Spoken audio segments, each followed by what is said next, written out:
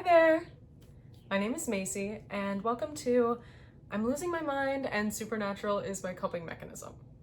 I'm making this video obviously because I'm inspired by Mike's Mike and UnCarly.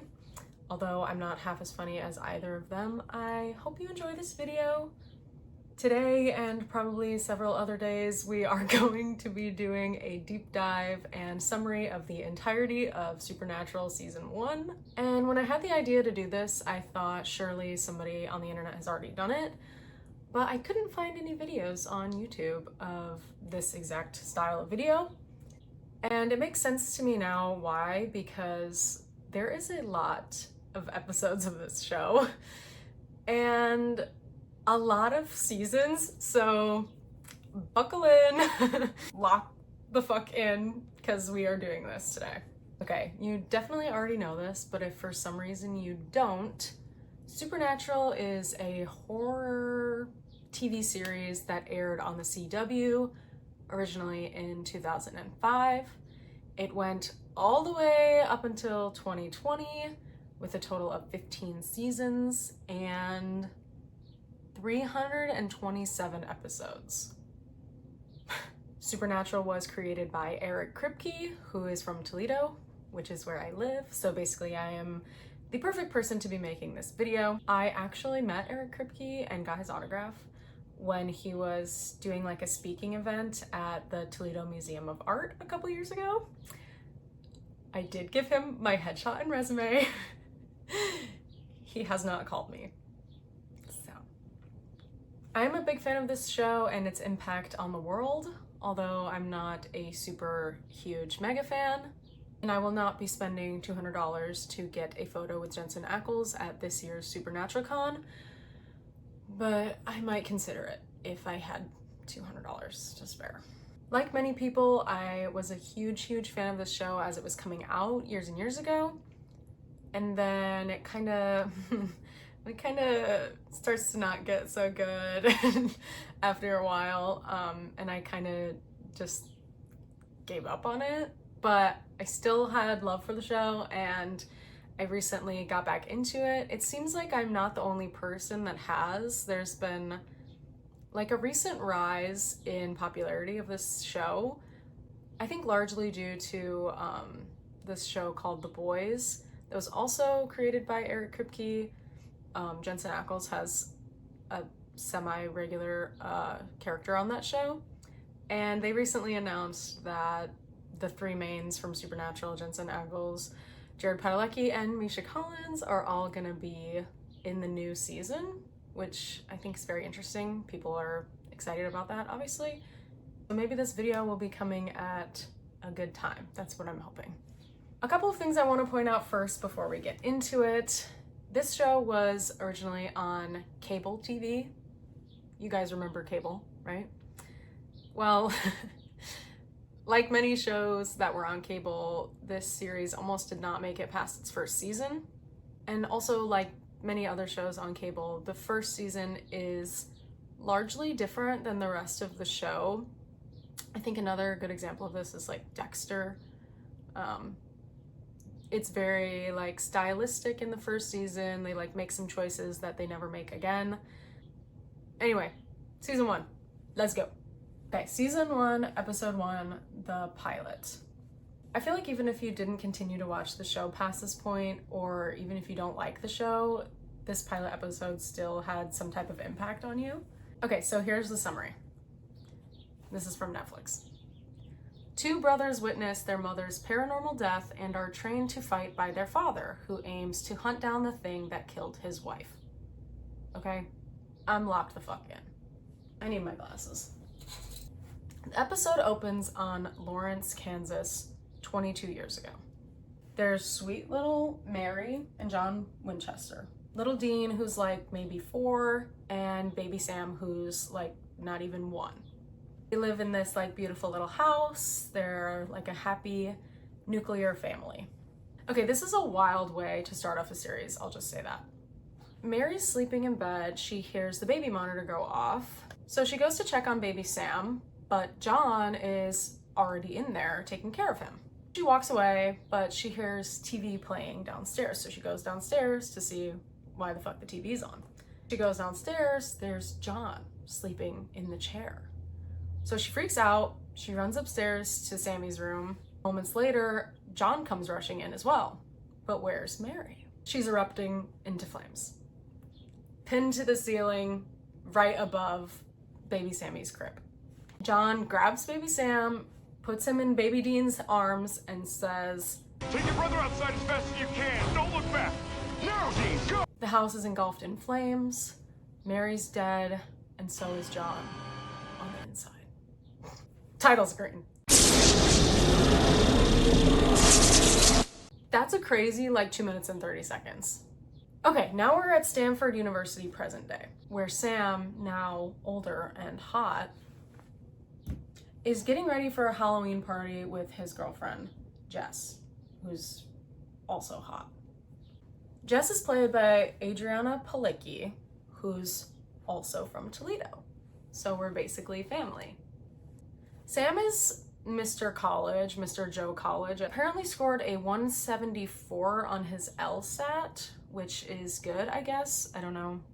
I didn't go to college. It's weird. I was watching season 11 or something, and then I went back to watch this episode, and it's a stark difference.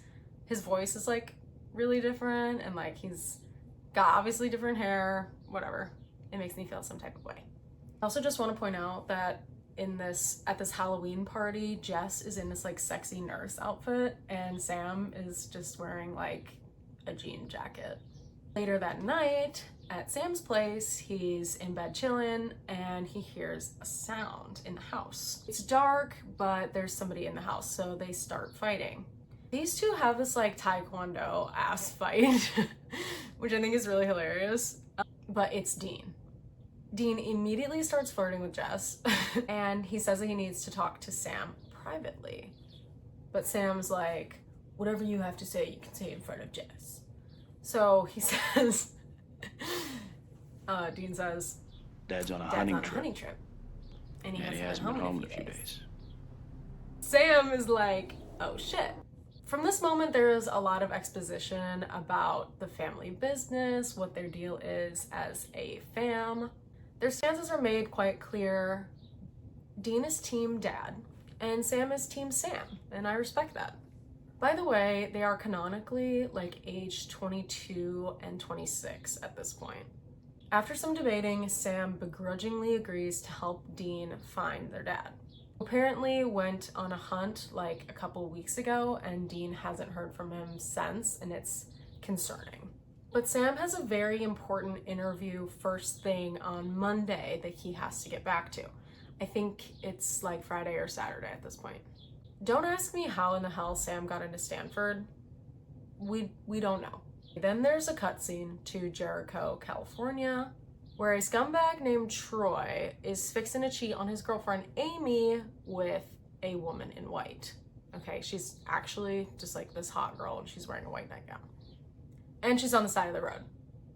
He drives her home, but her house is old AF and abandoned. Starts freaking him out, so he gets back in the car and he flees. But while he's driving over this old bridge, she appears in the back seat, and his head explodes, or he explodes. Anyway, bro's dead. Now we're back to Sam and Dean at a nondescript gas station where they have a conversation about credit card scams and outdated cassette tapes. Apparently, Dean gets all of his money by pulling credit card scams.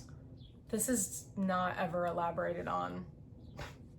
They pull up to a crime scene at the bridge where Dean pulls out some fake US Marshal badges. These two do not in any way look like US Marshals, but anyway, there's an X-Files reference. They then meet the victim's girlfriend, Amy, and her emo bestie while she's putting up missing posters for Troy. This is where they hear the story of a local legend about a murderous hitchhiker. Sam and Dean then go to the library to do research. It's 2005. For reference, I was 2. Okay. And they find out that a woman committed suicide on this bridge a while ago after the death of her 2 children. That night, the two bros go out on the bridge. They have a little bro moment fight about their dead mom. The ghost lady appears and she starts driving the Impala and like almost hits them. They have to jump off the bridge. Dean's kind of like giving Jesse Pinkman in this pilot. His characterization like kind of sort of changes after this first season. But basically like Dean is the bad guy, cool, like suave dude, and Sam is like sweetie pie, little softy. The bros find out that their dad has been staying at this particular motel, but he's not there anymore. They get into their dad's room and he has these like amazingly well organized notes and stuff like all over the walls, where he's clearly been trying to figure out like what's happening in this town. This is where they discover that the ghost in question is a woman in white, a ghost-like spirit entity that kills men for being unfaithful. This is kind of like an urban legend, I guess. There's also this added layer where before committing suicide, the woman in white also kills her children. If you've seen the movie La Llorona, this is basically the plot of that. Who's in that movie? My girl, my queen, Linda Cardellini. Yeah, that movie sucks, but she's awesome. Anyway, a lot of the plots of these first few like seasons, they're kind of all based on like urban legends or like paranormal stories that you hear about. None of them are ever about like Bigfoot or like the Loch Ness Monster or Mothman. And I feel like that's a missed opportunity. This is the first instance where Sam calls Dean a jerk and Dean calls Sam a bitch, which happens a lot after this. There's a lot of stuff going on in this pilot, okay? Then outside the motel, the cops get Dean for impersonating a US Marshal, obviously, and for using a fake credit card. Then while he's at the station, the cops show him that they have their dad's journal, which is like majorly important. And in it is written like a secret message for Dean, which later turns out to be coordinates. And the cops couldn't figure that out somehow. He uses a paperclip from the journal to unlock the handcuffs and escapes from the jail or the holding cell or wherever. Meanwhile, Sam finds out more about the woman in white after having an interesting conversation with her widower husband. It's clear that he cheated on her. Sam then goes to the scary abandoned house where the woman in white killed her children back in the day to find and burn her remains. Salting and burning the remains of a body is how you get rid of a ghost, apparently. They do this quite a lot. Assuming that their dad was in this town trying to solve this case a little while back, you would think that he had already done that. And I think it's implied that he did already do that and assumed that it fixed the problem, but it didn't. While Sam is doing this, the ghost lady appears in the Impala and starts trying to have ghost sex with him, and then she tries to kill him. Fair and valid. Sam crashes the Impala into the house. Then this is where the ghost lady is confronted with the ghosts of her two children that she murdered, which I guess is the solution here that John couldn't figure out before. There's this like hilariously poorly edited scene where the ghost mom and the two ghost children, like, they're like half there, like they're kind of transparent, and they like do like weird, I don't know, like glitching, and then they like explode into energy. The budget did not go crazy on this pilot. Then it's over. Problem solved. The Impala is like somehow fine, except for one broken headlight. I should mention that at some point Dean is there. How the fuck did he get there? I don't know, I can't remember. They get back into the car and they're driving away, and they have Dad's journal, which has these coordinates in it. Dean is ready to follow the next stop in Dad's journal, which turns out to be in Blackwater Ridge, Colorado.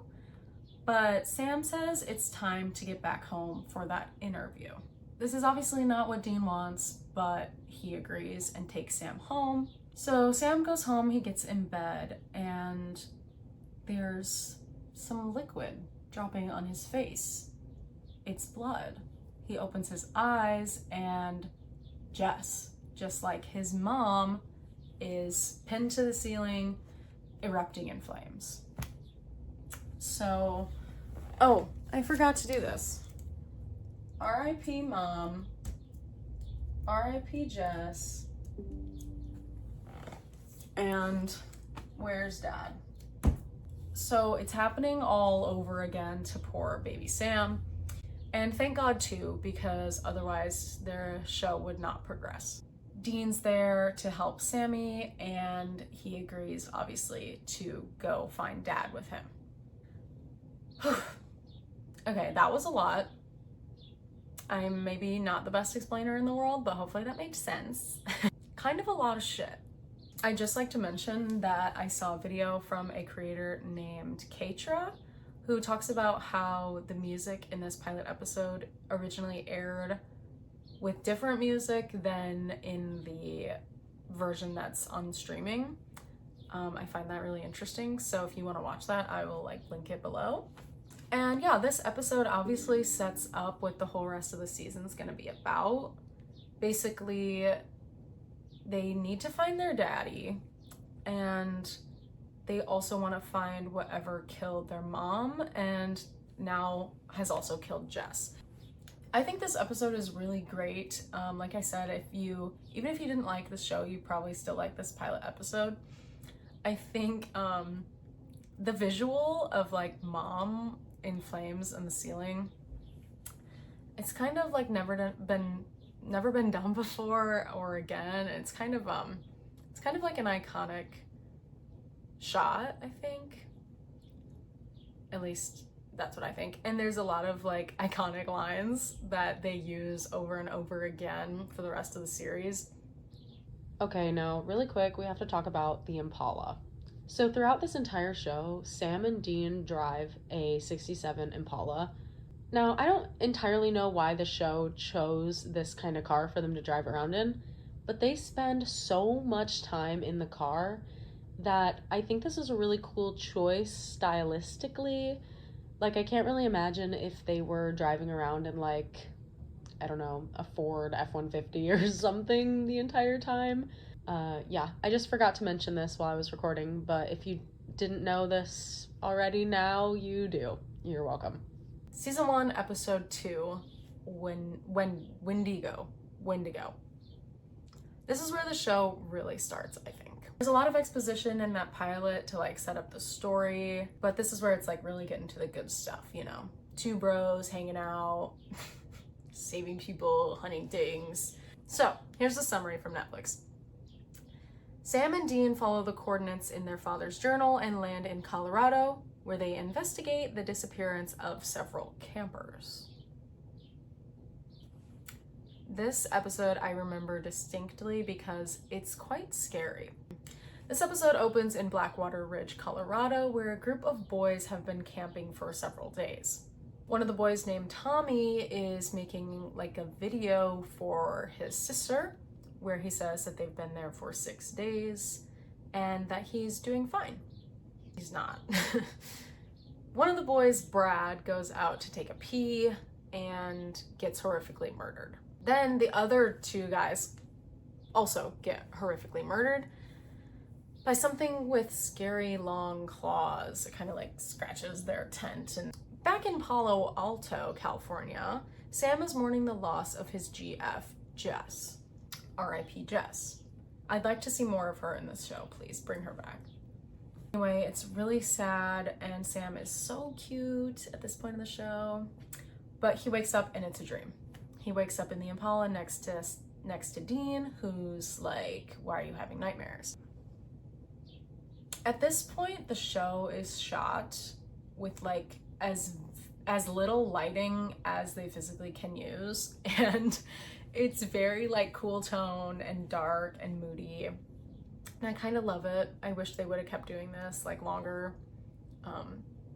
It's very clearly early 2000s, and I just love it. I don't know.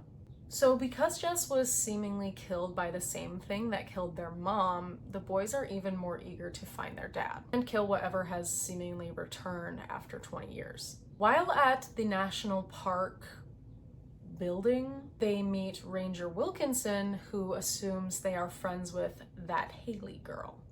That Haley girl being Tommy's sister Haley. They decide to go and talk to her, and they impersonate park rangers. She's hot, obviously, because all the girls in this show are hot.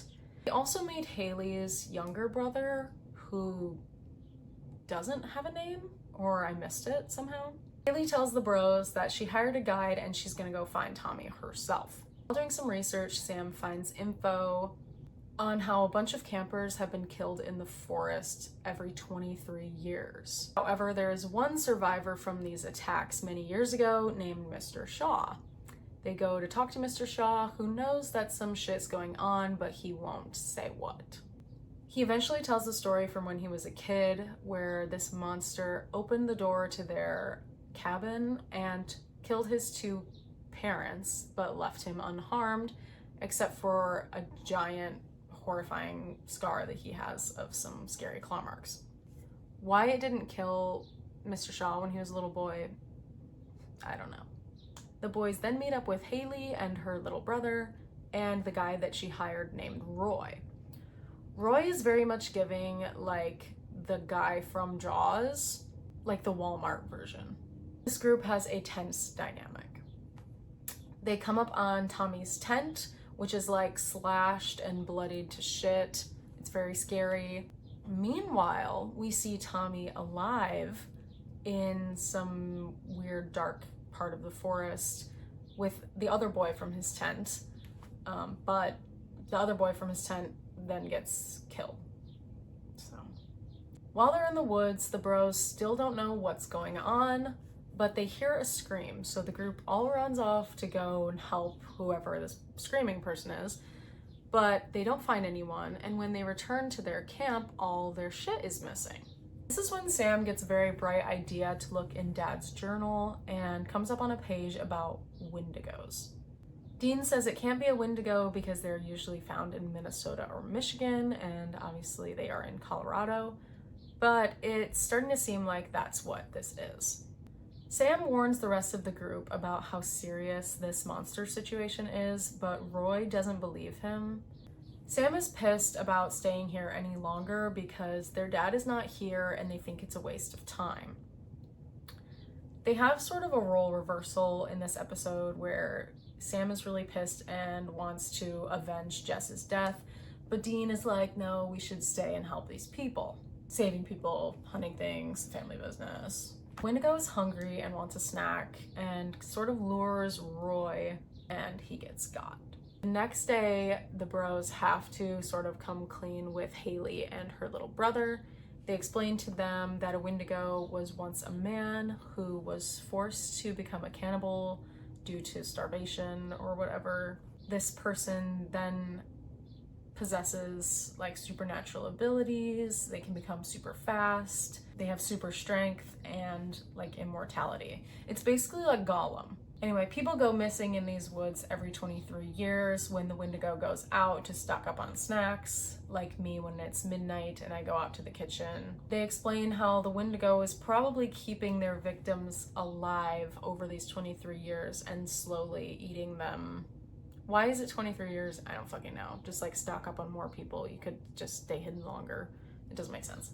Anyway, they find Roy dead, obviously. But the group gets separated and Haley and Dean seemingly vanish. Dean leaves a trail of M&Ms for Sam and Haley's little brother to follow, which leads them to an abandoned mine, I think. This is where the Wendigo's lair is, and they find Dean and Haley. Oh, and Tommy, but he's like injured. In the lair, they encounter the Wendigo, which is like a tall, scary, hairless cat man, kind of like Alien and Gollum had a baby. Dean shoots it with bullets and it dies. It was sort of anticlimactic. Anyway, everything's fine. Haley kisses Dean on the cheek. Tommy's in an ambulance, but he's probably gonna be fine. They get in the Impala. Sam's driving, and they drive away. Kind of not really much on pushing the plot forward in this episode, but it is a really fun little monster monster situation. It's pretty scary. So that's episode 2. So, season 1, episode 3, Dead in the Water. Here's the summary. In a small town in Wisconsin, Sam and Dean investigate a series of mysterious drownings, officially explained as suicides. The episode opens in Lake Manitowoc, Wisconsin, on a cute little family, daughter Sophie, brother Will, and dad, Mr. Carlton. Sophie goes out for a swim on the lake where someone is watching her through binoculars. But while she's swimming from the depths, something grabs her and she drowns. But it's definitely not a shark, because we're in Wisconsin. Back at a nondescript restaurant, Sam and Dean are looking for a case, and Dean's flirting with the waitress. In the paper, Dean reads a story of Sophie, who is officially missing, but everyone assumes she's dead, and they even had a funeral for her. They think this seems like a case for them, so they drive to Wisconsin from Colorado, and they get there in seemingly 1 hour. I don't know how they found the address, but they arrive at the Carltons' family house, where Sam and Dean impersonate agents from the US Wildlife Services. Anyway, they talk to the Carltons, and Will says he saw something grab his sister, so he was the one watching her through the binoculars, which is kind of weird. Then talk to Sheriff Barr, who tells them about how the local dam is about to break, meaning that the lake that sort of centers the town is gonna drain. I don't know why this is relevant. I really don't. Enter Andrea Barr, the sheriff's daughter. Dean immediately starts flirting with her. She's hot, obviously, but she has a son named Lucas who is troubled, doesn't talk. Dean pretends to like kids to flirt with Andrea, but she's not into it. Back at the motel, they're doing research and discover that there have been 9 mysterious drownings in this lake over the last 35 years, including Andrea's husband, Christopher. So they read in this paper that the son, Lucas, was a witness to his father's death, hence his selective muteness. So they go back to talk to Andrea and Lucas again at the park. Dean decides to try to be father of the year and talk to Lucas. And he asks him to, instead of talking, to draw Dean a picture of what happened. This sort of works, and Lucas gives Dean a picture of a house. Back at the Carlton house, Mr. Carlton is catatonic over the death of his daughter. Brother Will is doing okay, and he wants to eat some fish that I guess he caught. He literally has like a fish. Anyway, he starts chopping up the fish, and the sink starts filling up with this nasty brown water. It's like a big sink, like not a normal sink. Anyway, Will like puts his arm down in there to like pull out the drain. So he's like fishing around in there, and it like grabs him, something from the water like grabs him, pulls him down,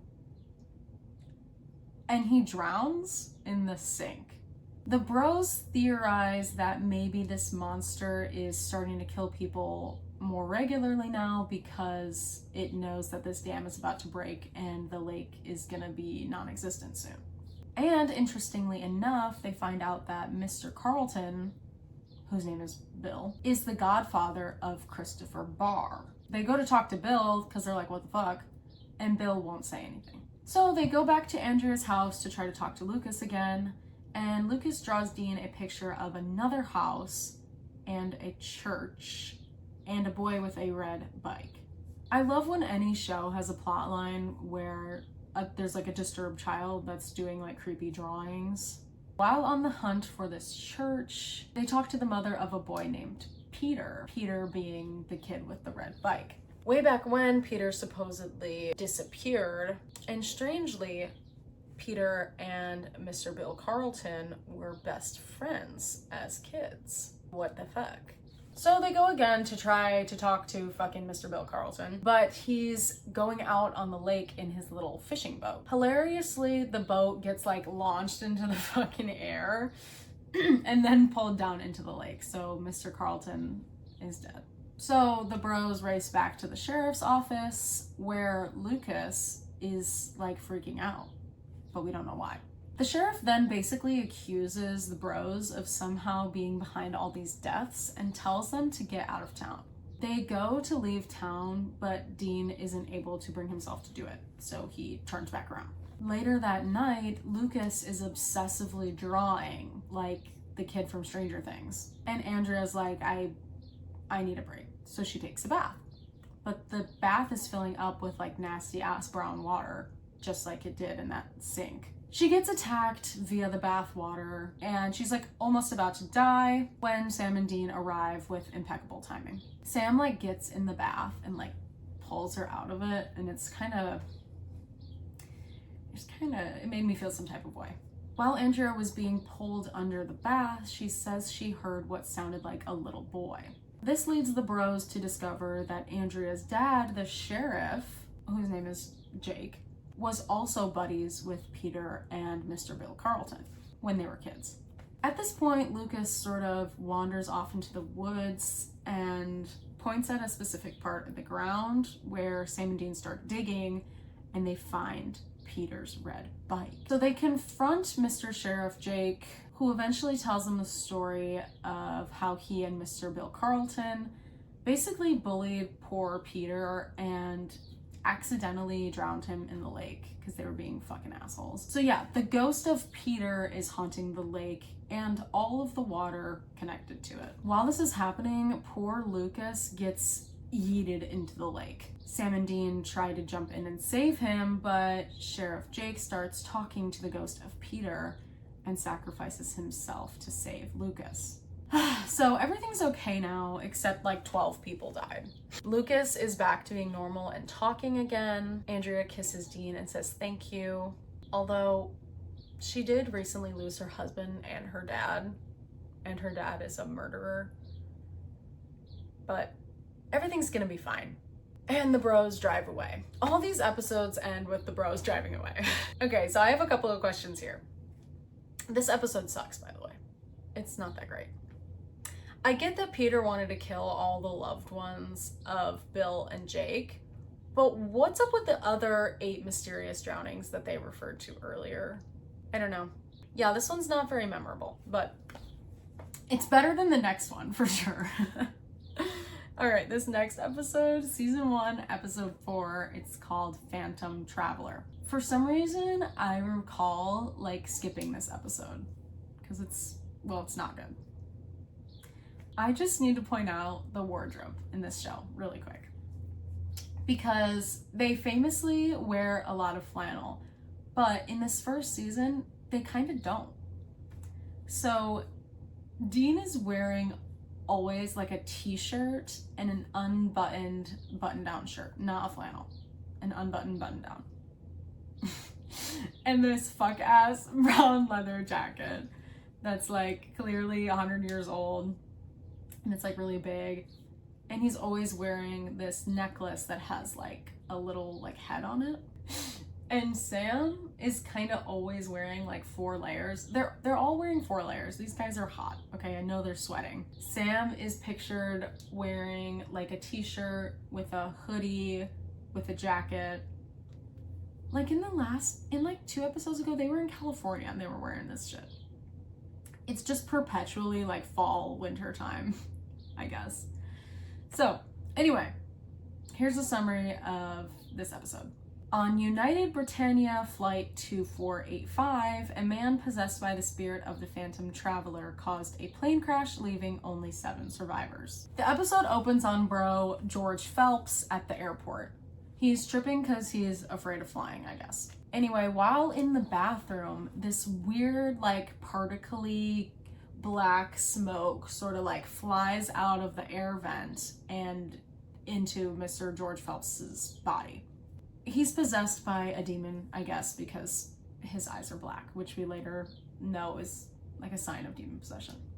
Never again do they use this like black particly smoke to like show that it's a demon. Usually after this point, it's like actually just black smoke. It's not like particly.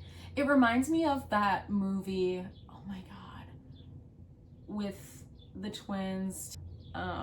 Oh my God, Twitches! Oh my God, it's just like Twitches. Anyway, he gets on the plane and everything's chill until 40 minutes in, George gets up mid-flight and opens the emergency exit hatch. therefore causing the plane to go down, and everybody in the plane dies except for 7 people, including the pilot, Chuck Lambert.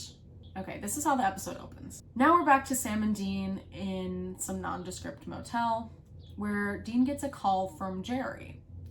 Jerry is someone that Dean and his dad must have saved from something a couple of, I don't know, years back. So Jerry's like in on what's happening with the supernatural. He tells them the story of the plane crash that we just saw, and Sam and Dean feel like this is a job for them, so they drive to Katanning, Pennsylvania. Here they meet Jerry IRL, and Jerry plays them a recording from the cockpit of the plane where you can hear some weird demonic noises and this creepy voice that says, "No survivors." But there were survivors, 7 of them. So they decide to talk to one of the survivors, Max Jaffe, who happens to be staying in a psychiatric hospital since the plane crash. This guy saw George, the demon's eyes, go black as he opened the emergency exit door, which should be impossible considering it takes like, I don't know, a fuck ton of weight to open the emergency exit. You're not supposed to just like be able to go in the back of the plane and open an emergency exit hatch. I don't know, I've never tried. So then they go to talk to George's wife, who says that George was like a completely normal person with no problems whatsoever, just like totally Mr. Normal. So it's a dead end here. So they decide the next step is to break into this plane facility where the wreckage of this plane is being held. They impersonate Homeland Security here, and this is where they get their suits, which they wear all the time after this. Earlier on in this episode, we see Dean exiting like a print shop with a brand new set of badges, which explains how they make these fake IDs, I guess. But then they also have these like fancy leather like wallets with the photo and like an actual physical like metal badge. Doesn't explain where they got that. I guess maybe they got it on Amazon. I don't know, it's 2005. Where the fuck did they get this stuff? Anyway, they get into the facility to see the wreckage of the plane. Dean has a homemade EMF detector made out of a Walkman. They never elaborate on that. Which reacts when it's close to the emergency exit door handle. Sam has a fucking... Sam has like a fucking petri dish and like a metal scraper.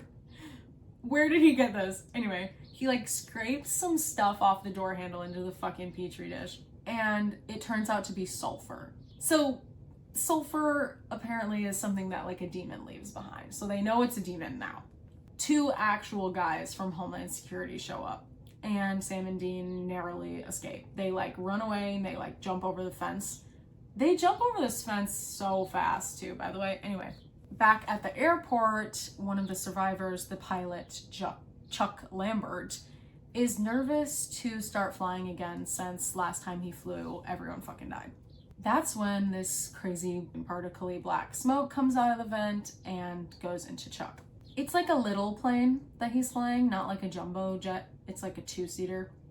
Anyway, while he's flying it, after 40 minutes, Chuck makes them crash.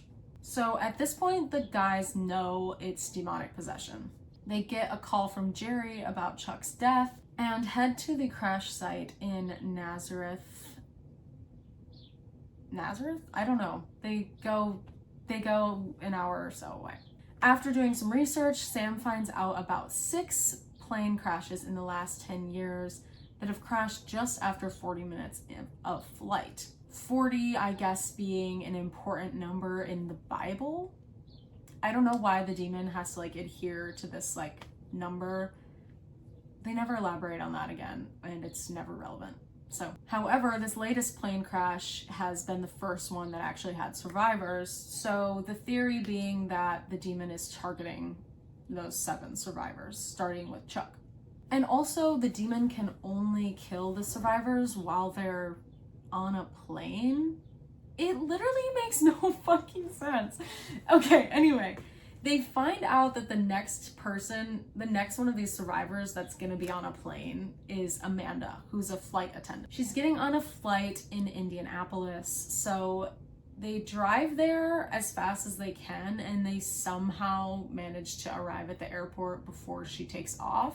But instead of just like running to the gate where she's gonna, well, they can't, okay, because they don't have tickets. That makes sense. Okay. And they call her from like the airport phone, and I guess they can reach her because she's like an employee. I don't know. They try to tell her not to go, but Dean like completely fucks up this lie because he like didn't think of anything beforehand. She doesn't listen to them. She gets on the plane.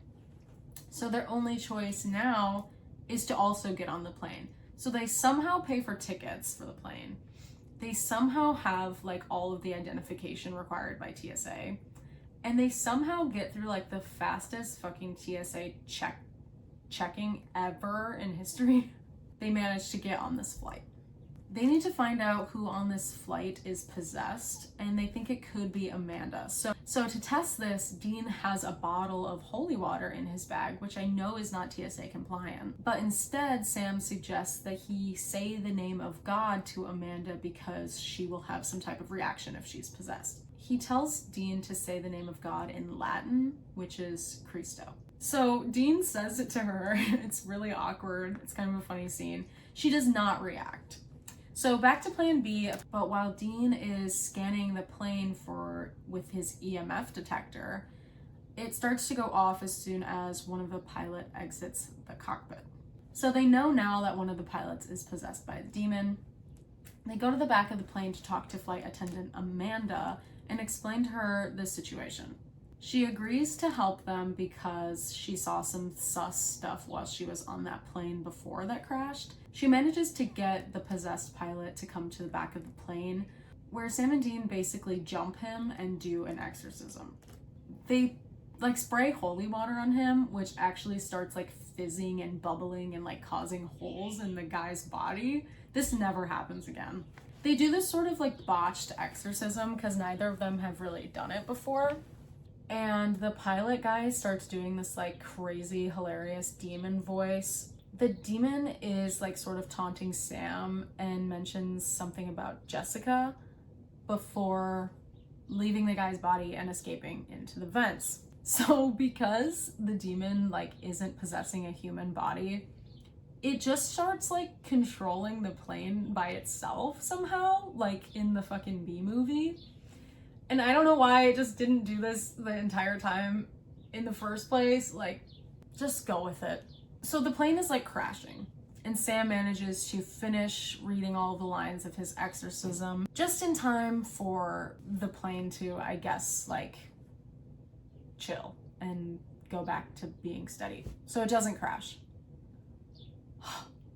Back on the ground, the bros talk to Jerry one last time, who says he got Dean's number from their dad's voicemail, which has recently been changed. They really don't know what to do about the dad situation at this point, and the episode ends with them driving off. I told you this one was not good. Like, it makes no sense, and it's kind of stupid. Season 1, Episode 5, Bloody Mary. Here's a summary. Several high schoolers dare their friend to look into a mirror and repeat a chant, not knowing that this will unleash a series of mysterious murders. Okay, this episode's pretty good. This episode opens in Toledo, Ohio, where some kids, like a group of young girls, are playing Bloody Mary. Say her name 3 times in the mirror and she will get you. I don't know why you would do this. It doesn't really make sense. But anyway, one girl, Lily Shoemaker, does it and nothing happens. But when her dad goes downstairs, there is like a creepy girl in the reflection behind him. He's in the mirror in the bathroom and his eyes start bleeding. And then we see the older daughter of the Shoemaker family, named Donna, discover her dad dead in the bathroom. So that's kind of how this episode starts. I'd just like to point out that I know this show is filmed in Vancouver, so they're not actually in Toledo. So actually Sam and Dean do not eat at Tony Paco's, and thank God too, because then they would have diarrhea. Meanwhile, Sam's still having nightmares about Jess. He really needs to talk to a therapist at this point. So they're in Toledo investigating the death of Mr. Shoemaker, and they impersonate students from Ohio State. I guess, shout out Ohio State. They bribe a guy at the front desk into letting them see the body of Mr. Shoemaker, and then also the police report. It's sus, so they decide to talk to the older daughter, Donna. They're having like a funeral or like a wake at the house, so there's a bunch of friends and family there. Sam and Dean talk to Donna about how their dad's death was officially labeled a stroke, but the younger daughter, Lily, insists it wasn't a stroke that killed him, but rather Bloody Mary. But Dean tells Lily that it couldn't have been Bloody Mary because Lily said it into the mirror and not her dad. One of Donna's friends, Charlie, is suspect of the bros and starts asking them questions. They think she might be of use to them, so Sam gives her his number and tells her to call if she sees anything strange. Later, Charlie's on the phone with another one of Donna's friends, Jill, and these girls are bitches, by the way. She says Bloody Mary in the mirror 3 times, just to prove a point, I guess, and a few minutes later, she's looking in the mirror and it's trippy as fuck. Like, her reflection is not reflecting her. She sees herself in the mirror and it's like, she sees basically a different version of herself in the reflection, and it says, "You killed that boy." Okay? And she gets murdered the same way as the dad. Meanwhile, the bros go to the library and are forced to go analog because all the computers are broken. Go figure. So later they're back in the motel. They have nothing until Sam gets a call from Charlie. Charlie's obviously freaking out because her friend Jill is dead. She wants to help them, so she goes to Jill's house and lies to Jill's mom and gets into her room, where she lets Sam and Dean in through the window. They want to investigate Jill's room to see if they can find any clues as to what the hell is going on. Sam notices some weird spots in Jill's room while using the flashlight on his phone. So he then uses a black light and finds a hidden message. The message reads, Gary Bryman. Gary Bryman being an 8-year-old boy who was killed in a hit and run by Jill. So basically Jill killed this little boy and it was a secret. They want to see if this connects at all to the death of Mr. Shoemaker. So they go back to Donna's house, the Shoemaker family house, and find another hidden message that says Linda Shoemaker. Linda being the mother of the Shoemakers who died of an overdose. So things are adding up now that Bloody Mary is targeting people who were secretly killers. After doing some more research, they find out that a woman named Mary was murdered in front of a mirror in Fort Wayne, Indiana. So they go to Fort Wayne, Indiana, and they talk to a detective there who shows them a copy of some photos from the crime scene where the letters TRE were written in blood. The detective theorizes that she was trying to spell out the name of her killer, who he thinks is a man named Trevor Sampson. He thinks this because of a very convoluted story about something he read in Mary's diary, and it doesn't really add up, and we don't really know. So anyway, Mary was cremated, but the mirror she was killed in front of now belongs to someone in her family. So Sam calls around to Mary's family. He got their number, I don't know, through Facebook, but they sold the mirror a couple weeks back to an antique store in Toledo. Meanwhile, at school, Donna and Charlie are arguing about Bloody Mary. Charlie is telling Donna that that's what killed her dad and what killed Jill, but Donna doesn't believe it. To prove it's bullshit, Donna says Bloody Mary 3 times in front of the mirror, but nothing happens to her. Later on in class, Charlie starts freaking out because she sees Bloody Mary in her reflection, and she basically starts losing her shit on this poor teacher in the middle of class. While on the road still, the bros get a call from freaked out Charlie again, and she meets them at the motel room where they've covered all the mirrors and all reflective surfaces for her. Because the spirit is targeting people who are secretly killers, they think Charlie must be hiding something. So she tells them a story about how she had this abusive boyfriend who told her that if she left him, he would kill herself. Assuming that he was just being an asshole, she left and he killed himself.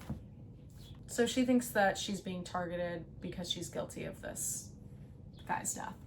The bros decide that in order to end the Bloody Mary curse, they have to call out to her. Sam volunteers for this because he feels that Bloody Mary will find him guilty for the death of Jess. And Dean tries to have a conversation with Sam about this, but it doesn't really go anywhere because these two are really bad at communicating. Sam mentions that he has a secret that Dean doesn't know about, but won't tell him what it is. So they find the antique shop where the mirror is and find the mirror where Sam says Bloody Mary 3 times, and the ghost appears in the antique shop. At the same time, cops arrive outside the antique shop, and Dean does a really bad job of getting them to go away. So he punches the cop. While this is happening, Sam is being tormented by himself in the reflection. The scary version of him on the other side of the mirror is being very mean and saying that you had dreams of Jess days before she died, and it's your fault that she died, basically. Dean, after having somehow gotten away from those cops, smashes the mirror, but the problem's not solved. Instead of in the reflection, the ghost of Bloody Mary appears physically, and she kind of looks like the girl from The Ring. And she starts, telepathically hurting both of the guys. Their eyes are both bleeding, they're both in pain. That's when Dean gets a genius idea to hold up the mirror in front of Mary so she is faced with her own reflection. Herself in the reflection says, "You killed all of them," and she melts into a pile of goo. And Dean smashes the mirror. He makes a joke that they now have 600 years of bad luck, which is ironic. And the next day they drive Charlie back home. Her parents aren't worried at all that she was at a motel with some random guys all night, but whatever. Sam tells Charlie that she shouldn't blame herself for the death of her boyfriend, to which Dean says, "That's good advice." Hint, hint. Dean then asks what is the secret that Sam mentioned earlier, but Sam won't say. So at this point, we think maybe the secret is that he knew Jess was gonna die. That's when Sam sees Jess on the side of the road, but she disappears. So, a couple of questions in this episode. What the fuck is going on with Sam? We're still wondering where is Dad? And who's going to get justice for the death of that 8-year-old boy? Like, they kind of need to tell the parents of that 8-year-old boy what happened. So, that's episode 5. We're kind of getting nowhere on the Where's Dad plot. I understand that this is like the whole arc of season 1, and it's less about the plot at this point and more about the Monster of the Week sort of format that they're using at this point. I think this episode is pretty fun. I think it's fun that it happens in Toledo. This next episode, however, is where it starts to get really good. I think this is probably the best episode of season 1. Season 1, episode 6, Skin. Here's the summary. Sam and Dean help Sam's old college buddy after he is accused of a murder he swears he didn't commit. This episode opens on a horrifying scene of a woman tied up in a chair in a basement. It's very, very dark. We can't really see what's happening, but there's like a man in the basement. He has a knife. He's threatening her. But then there's like a SWAT team type of situation that breaks in and saves the girl. Thank God for that. And they corner the guy with the knife. He turns around and it's Dean. What the fuck? Then we cut to 1 week earlier, where the bros are stopping at some nondescript gas station where Sam is reading emails from some college buddies. Dean brings up that Sam must be lying to his friends and politely tells him that he needs to cut everyone off. This is very sad because it's obvious that Dean has done this and has no friends. Sam then reads an email from an old friend named Rebecca, who says her brother Zach has been charged with the murder of his girlfriend Emily. Despite the fact that the cops have a really good case against Zach, Sam insists that Zach is a good guy and that they need to go to St. Louis to help out. Dean doesn't think that this has anything to do with them and that it's an actual murder case, but Sam convinces him to go anyway. They show up at Rebecca's house. She's hot, obviously, and they offer to help her out with the situation. She tells them the story that Zach told her, which is that he got home and his girlfriend Emily was tied up to a chair and not breathing. He called the police, and when they showed up, they arrested him. This is because the cops have a security camera video of him outside the house right before Emily's death. But Rebecca swears that Zach was hanging out with her until past midnight. Sam suggests going to look at the crime scene, and when Rebecca asks why and how, he lies to her and says that Dean is a cop.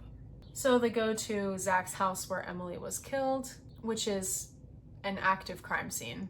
So they're just getting their shoe prints and everything all over this active crime scene. Anyway, Rebecca mentions that a week prior to that, the house was broken into and some of Zach's clothes were stolen.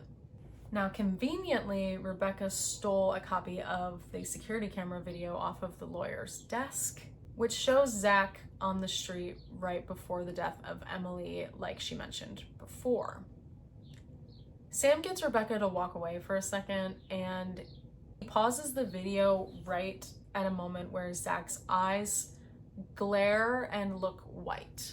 Meanwhile, Zach is seen watching a couple, Alex and Lindsay, exit an apartment complex. She's hot too, because every girl in this show is hot. We overhear that Alex is leaving town for a business trip and Lindsay will be staying at home by herself all weekend. Then we see Zach's eyes flash white. That night, Alex, who's supposed to be out of town on a business trip, comes home and finds GF Lindsay tied up and bleeding everywhere. She says, "Please leave me alone, don't hurt me anymore," which is like, he just got home. What do you mean? Then there's a sound from somewhere in the house. Alex goes to investigate and finds himself in the house, and he gets knocked out. The next morning, Sam has a realization that on that security camera, they saw Zach enter but never leave, so they assume that he must have exited from the back of the house. They try to follow the trail, but it ends and they have no more evidence. That's when they see an ambulance driving down the road, so they follow it and happen upon the scene of the aforementioned couple. This is where Dean gets intel from another cop that Alex was driving home when his wife was attacked. This is when the bros theorize that it could be a shapeshifter they're dealing with. Just like at Zach's, they assume that the shapeshifter exited through the back of the house, but the trail ends right at one of those little sewer holes. So they go down into the sewer. They find like gross piles of skin down there. It's giving that one episode of the X-Files, one of the best episodes. So they know that this is a shapeshifter, and Dean knows that a silver bullet can kill one. So they're gonna go after it. They go back to the car to get some silver bullets and some gear when Sam gets a call from Rebecca, who says that she found out that Dean lied about being a cop, and now she could be in trouble for messing with the crime scene. Yeah, duh. Dean says this is exactly why Sam needs to cut off all of his friends. A very toxic, controlling relationship. If Sam were still at Stanford and he got this email from Rebecca, would he have done anything to help her? Just food for thought. They go back down into the sewer where Alex attacks and injures Dean on the arm, and he runs away. The bros then try to find Alex on the street, but they are unsuccessful. However, as they are walking back to the car, Dean's eyes flash white. Oh! Sam is on to Dean because he catches the keys with his left arm, which is the one that was injured. Dean hits Sam and knocks him out. He wakes up tied up in the sewer where fake Dean is having a Norman Bates type crash out because he basically knows all of Dean's thoughts and like thinks he is Dean. He starts saying some really hard-hitting shit to Sam, which is like news to the audience, that Dean is hurt that Sam left for college without telling him, left him to deal with dad's bullshit all by himself. and that he secretly wants to bang Rebecca. Fake Dean leaves, and luckily real Dean is also tied up in the sewer, and the two escape. At the same time, fake Dean is at Rebecca's house trying to freak on her, but she is not into it. He attacks her and he's acting very scary, and it's traumatizing, and he ties her up in a chair. Dean is acting really scary here, and they use this like weird rock song. It's just a 10 out of 10 episode, honestly. So this is where we get that scene that happened right at the beginning where the cops come in, they save Rebecca, and they corner Dean, but we see Dean beat them all up and basically escape and jump down from the balcony and run away. He goes back down into the sewer and basically starts shedding. It's visceral, but also a little bit sexy. But mostly it's disgusting. Anyway, Dean is now a wanted criminal, and there is a sketch of him on the news. They need to get some gear to take down this shapeshifter and realize that the Impala must be parked in front of Rebecca's still. Stupidly, they go to Rebecca's house where the cops are obviously waiting for him. Dean runs off while Sam takes one for the team. Before Dean hops the fence, Sam asks him to wait until they can be together again to take on the shifter. But as soon as the police leave the scene, Dean goes back to the Impala and gets what he wants from the back. Dean then goes back down into the sewer where he finds Rebecca tied up. Back at her house, though, Rebecca's talking to Sam. She hits him over the head with a beer bottle and knocks him out again. Bro has a concussion for sure. Sam wakes up tied up again, and the shifter turns back into Dean. The shifter wants to kill Sam, but Sam starts fighting with him. Dean does kick his ass and nearly kills him, but real Dean shows up and shoots him with the silver bullets right on time. They show both Deans in the same frame, like the Parent Trap, but it's not good. Like, the lighting is different and it's very obvious, but they tried. So they're back at Rebecca's house. Sam is saying bye to her. Her brother is not going to jail now because they assume this guy, Dean Winchester, is responsible for all the deaths. That's gonna have future consequences.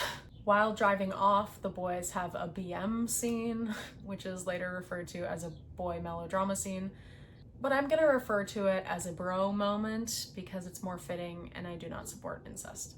Anyway, Dean apologizes to Sam about how shitty their lives are and tells him that he wishes he could just be Joe College. But Sam says it's okay because he always felt like he never really fit in anyway. Then Dean says he wishes he could stay because how many chances do you get to see your own funeral? And that's called dramatic irony. Anyway, this episode is awesome. This is a 10 out of 10 episode for me. It's very like X-Files vibes. That's probably why I like it so much. That's where we are for now. Goodbye. Okay, we're back. There is some bad weather by my house right now, so if you hear weird noises, it's just that. Okay. Up next, episode 7, Hookman. Here's the summary. In a small town in Iowa, Sam and Dean encounter the infamous Hookman, a spirit who kills his victims with a shiny hook that serves as his hand, obviously. This episode opens at Theta Sorority at Eastern Iowa University. Shout out them, I guess. We see Lori as she's getting ready for a date, and her friend Taylor is helping her. Taylor is a hot girl, and Lori is giving Martha Stewart, but they have a cute friend dynamic, and they're very cute. While Lori is out on this date with a guy named Rich, he's perving on her low-key and takes her out in the middle of nowhere instead of this party that they were supposed to go to. Lori gets a call from her dad, which she ignores. The two start kissing, but Rich is trying to go to the next base and Lori is not having it. He's kind of like pressuring her and she pushes him off of her, but that's when a shadowy figure appears outside and starts scratching this sign with his creepy little hook hand. They're scared AF and we see the Hookman coming closer to the car. Her date gets out of the car with nothing to defend himself, and the now invisible Hookman starts scratching the car and attacking him. Lori is very scared, she's like freaking out, but then it suddenly goes quiet until there's this super loud thud and weird noises coming from the roof of the car. Lori gets out of the car for some reason and starts to run away, but she stops and turns around and sees Rich hanging from a rope by his feet, and he's bleeding all over on the roof of the car. She screams. Now we're back to Sam and Dean as they sit outside a coffee truck discussing their complete inability to find their dad. Dean suggests that Dad just doesn't want to be found, but he has found a new case for them where a boy named Rich was found dead mysteriously. So they head to Iowa. They pull up at a fraternity house where Rich used to live, and they pretend to be frat boys from Ohio State University. They ask one of the frat bros some questions. It's really funny because he's like, Sam is like painting him with like purple body paint. It's a funny scene. But he tells them that Rich was seeing a girl named Lori Sorensen, who's actually the Reverend's daughter. They go to St. Barnabas Church, where Lori's dad is leading a memorial for Rich. After the service, Dean starts talking to the dad/reverend while Sam talks to Lori. She tells him what she thinks she saw, and there's flirty vibes. Sam later tells Dean what Lori said she saw, and they think all signs point to the Hook Man, which is like an urban legend, I guess? I don't know. I've never heard of him. They go through a bunch of records at the library and find out about a preacher named Jacob Carnes, who was arrested for the murder of 13 prostitutes in 1862. Fuck that guy.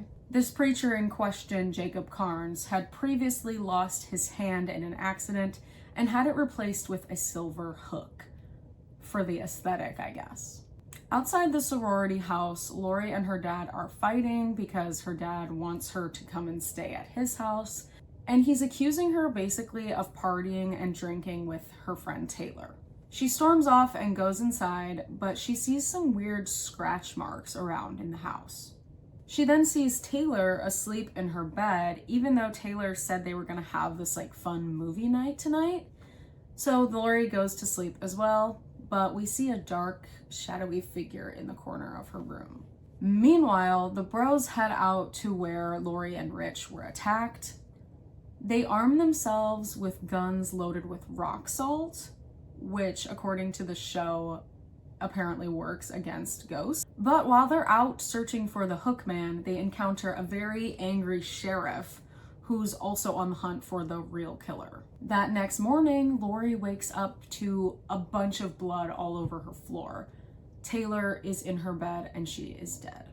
On her bedroom wall, in scratches and blood, is a message that says, "Aren't you glad you didn't turn on the light?" It's giving that scene from the Chamber of Secrets. Dean manages to get them out of the police station by lying and saying that he was hazing Sam as part of like a fraternity thing. I don't know, I didn't go to college. And they find out about Taylor's murder. So while there's a million cops in this house, Sam and Dean sneak into the house and find the message on the wall, where they see a little symbol underneath the message that matches the one on Jacob Carnes' hook. They now know for sure that the Hook Man is Jacob Carnes, but he was married in an unmarked grave, and they have to find the grave before they can burn his bones. They go to this college party where Dean is loving life and perving on college girls.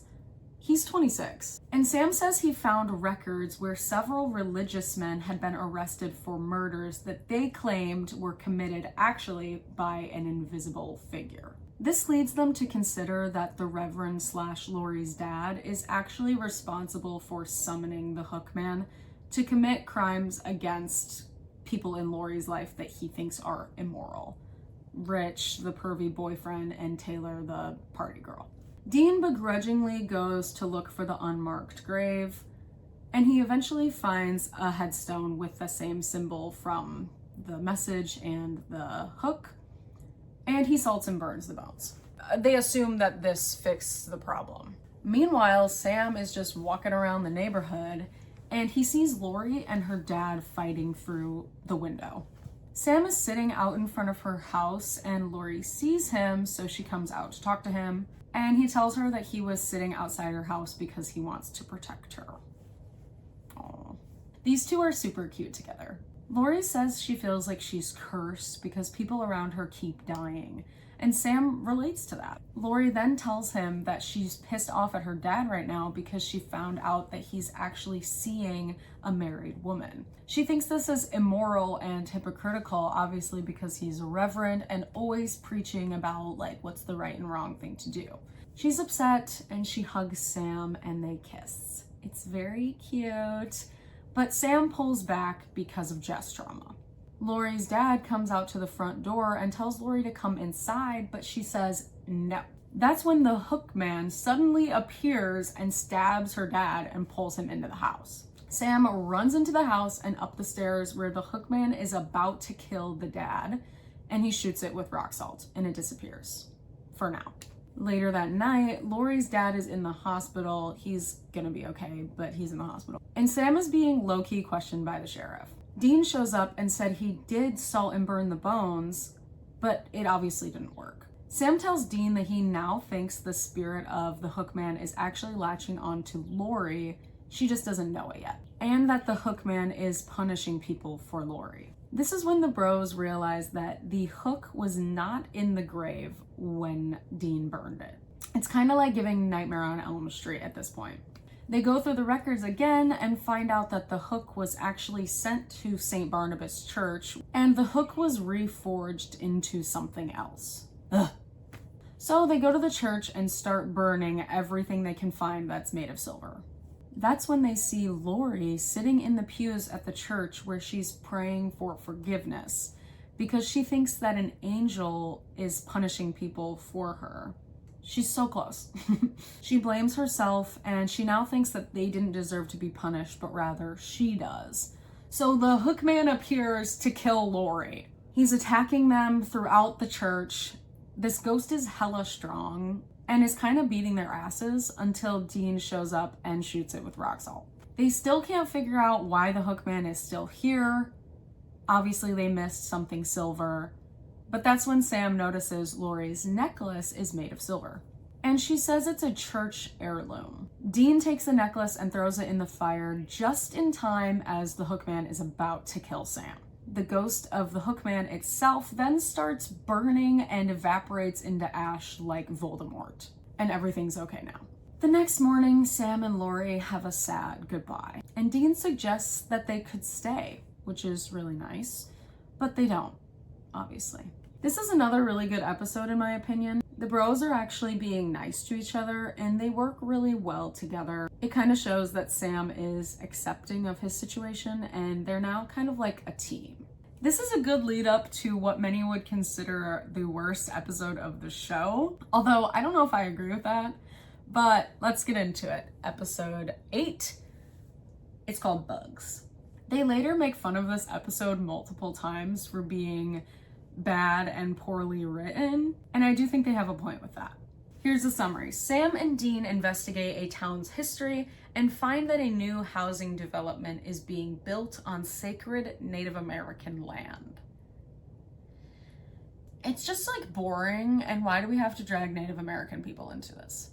Okay, this episode opens in Oasis Plains, Oklahoma, where a big piece of land is being developed into a fancy suburban neighborhood. Construction guy Dustin falls into a hole that appears out of nowhere and gets swarmed by like a million bugs, hence the title, Bugs. And fellow construction guy Travis is unable to save him and his brain gets eaten by these bugs in like literally 15 seconds. Meanwhile, Sam is hanging out outside of this shady bar reading the newspaper where Dean comes out and he's super happy because he won a bunch of money cheating at pool. There's an Oprah reference, and Sam tells Dean a story he read in the paper about the death that we just watched 2 seconds ago, except they claim this guy died from mad cow disease and not bugs. It seems like a job for them, so they head to Oklahoma. They go talk to construction guy Travis, who doesn't provide them anything useful except for the location of the scene. The bros go there and they flip a coin to decide which one of them should go down in the hole. But Sam volunteers himself just to prove something, I guess, and he finds nothing down there except for a couple dead beetles. While discussing what to do next, Dean decides to pull over at an open house that's happening in the neighborhood. Dean says that normal suburban life would be terrible and that he would take their life over normal any day. When arriving at the open house, developer guy Larry assumes they're a gay couple, which happens a lot. We're then introduced to Larry and his wife Joni and their son Matthew, who's into insects. Then a woman named Linda Bloom, head of sales, who's a little scary, like she loves her job a little too much. While Sam's talking to Linda, Matthew tries to prank her by letting loose his giant tarantula on her. Sam notices, and being cool like that, he grabs the spider and confronts Matthew, basically. Here we learn that their family is actually super dysfunctional, despite them being this perfect suburban family. And Sam relates to Matthew because they both have asshole dads that don't get them. The actor that plays Matthew actually returns later as a recurring character named Alfie in season 8, which I find very interesting. There's some very interesting exposition here where Sam is relating to Matthew because they both have asshole dads, and Dean just doesn't get it. Sam says this is because Dean was like the perfect son and always listened to everything that dad told him to do. Meanwhile, Sam just wanted to be a kid instead of being a hunter and was therefore treated like shit by their dad. Dean is such a John apologist in the first few seasons. While getting a house tour from Larry, Dean learned there was another death before Dustin, where a guy was killed by a bunch of bees. So the bros begin to suspect that son Matthew might be controlling the bugs somehow. Can a kid just have a niche interest? The bros then squat in an empty house in the neighborhood because Dean wants to try the steam shower. That night, Linda Bloom, head of sales, gets attacked by a bunch of CGI spiders that come out of her steam shower, and she dies. The bros find out about this the next morning, and they drive over to the scene and talk to Larry some more. They also break into the house, which is an active crime scene, and get their footprints all over, and they find some dead spiders. Now, because Linda was the victim and she experienced death by spider, they really begin to suspect Matthew since he tried pranking her with the spider earlier. It's a stupid reasoning. They then see Matthew as he's getting off the school bus and he goes into the woods, and they follow him. Matthew's just in the woods vibing, looking at cool bugs, and the bros confront him. They kind of have nothing solid on him and actually just start tossing speculation around at him, which he obviously denies that he had anything to do with it. He says he has noticed something weird going on with the bugs though, and he shows them an area of the woods that's completely overrun by like every type of bug. They find this giant pile of earthworms where Dean pulls out a human skull. When Sam asks Matt why he hasn't told his dad about this, Matt tells him that he has tried, but his dad doesn't listen to him and thinks he's a freak. Again, Sam relates to this and tells him pretty soon you can go off to college and you'll be free of your asshole dad. But Dean says no, a kid should stick with his family. They continue to bicker about this, and Dean says that he thinks Sam didn't respect their dad. But Sam says he did respect him, but he was just never good enough for him. Even when Sam got a full ride scholarship to Stanford, somehow, their dad kicked him out of the house. None of this is like clicking to Dean, and he tells Sam that their dad was never disappointed in him and actually would drive around Stanford all the time to make sure he was okay. Which is like nice in theory, but like be nice to your son, what the fuck? Anyway, the bros take some of the bones that they found to some professor at some college who suggests that the bones could be Native American and about 170 years old. Just by like looking at them, I don't know how he could determine that. He then suggests that they go to a nearby Native American tribe and that they might find some answers there. Now, I'm not Native American, but what happens next strikes me as offensive. The bros go to this reservation and talk to a man named Joe Whitetree. who immediately clocks that they're lying about being students. He tells them that about 200 years ago, some of the tribe lived in that area that's currently being developed, and they were forcibly relocated by asshole white people. Okay, I'm gonna quote what he says here. Bear with me. He says, "On a night the moon and the sun shared the sky as equals, the cavalry first raided the village. The next day they came again, and the next, and on the sixth night the cavalry came one last time. By the time the sun rose, every man, woman, and child in the village was dead. And that on the sixth night the chief of the village put a curse on the land, that nature would rise up against any white man who tarnished the land for as many days as the village was attacked. And that on the night of the sixth day, none would survive." Ah! So basically, that first guy, Dustin, died on the spring equinox, the day the moon and the sun share the sky as equals. And it's been 6 days since then. So basically, tonight, the bugs are gonna kill Larry and his family. So not that the first half of this episode was any good, but from this point on, it's a mess. The bros do a shitty job of trying to convince Larry to evacuate his house over the phone. So Sam calls Matthew instead and tells him to get his family out no matter what. But he obviously fails.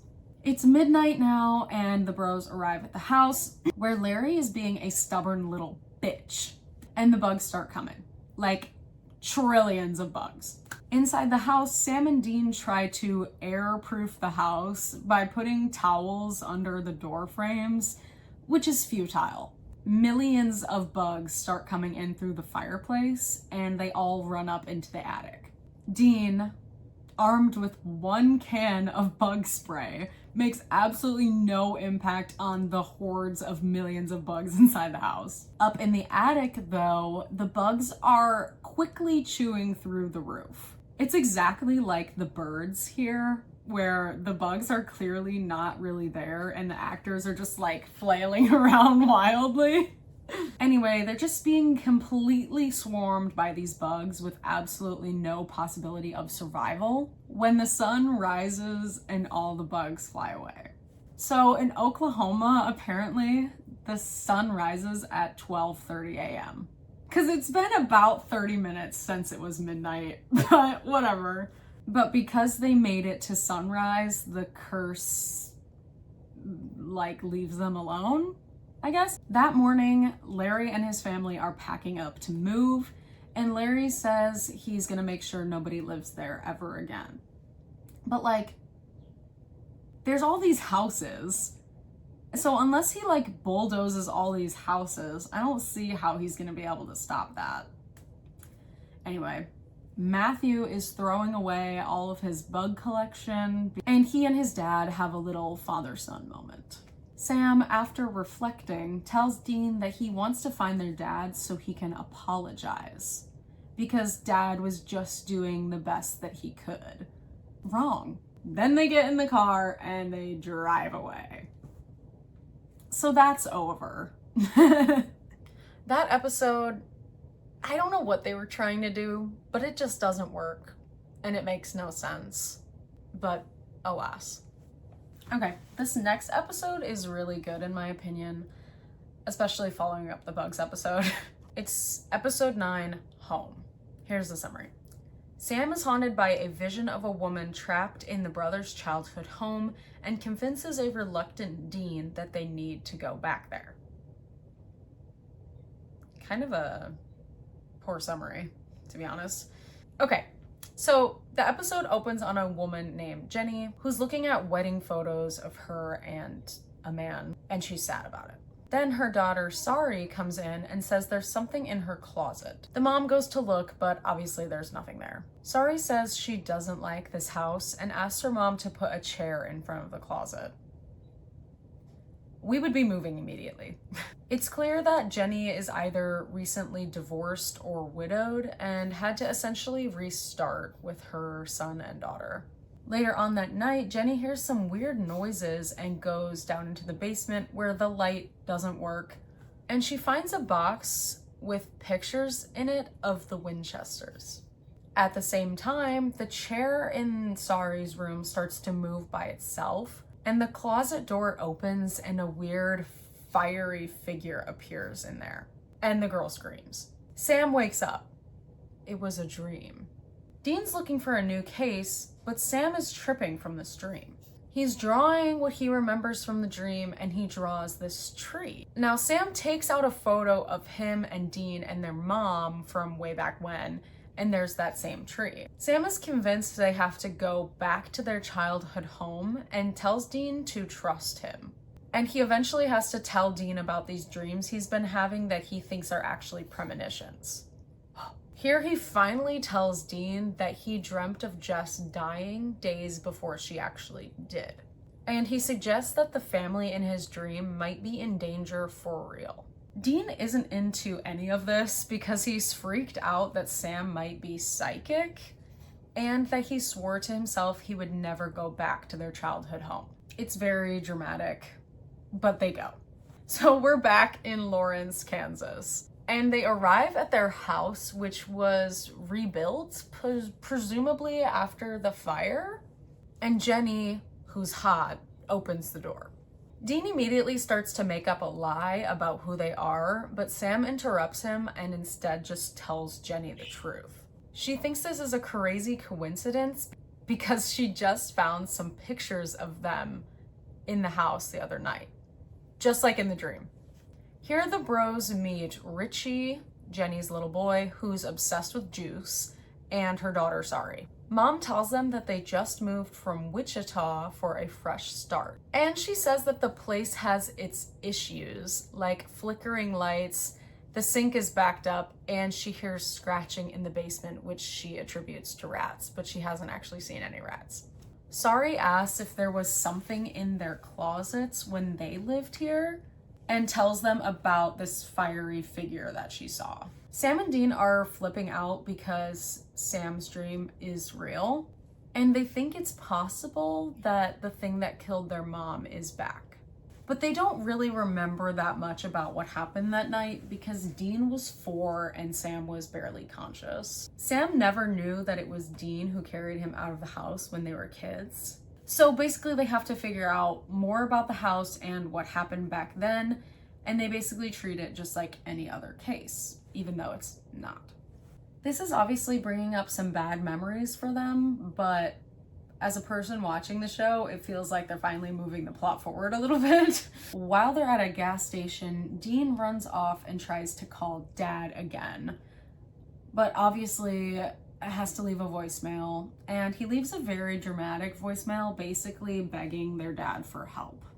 Meanwhile, at the house, Jenny has a plumber come over to fix the sink. While he's doing that, this scary clapping monkey starts going off by itself. Then it gets like really weirdly tense, and the plumber guy sticks his arm down into the garbage disposal, and it turns on by itself. Basically, like, I don't know what would happen, but it like shreds his arm, I assume. It's gross. I don't like this scene. Back to Sam and Dean, they are impersonating cops to get information about their dad. They start by talking to his former business partner, whom he owned a car garage repair place with. He tells them that John was a loving father and husband before the fire, but after the fire, he started saying crazy things about what he thinks killed Mary. He tells them that John would read these freaky books and talk to this palm reader. So the bros find out that their dad was seeing this palm reader named Missouri Mosley, and they go to meet her. She immediately knows who they are, and she knows that Jess died and that their dad is missing just by touching Sam's hand. This actress is really funny and totally cool, and it's a missed opportunity not to have her in the show more often. Missouri tells them that way back when, their father came to see her a couple days after the fire, and she basically told him about the world of the supernatural. She said at the time she had went to the house and sensed something evil, and she's been keeping an eye on it since then, but it's been quiet until now. Meanwhile, at the house, there's some crazy noises happening, and Jenny goes to check on it, leaving Richie by himself in his little pen in the kitchen. Richie's playpen and the fridge open by themselves, and Richie, being a juice fiend, climbs into the fridge to get some juice, and the refrigerator door shuts on him. Jenny comes back downstairs and Richie's not there. She starts freaking out and searching all over the house for him when she notices some milk or something dripping out of the fridge. I don't know why she would care about this in that moment, but she opens the fridge and finds Richie in there.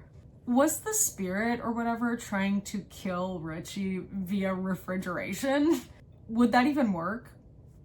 I don't know. Anyway, Sam and Dean pull up with Missouri, who tells Jenny that there's something in the house and she wants to help. Missouri goes into Sari's room, where she thinks is the source of the dark energy because it used to be Sam's nursery. She senses that whatever's currently in the house isn't the same thing that killed their mom, but rather two evil spirits who were drawn to the house. Missouri has a little concoction of like herbs and stuff that she says should purify the house if put in the right places. So they have to put one bag of these little spells like in each corner of the house. So she sends Jenny and the kids out to go see a movie or something while they do this, just to keep them safe.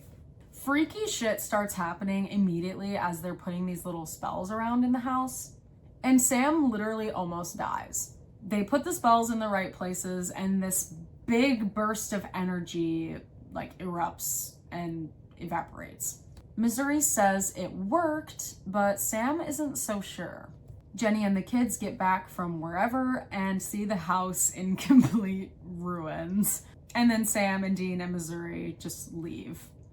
Oh, Missouri makes Dean clean the house. That night, Jenny's in bed and her bed starts violently shaking. And we see the bros are sitting outside the house because Sam still feels uneasy.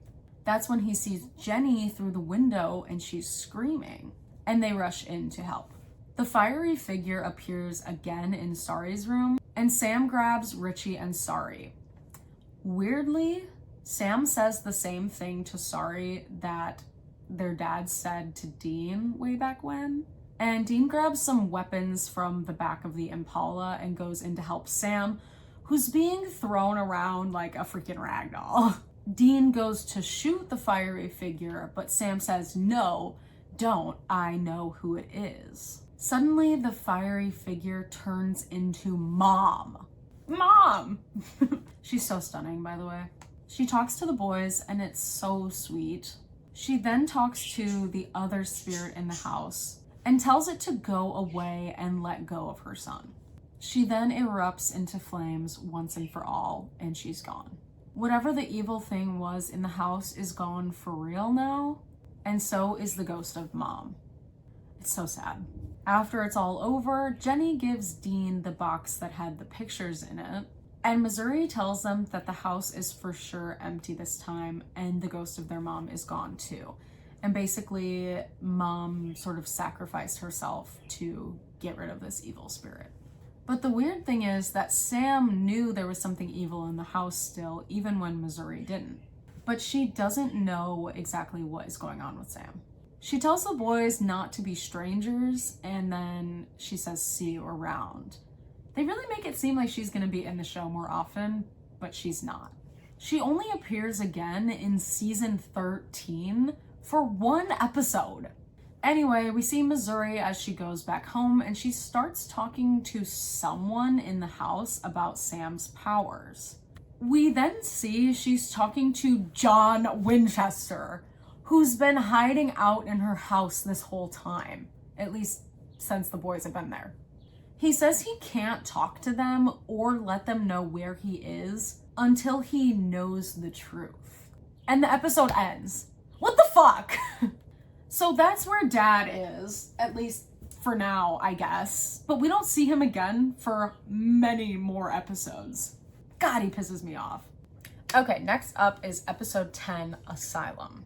I just want to point out how much of a fucking vibe this show is in the first season. It's so like nostalgic. It really makes you feel like watching like an old DVD or something.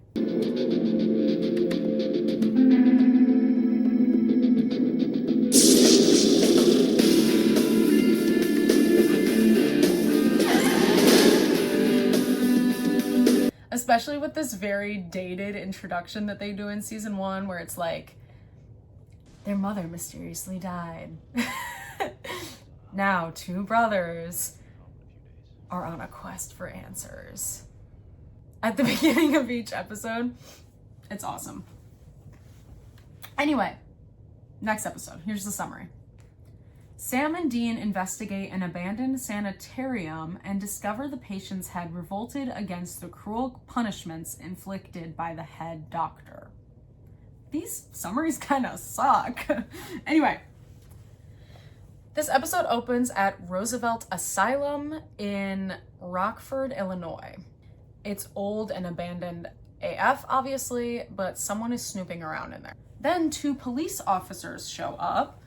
Officer Walter Kelly, who's new in town, and Officer Daniel Gunderson, who says this asylum is like a local legend and everyone thinks it's haunted by former patients. So kids go in there all the time to be stupid, I guess. Officer Gunderson finds like 3 teenagers hiding out in there, while Officer Kelly is busy being possessed. Later that night at home, Officer Kelly shoots and kills his wife for no reason, and then he kills himself. Oof. Back to Sam and Dean at a nondescript motel. They are calling everyone they can think of to find any information at all about their dad. Sam even considers that they should call the feds, but Dean says absolutely not. Randomly, Dean gets a text from an unknown number containing coordinates, but they obviously don't know who it's from. The coordinates lead to Rockford, Illinois. Dean looks it up and finds out about this Officer Kelly situation and about the abandoned asylum. He then brings up about how there's notes in Dad's journal about this asylum, and he thinks that Dad sent him these coordinates, basically telling them to go solve this case. Why would he do that? Dean's ready to blindly follow this, but Sam thinks it's sus, rightfully so. Anyway, they go there, and they basically ambush this cop, Daniel Gunderson, at a bar where Dean pretends to be Nigel Tufnell from the Chicago Tribune. They have this little scheme planned where Dean's gonna nag him for information, and Sam comes up and basically pushes Dean and says, "Leave the guy alone," or whatever. This basically gives Sam an in with the officer, who then tells him some information about the asylum. So basically all of the action at the asylum happens in the South Wing. That's where Officer Kelly was when he got possessed, and apparently some kids in the 70s died there as well. They go into the South Wing, obviously, and they bicker some more about their dad because obviously he isn't here. And they ultimately find nothing. So Sam gets in to see this Dr. James Ellicott, whose dad or grandpa, Dr. Samford Ellicott, was the head psychiatrist at Rockford Asylum. Sam tries to get some information out of him about the asylum, but he obviously wants to give Sam therapy. But he does eventually find out about the Roosevelt riot, where a bunch of patients started a riot and a bunch of them died, and so did some of the staff. But weirdly, some of the bodies were never recovered, meaning that the bodies could be hidden somewhere in the asylum still. That night, 2 little twerps, Gavin and Catherine, are on a date at the asylum. And the spirits start, messing with them. Then Sam and Dean show up. They're looking for some ghosts to talk to, and Sam is holding this camcorder thing for some reason. Anyway, they find Catherine hiding because she got split up from Gavin, and she wants to help them. So they split up, and Catherine goes with Dean, and Sam goes to look for Gavin. Sam finds him scared AF, and he says he was running from this scary little ghost girl, but she didn't actually hurt him, and she was trying to whisper something in his ear, but he was too freaked out and ran away before he could hear what she had to say. Meanwhile, Dean and Kat are looking around, and Kat gets yeeted by the ghost of Charles Manson. I'm kidding, but he looks like that. Sam tells her to calm down, and all she has to do is face the ghost because they just want to communicate, not hurt them. And this works somehow. Sam doesn't know that this is going to work, he just has a theory, and he's proven correct. Kat tells them that the ghost told her the number 137. So Dean goes to search for room 137 while Sam takes Kat and Gavin back outside. Dean finds the room and a creepy little journal written by Dr. Ellicott depicting how he basically was doing all types of fucked up experiments on the patients there. Sam, Kat, and Gavin are unable to get out of the asylum because all of the exits are being blocked by the evil spirits there. That's when Sam gets a call from Dean saying that he needs help in the basement. So they all go down there. Sam finds that same room where Officer Kelly was when he got possessed, and it leads him to find the secret murdery room, and the ghost of Dr. Ellicott attacks him. Dr. Ellicott looks a lot like the bad guy from the new Captain America movie. Dean finds Kat and Gavin, who tells them that Sam ran down into the basement because he got a call from Dean, but Dean obviously didn't call him. So he runs down into the basement and finds Sam, who's acting normal. Dean finds that hidden room, but suddenly Sam shoots him with the rock salt gun. Gong! So he's possessed.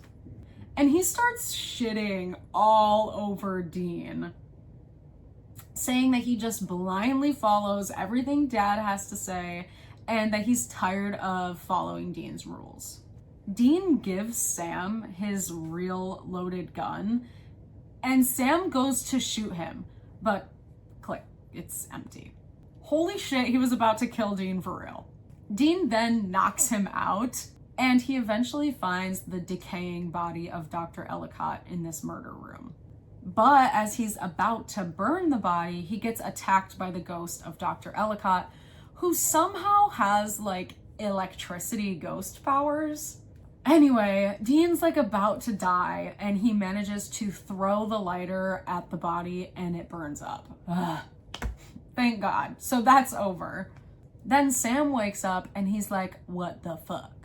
Anyway, they say goodbye to Kat and Gavin, and Sam apologizes to Dean for that real ass shit he said in there and says that he didn't mean any of it.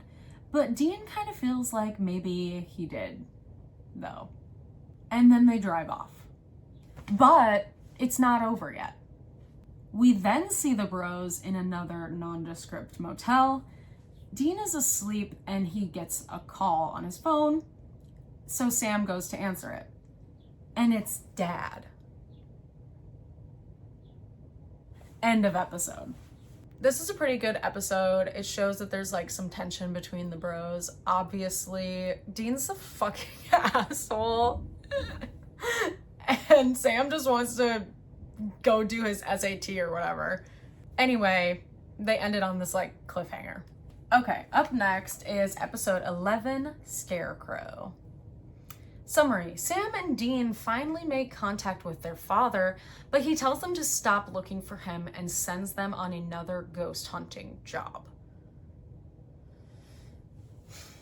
This episode opens in Burkittsville, Indiana, 1 year ago.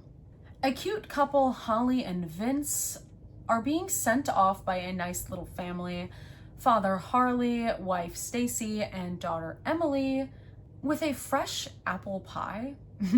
It's indicated that this couple had to stop in the town for whatever reason. They met this nice little family and now they're getting directions out of town. While driving though, their engine randomly dies and their phones aren't working. Vince sees a house in the distance and insists that they go ask for help. They're walking through like an apple orchard, but it's dark and scary and creepy, not fun and cute. And they see this large, terrifying scarecrow, and Emily sees it move by itself. Suddenly, they're being chased by something. So they're running and running, but Vince randomly disappears.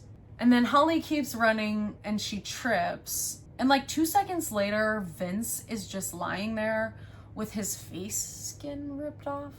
And then I guess she gets got by the scarecrow. Guys, like, I had to watch this scene like 3 times to even begin to describe what happens. And honestly, I still don't know. So another thing, next we see Sam and Dean in a nondescript motel. They're asleep and the phone is ringing and a sleepy Sam answers it. It's Dad. And I'm like, didn't we see this at the end of the last episode? But Dean was sleeping and Sam was awake when he answered the phone. So there's like no continuity here whatsoever. Anyway, Sam's talking to Dad, who says he found the thing that killed their mom and it's a demon. He also apologizes to Sam for what happened to Jess, and he gives them some random names. And then he tells them to stop looking for him. Dad says, I'm giving you an order. Stop looking for me. And Sam is like, but Dad. And Dean's like, you listen to Dad. Or whatever. Dean's shirtless, by the way. Now, the names that they got from Dad are the names of 3 different couples who all went missing while on cross-country road trips. They know that all of their routes would have taken them through the same part of Indiana on the 2nd week of April, which is conveniently right now. Sam pulls over. He's pissed off. He says, we're not going to Indiana. We're going to California to help Dad. Dean is so fucking annoying. He's like, but we got an order. And Sam, being Team Sam, is like, no, we're getting our revenge. I'm pissed that my girlfriend died. Duh.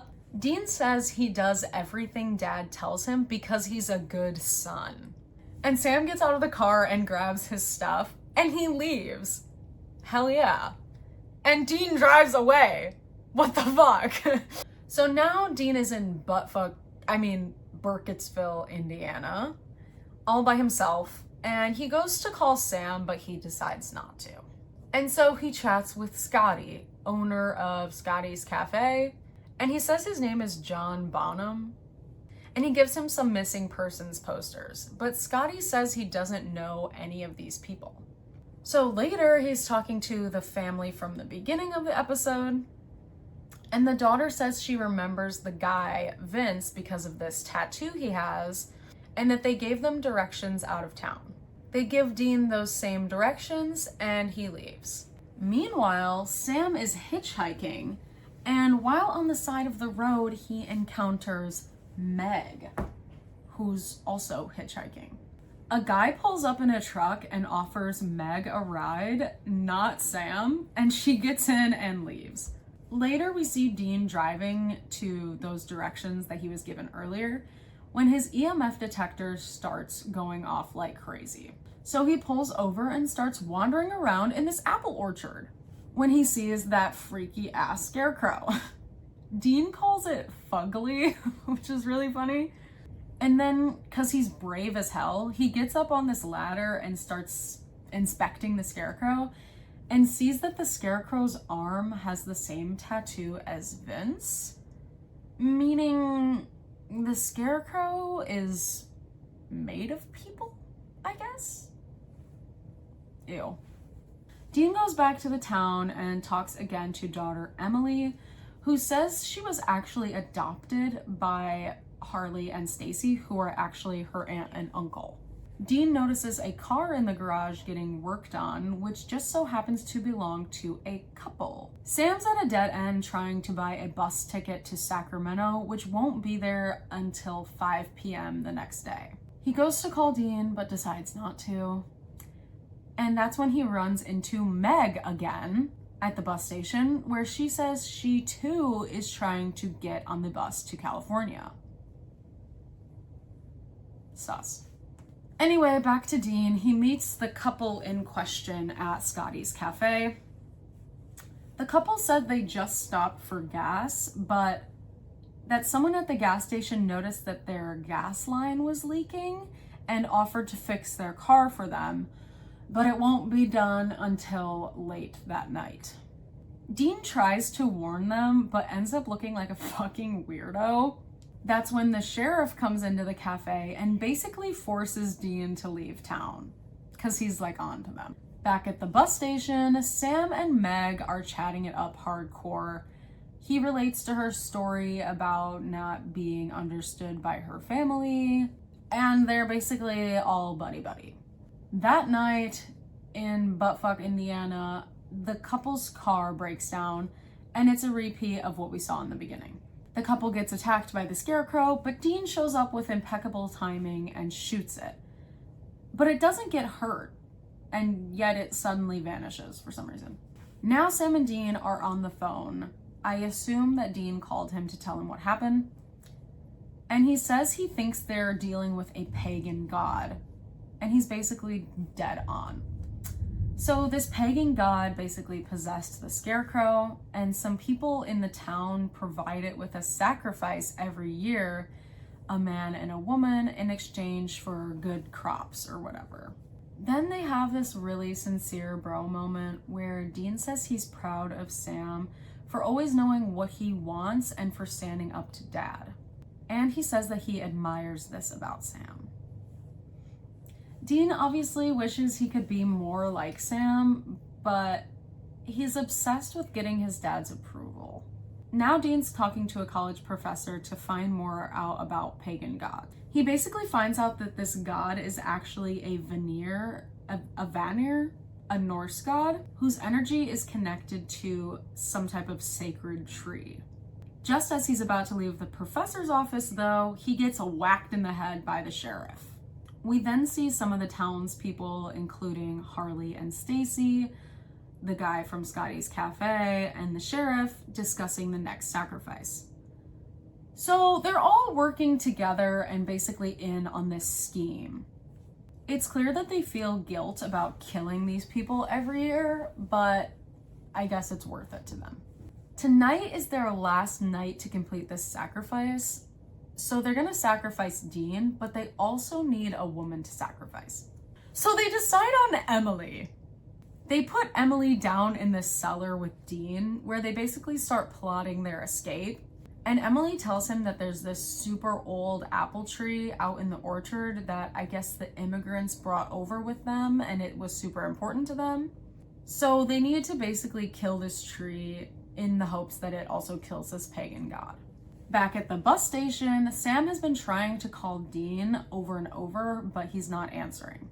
He's worried, and he obviously loves his brother, so he decides to leave. Meg isn't happy about this decision and urges him to come to California with her, but he doesn't listen. The townspeople eventually come for Dean and Emily and tie them up in the orchard, basically leaving them to die. They have some fucked up reasoning for why this is okay, and Dean says, Hope your apple pie is freaking worth it! it's starting to get scary for them as the Scarecrow is about to kill them, but Sam appears out of nowhere. Let me just say, Sam says he stole a car, but it was 5 p.m. when the bus was supposed to come and he decided to leave. So how did he I don't know how far he hitchhiked, but how did he get there so quickly? Anyway. And also, how did he know where they were? Whatever. While running away, they run into Stacy and Harley, who point a shotgun at them. But the Scarecrow appears and kills Harley and Stacy instead.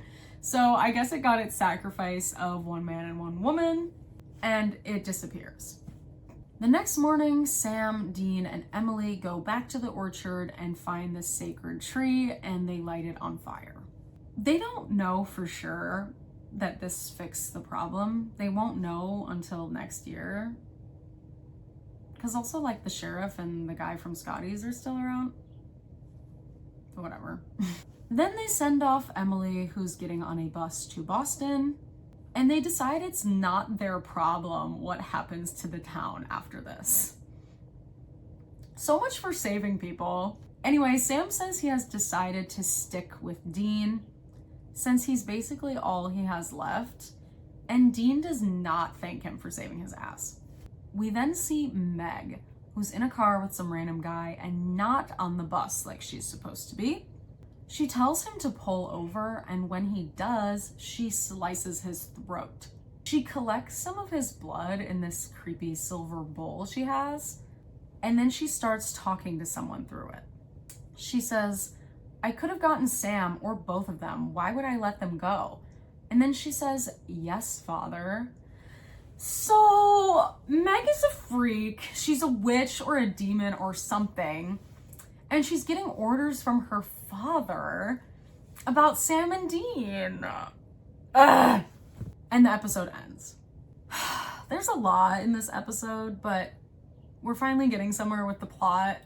And the introduction of Meg is like really a big deal. She's kind of around for a long time in the show. Love her. She's my queen. I did do a little bit of research on the actress that plays Meg in this season. Her name is Nikki Acox. I basically just wanted to find out if she was wearing a wig or not because I really like her hair. But I found out that she actually passed away in 2022.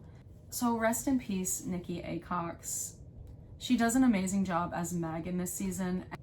And yeah, I think this is a really great episode, but the next one is even better. Okay, next up is episode 12, Faith. Summary: while battling a demon, Dean is electrocuted, resulting in permanent damage to his heart and leaving him with only a couple of months to live. Okay.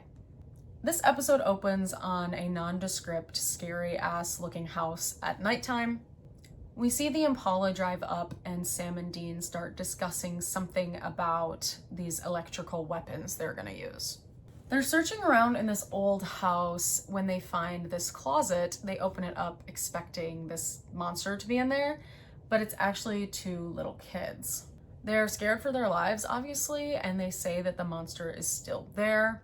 They hurry up to get the kids out of there when the monster shows up and Dean shoots it with one of those, like, it's not a gun, but it shoots like electrical wires, like cops use them sometimes, and it electrocutes you. He shoots it with that. And Sam takes the kids outside while Dean continues to go after this thing. We see the monster, and it's kind of like someone's uncle in hilarious makeup, and he's walking around kind of like Dracula. And Dean shoots at it again with this electrical gun thing. But the gag is, they're standing in a pool of water, and Dean gets electrocuted by proxy. He gets electrocuted by CGI lightning, and he dies. So, Dean dies. No, I'm kidding, he doesn't die. So now Dean's in the hospital. They obviously don't have any medical insurance, but Dean has suffered a massive heart attack.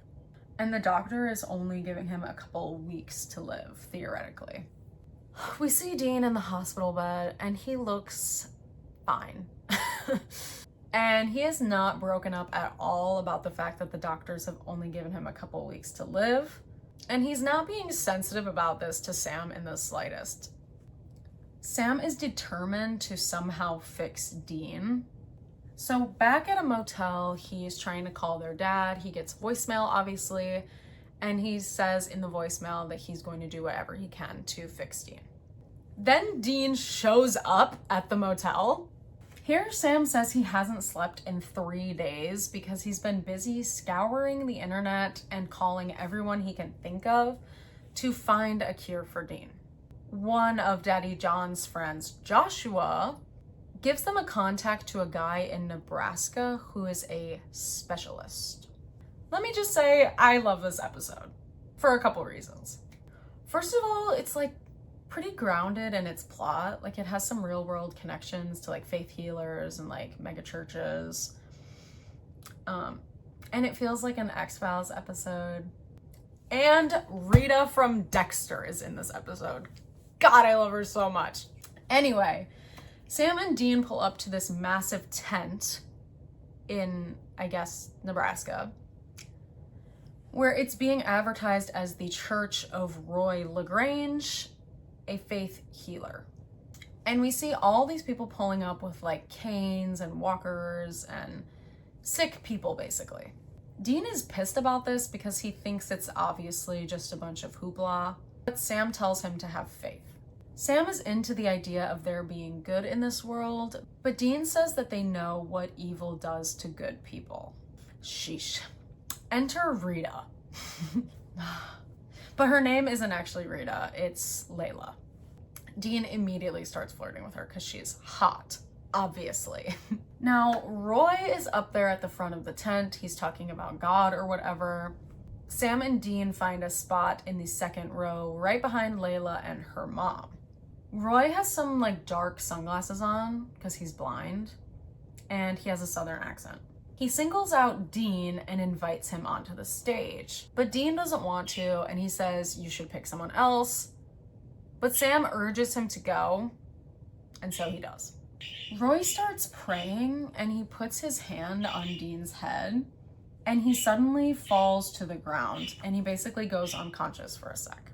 Sam runs up to him and shakes him to wake him up, and when Dean opens his eyes, he sees this weird shadowy figure standing behind Roy. Now back at the hospital, the doctors say that Dean is absolutely fine and shows absolutely no heart issues whatsoever. The doctor does say that it's weird that some young people are having heart issues because just yesterday, a young, healthy guy named Marshall died of a heart attack. Sam is obviously really happy because Dean's gonna be okay, and he says that they should just pack it up and move on. But Dean isn't able to look past it because he thinks something fishy is going on. Sam agrees to help investigate this, so he goes to find out more about this guy Marshall. He finds out that this guy was really healthy before he died, but that he was freaking out and running away from something invisible. Weirdly, the clock at the scene is stopped at exactly 4:17, which is the exact same time that Roy healed Dean. That's also the exact time that Marshall died. So there's a connection there. Meanwhile, Dean talks to Roy and his wife, Sue Ann. Roy tells him this story about one day when he woke up blind and the doctors told him that he was dying of cancer. So they prayed for a miracle, but then Roy went into a coma and he somehow woke up free of cancer. He was then suddenly able to heal people after that.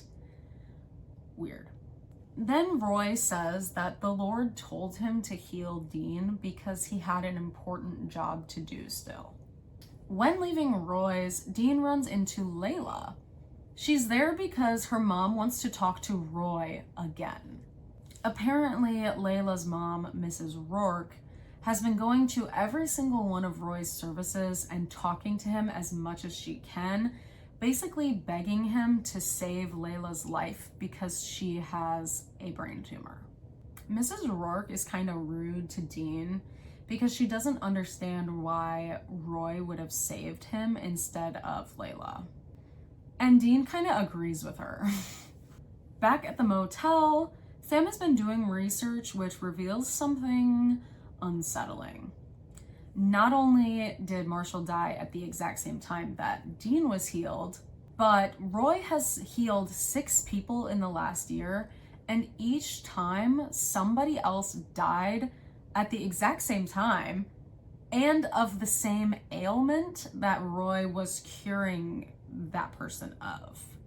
Does that make sense?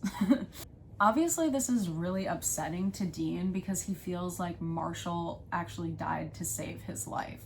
Unknowingly, obviously. But Dean theorizes that Roy has made a deal with a Reaper, and that's who he saw after he woke up from being unconscious. Meanwhile, Roy is healing a man with an oxygen tank, and a woman is running for her life in some wooded area somewhere else in the town. So it happened again. Sam makes a connection between a symbol that he saw at the church and a symbol that he sees on a tarot card. And he suggests that Roy is using some type of dark magic to tether the Grim Reaper to himself. Dean essentially says they should kill Roy. But Sam says they need to find out how he's tethering the Grim Reaper to him and how he's doing the spell so they can break it. So they go back to Roy's house and Sam breaks in through a window. Here he finds a secret little spooky book hidden in Roy's bookshelf.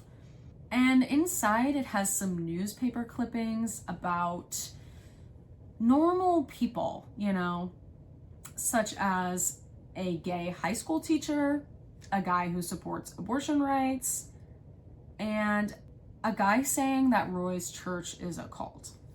So basically we think that Roy is targeting people who don't align with his beliefs. And this guy, David Wright, who is calling out the church for being a cult, could be next. So Sam's looking around for David, who they saw in the parking lot earlier on in the episode, and Dean's inside the tent. This time, Roy chooses to heal Layla. Dean tries to warn her that something bad is going to happen and that she shouldn't do it, but she decides to go up there for the sake of her mom. In the parking lot, we see a scary old wrinkly man is after David, who is freaking out. Sam's helping David just as Roy is about to heal Layla, and Dean sets fire to the tent basically as a distraction. This stops Roy, but the Reaper is still going after David. That's when Dean notices Sue Ann is in the corner holding this weird necklace and saying a prayer. Dean confronts her, basically stopping her from saying the prayer, and the Reaper vanishes. Dean's being pushed out by two sheriffs, and Sue Ann basically plays the Karen card and tells him that he's like not grateful or whatever for being saved. Layla is obviously upset that she couldn't be healed, and Dean can't tell her why he had to set fire to the tent, and it's very sad. I would pay good money to see these two characters date, okay? Or to have her be in the show more. Roy promises Mrs. Rourke that tonight he will heal Layla. So obviously Sue Ann is doing this secretly and making Roy think that he can perform miracles. Meanwhile, people keep dying every time he heals someone. Basically, she used this binding spell to save Roy when he was in that coma. But now she thinks she's doing the Lord's work by sicking the Grim Reaper on people who she thinks are immoral. What did Marshall do wrong? I don't know. And what did the lady running around in the woods do wrong? I don't know.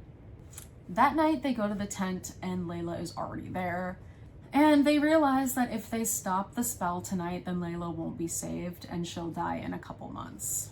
Dean feels really bad about this because he feels like she should be the one that's saved and not him. Dean distracts the two sheriffs from earlier while Sam breaks into the house again. And he basically goes into the basement through one of those like outside basement thingies. Down there, he finds a whole ass freaky seance table with a picture of Dean on it with a bloody X over his face. And Sue Ann locks him in the basement. So Roy is about to heal Layla when Dean sees the Reaper coming for him. The Reaper is moments away from killing Dean when Sam escapes and finds Sue Ann and rips away her necklace, and he breaks it. This also breaks the spell.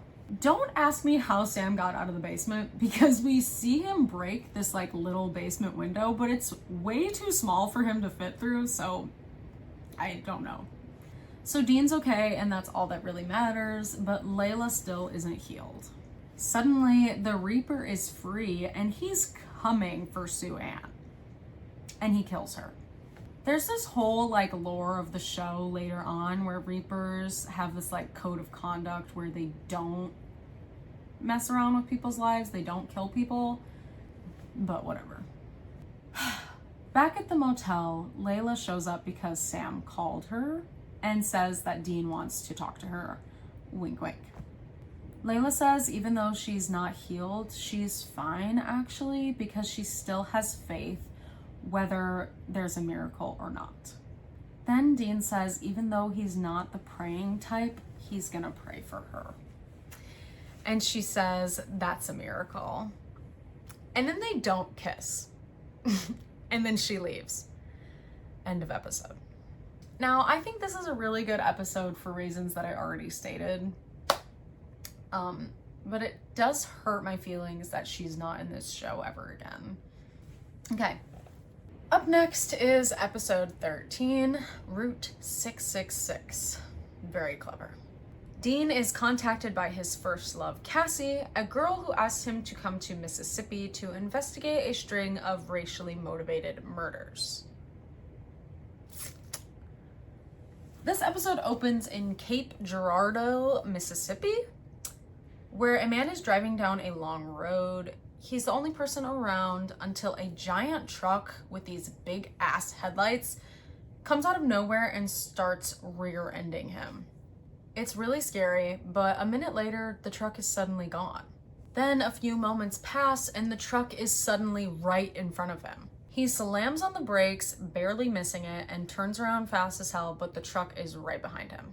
The truck rear ends him once and for all, sending the car flying, leading to an incredibly traumatic car crash. Then we see the truck slowly disappear. Weird. Now back to Sam and Dean at a nondescript gas station where they're fixing to head to Pennsylvania. Until Dean says he just got a call from an old friend named Cassie Robinson, whose dad Martin was killed last night, and that it might be supernatural. So they head to Mississippi. Sam is suspicious about this so-called friend, and eventually gets the tea from Dean, who says that some time ago, he and Dad were working a hunt in Athens, Ohio, and he and Cassie dated for a few weeks.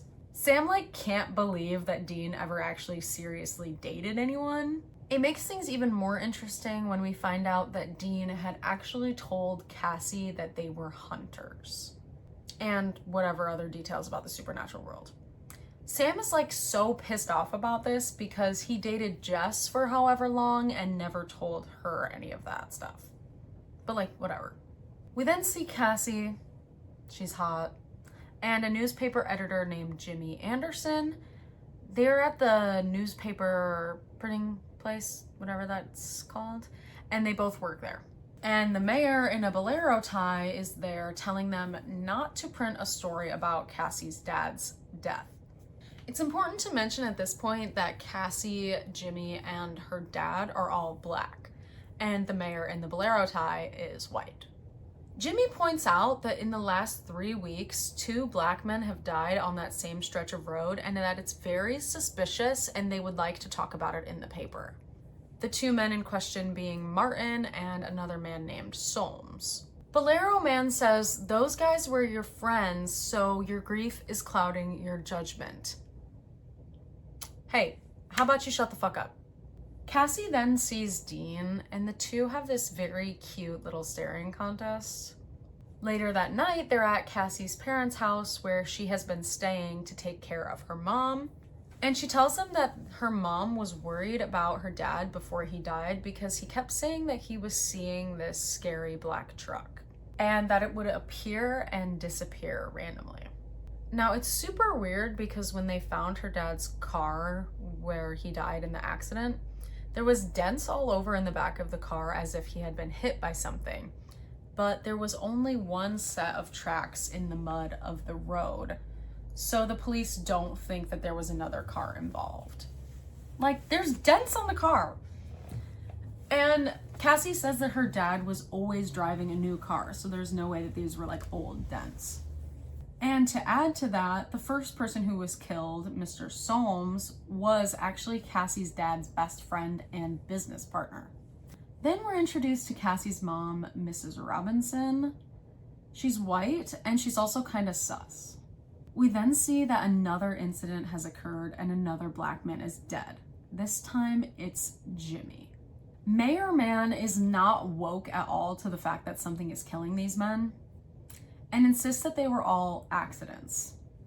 Cassie suggests that maybe he would close the road if the victims were white, and the mayor tells her that he's the last person she should suspect of being racist. And when she asks why, he says, "Ask your mother." Sam and Dean then go talk to some of Jimmy's friends, and one of them tells them that there was a string of deaths in the 60s involving a big black truck. Dean suggests that they could be dealing with a ghost that's somehow connected to this truck, and that it's reenacting past crimes, and that it's somehow connected to Cassie and her family. Sam is urging Dean to rekindle his relationship with Cassie, and we find out that she was the one that actually broke up with him. T. He goes to talk to her by himself, and it's clear that there's some tension here. Kind of like sexual, but also like frustrated. Cassie expresses that back then, she thought that Dean made up this story about being a hunter and ghosts and stuff like that, just as an excuse basically to break up with her. They start fighting, but it's really more like angry apologizing, and they hook up, obviously. And during this scene, this hilarious song is playing, and the scene is very long. It's very early 2000s in that way, and I kind of miss it. Anyway, Mayor Todd, the Bolero man, is out at some construction site when he starts getting chased by a big black truck, and he dies. Meanwhile, Dean and Cassie are having a post-sex conversation about why they broke up. Cassie says she was scared to learn about ghosts and shit because, yeah, and she kind of insinuates that she wants to get back together. And Dean is like, yeah, but I'm still a hunter. Then he gets a call from Sam that the mayor was killed. They talk about how it's inconsistent with the other killings, it didn't happen on the same road, and this guy is white. Sam finds out that the mayor and his wife recently bought a piece of property where the Dorian family house used to be, and they bulldozed it. Now, the Dorian family used to own everything in this town, including the paper. And Dean finds a case in 1963 where a Cyrus Dorian went missing and was never found. Strangely, Mr. Mayor bulldozed this house the day before the first killing occurred. So it seems like this is all connected, I guess. Later that night, Cassie is home by herself when this big black truck starts revving its engine right outside her house. She calls Dean freaking out, but the truck disappears. So Sam and Dean are at her house now, and they're pressing Mrs. Robinson for any information she may have about this case. She reluctantly tells them that before Cyrus died, he believed that this truck he was seeing belonged to Cyrus Dorian, and that Cyrus died 40 years ago. Keyword being died, because according to the report, Cyrus was missing. Mrs. Robinson tells them that back then she was dating Cyrus, but also Martin, secretly, because racism. When Cyrus found out she was dating Martin, he became very evil, and she suspects it was him that was responsible for all those killings back in the 60s. Furthermore, on the same day that Martin and Mrs. Robinson were supposed to get married at this church, somebody burnt down the church while a choir of children were practicing there, and they all died. I just want to mention that this actress is fantastic. Then, one night, Cyrus pulled up on Martin in his scary-ass truck and started beating the shit out of him. Martin managed to get the upper hand and started beating Cyrus in return and actually killed him.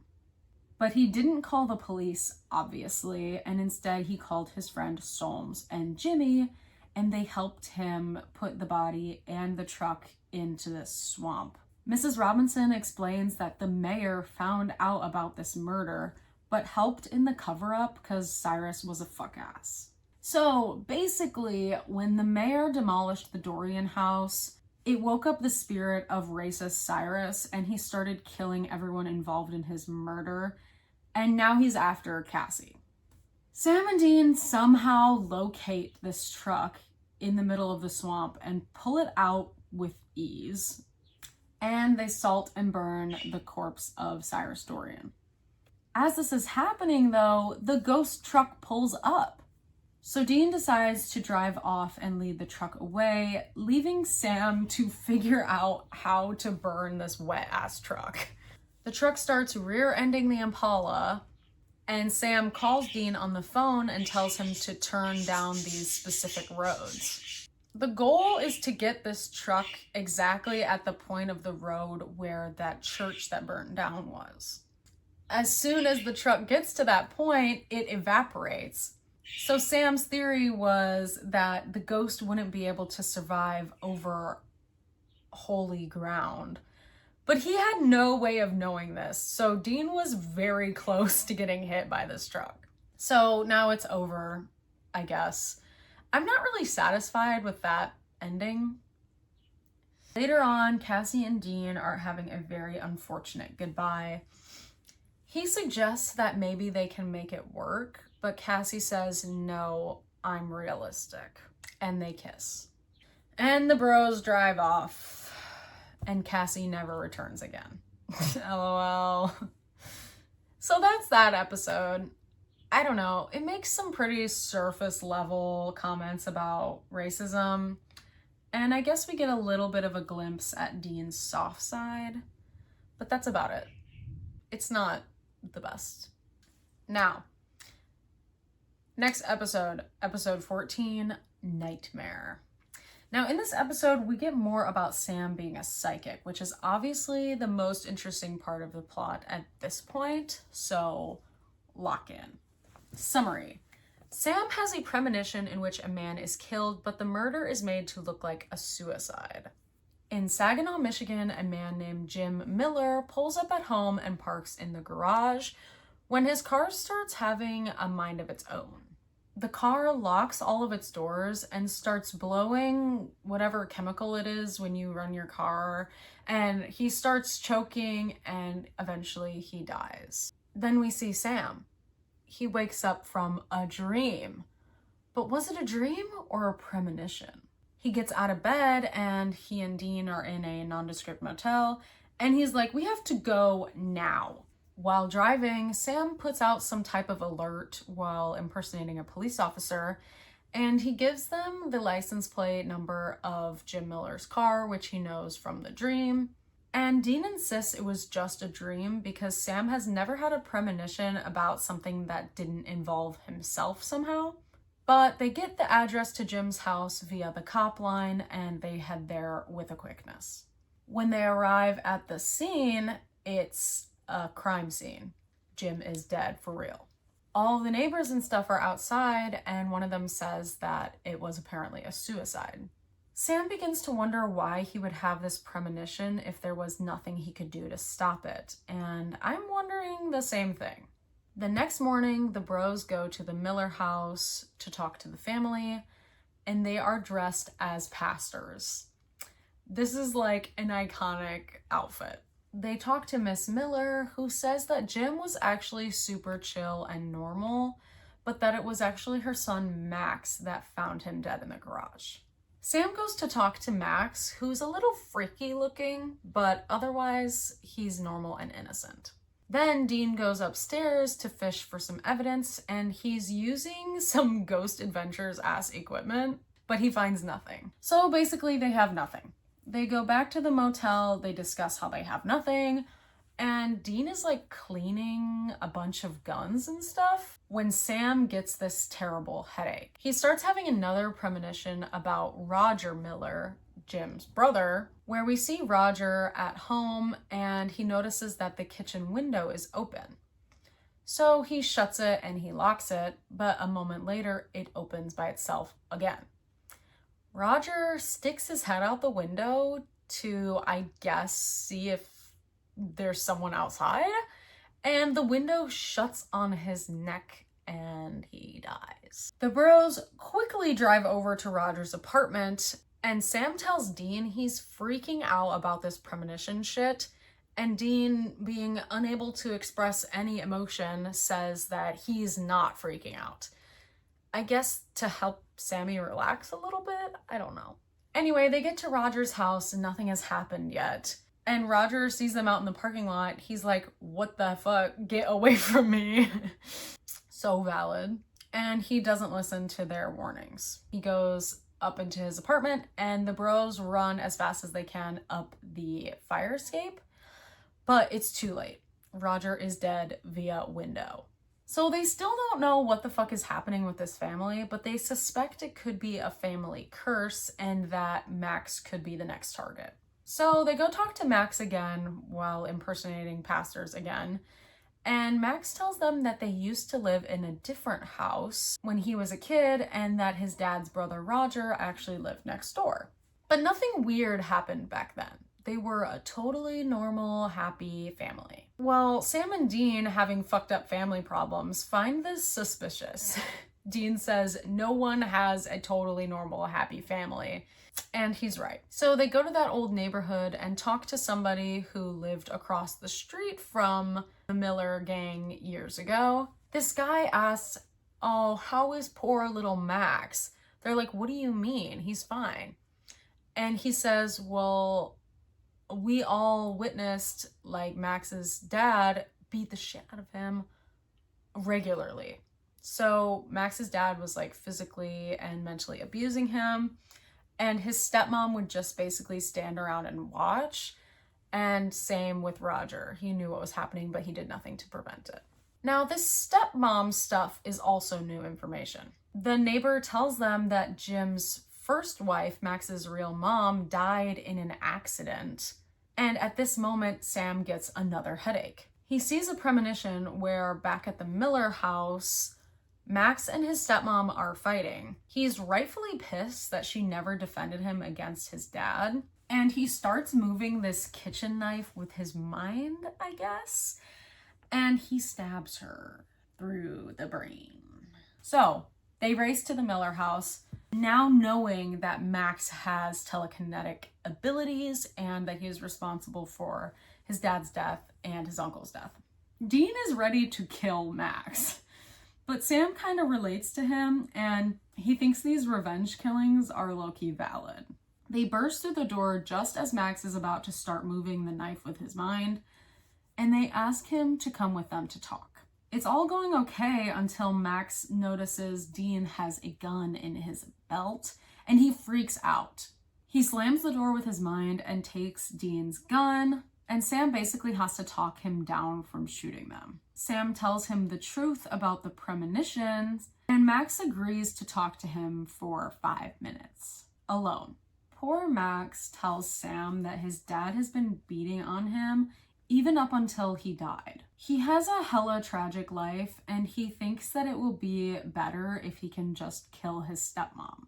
He then tells Sam that he thinks his dad hated him and blames him for the death of his OG mom because his mom died in his nursery in a fire when he was an infant. Major T. Sam says, yo, okay, the same thing happened to me. So we are connected, we're linked. But Max is like, no, that's crazy. Bro can move stuff with his mind, and that's crazy. Anyway, they both started having these abilities about 7 months ago. Max is still obsessed with killing his mom, and he uses the Force to push Sam into a closet and puts this giant bookcase in front of the door. So Sam is trapped, and Max goes upstairs to his mom and Dean and uses the Force to push Dean across the room, and he has the gun pointed at his mom. But it's floating. He's not holding it. It's he's using the Force.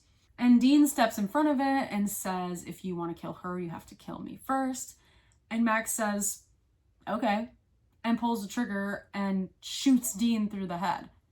And Dean dies. And that's how the show ends. Isn't that crazy?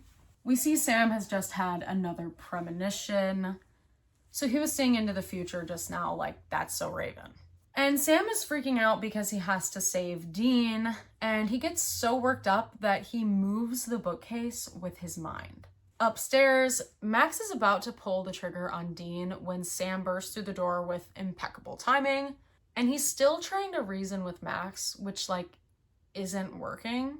And in an instant, Max turns the gun around on himself and shoots himself. Oof. Big oof. So that's over, and the cops are there. Max's stepmom is giving an amazing performance to the cops to sell this cover-up story. She's obviously actually upset because her son is dead and her husband and her brother-in-law, but they were assholes, so I don't know. Sam's like beating himself up for not being able to save Max, and then he says something wild. He says they were lucky to have Dad and that they turned out okay thanks to him. Anyway, Dean's like, you know what? Hell yeah, team Dad. Later on, back at the motel, Sam is theorizing about why this demon would be killing these moms and seemingly targeting these babies, who then grow up and have abilities. Like, it's really weird. Dean says, it's not like that, it's not about you, etc. Then Sam tells him that he moved that cabinet with his mind. And it's kind of awkward. Dean says, bend this fork. And Sam's like, it doesn't work like that. Sam is understandably freaking out about this, but Dean is like, nothing will happen to you because you have me to protect you. Now, that is going to be a constant thread throughout the entirety of this show. He then says, I know where we have to go, Vegas. And he's joking, but then a moment later we see he's actually concerned. End of episode. So we have no idea what the fuck is going on at this point. Sam is like 11 from Stranger Things. We don't know why. Are there other kids like him? Why is he being targeted? Where the fuck is Dad? So it's starting to get really fucking real. But forget about that for a couple of episodes. Next, episode 15, The Benders. Summary. Sam and Dean head to Minnesota, where a young boy witnesses a man vanishing into thin air. The episode opens in Hibbing, Minnesota, where nothing good happens, probably. We see that a young boy is watching a scary-ass movie when he hears a scary noise outside his window. He looks out the window and witnesses a man getting dragged away. A couple of days have passed and Sam and Dean are on the case. They're talking with the boy and his mom, who says that every time he tells the story, the more he believes it's true. The boy tells them he was watching Godzilla vs. Mothra when he heard what sounded like a monster outside. And he says he saw it grab Mr. Jenkins and take him away. Then he heard what sounded like a whining growl. Sam and Dean are impersonating police officers, by the way. So at a nondescript bar, the bros are discussing the case. And Sam says that Dad's journal has this area marked for possible hunting grounds of a phantom attacker, because there was some local folklore about a dark figure that kidnaps people and then vanishes, and the area has hella missing persons cases. Dean goes to pee and Sam's ready to leave, so outside the bar, Sam hears some strange noises and gets scared by a cat. A moment later, Dean comes outside but can't find Sammy. He got snatched. He's asking around, looking around everywhere, and notices a security camera. So, Dean goes to the sheriff's office and impersonates a state police officer again, and he talks to an officer, Kathleen. She looks up Sam Winchester in the police database and finds a Dean Winchester who died in St. Louis and was suspected of murder. Dean says, yeah, Dean's the black sheep of the family. Anyway, he asks about the surveillance camera and she suggests he fill out a missing persons report to make it official. Dean then sort of reasons with her and she agrees to help him investigate with her. She would not do that if this was real. We then see Sam alive, but trapped in some type of cage in a basement vibe. Across from him in another cage is Mr. Jenkins, who's an asshole. Some guys in hoods come downstairs and give Mr. Jenkins a plate of food, and then they leave. Here, Sam realizes they're just people, not monsters, but it's unclear what their goal is. Officer Kathleen gets some traffic camera footage and shows it to Dean, And it shows a sketchy RV leaving the bar around the time when Sammy went missing. Dean makes a connection to this sound that this old RV would make and compares it to how the kid explained the sound he heard as a whining growl. So it's not the monster that he heard, it's actually this old ass RV. They know that the van wasn't caught on the next camera, so their place must be on this strip of road somewhere. Kathleen then tells Dean that she ran his fake ass badge number and says that the badge was stolen. And there's a picture of you, she says. And she shows Dean a picture of what the real life cop looks like, and it's a heavyset black man. And Dean says, yeah, I've lost some weight and I've got that Michael Jackson skin disease. It's 2005. She feels like arresting him, but he tells her a little bit of truth, and she agrees to arrest him only after they find Sam. LOL. Sam is trying to find a way to escape from this cage when suddenly Mr. Jenkins' cage door opens, and he leaves to go get help. Sam warns against this because it seems suspicious, but he does it anyway. And we then see him outside as he runs for his life through the woods, and he's basically hunted for sport by these rednecks. It's not looking too good for Sam. The next morning, Kathleen tells Dean that she's agreed to help him because her brother went missing 3 years ago, and she knows what it's like to feel responsible for someone. But while on the hunt for this sketchy-ass RV again, they pull over into what looks like a promising potential turnoff. Kathleen says she can't take Dean with her because he's not a cop and potentially a felon. And she tricks him into giving her a handshake where she promptly cuffs him. Now cuffed to the cop car, Dean is helpless as Kathleen leaves without him to go and investigate. She finds the RV and this house, and she knocks on the front door. A sad, scary-looking young girl named Missy answers the door and pretends to be helpless and innocent, while someone comes up behind Kathleen and whacks her in the head with a shovel. Meanwhile, 2 of the redneck brothers are going down the road to find the cop car where Dean is cuffed. Dean is trying desperately to reach the antenna of the car to use it to uncuff himself, but he's struggling and narrowly escapes. Now in the basement, in a cage, Kathleen meets Sam and starts feeling really silly for leaving Dean cuffed to that car. But moments later, Dean enters the basement. They're just chatting, catching up. Dean says that he saw about a dozen cars out on the property, presumably from all of the victims.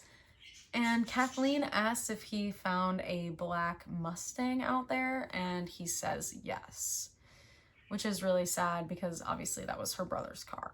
Dean can't open the cages without a key, so he goes looking around the house and finds a bunch of creepy shit, including Polaroids of the rednecks posing with the dead bodies of these victims.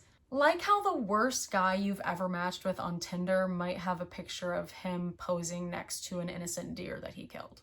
Anyway, he's sneaking around this house of horrors and he finds a jar of teeth, a wind chime made of human bones.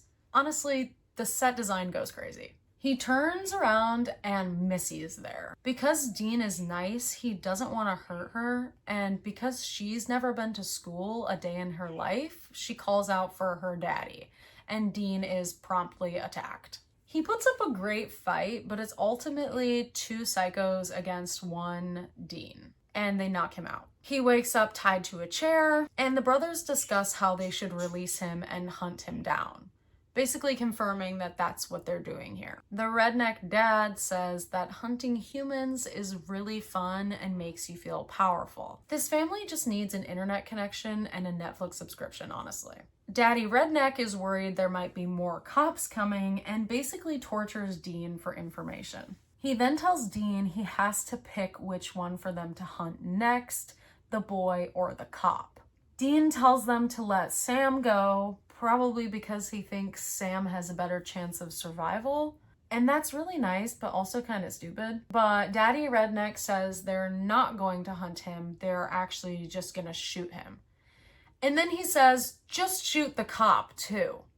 Bruh. So one of the bros goes down into the basement to shoot Sam, and Sam attacks him, obviously, and beats his ass.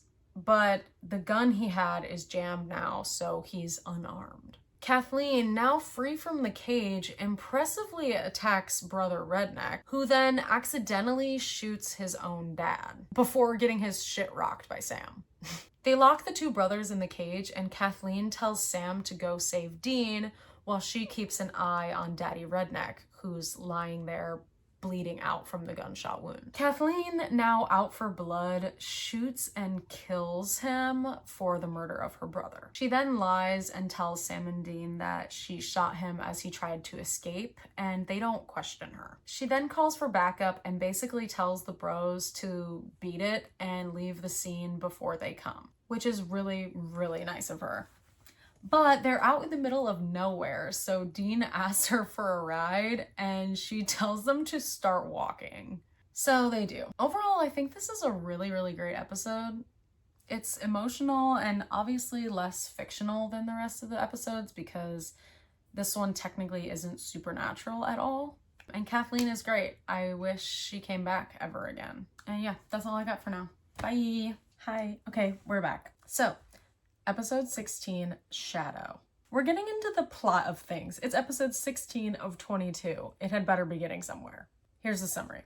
While investigating a mysterious death in Chicago, Sam and Dean run into Meg, who is thrilled to see Sam again. More Meg! Okay.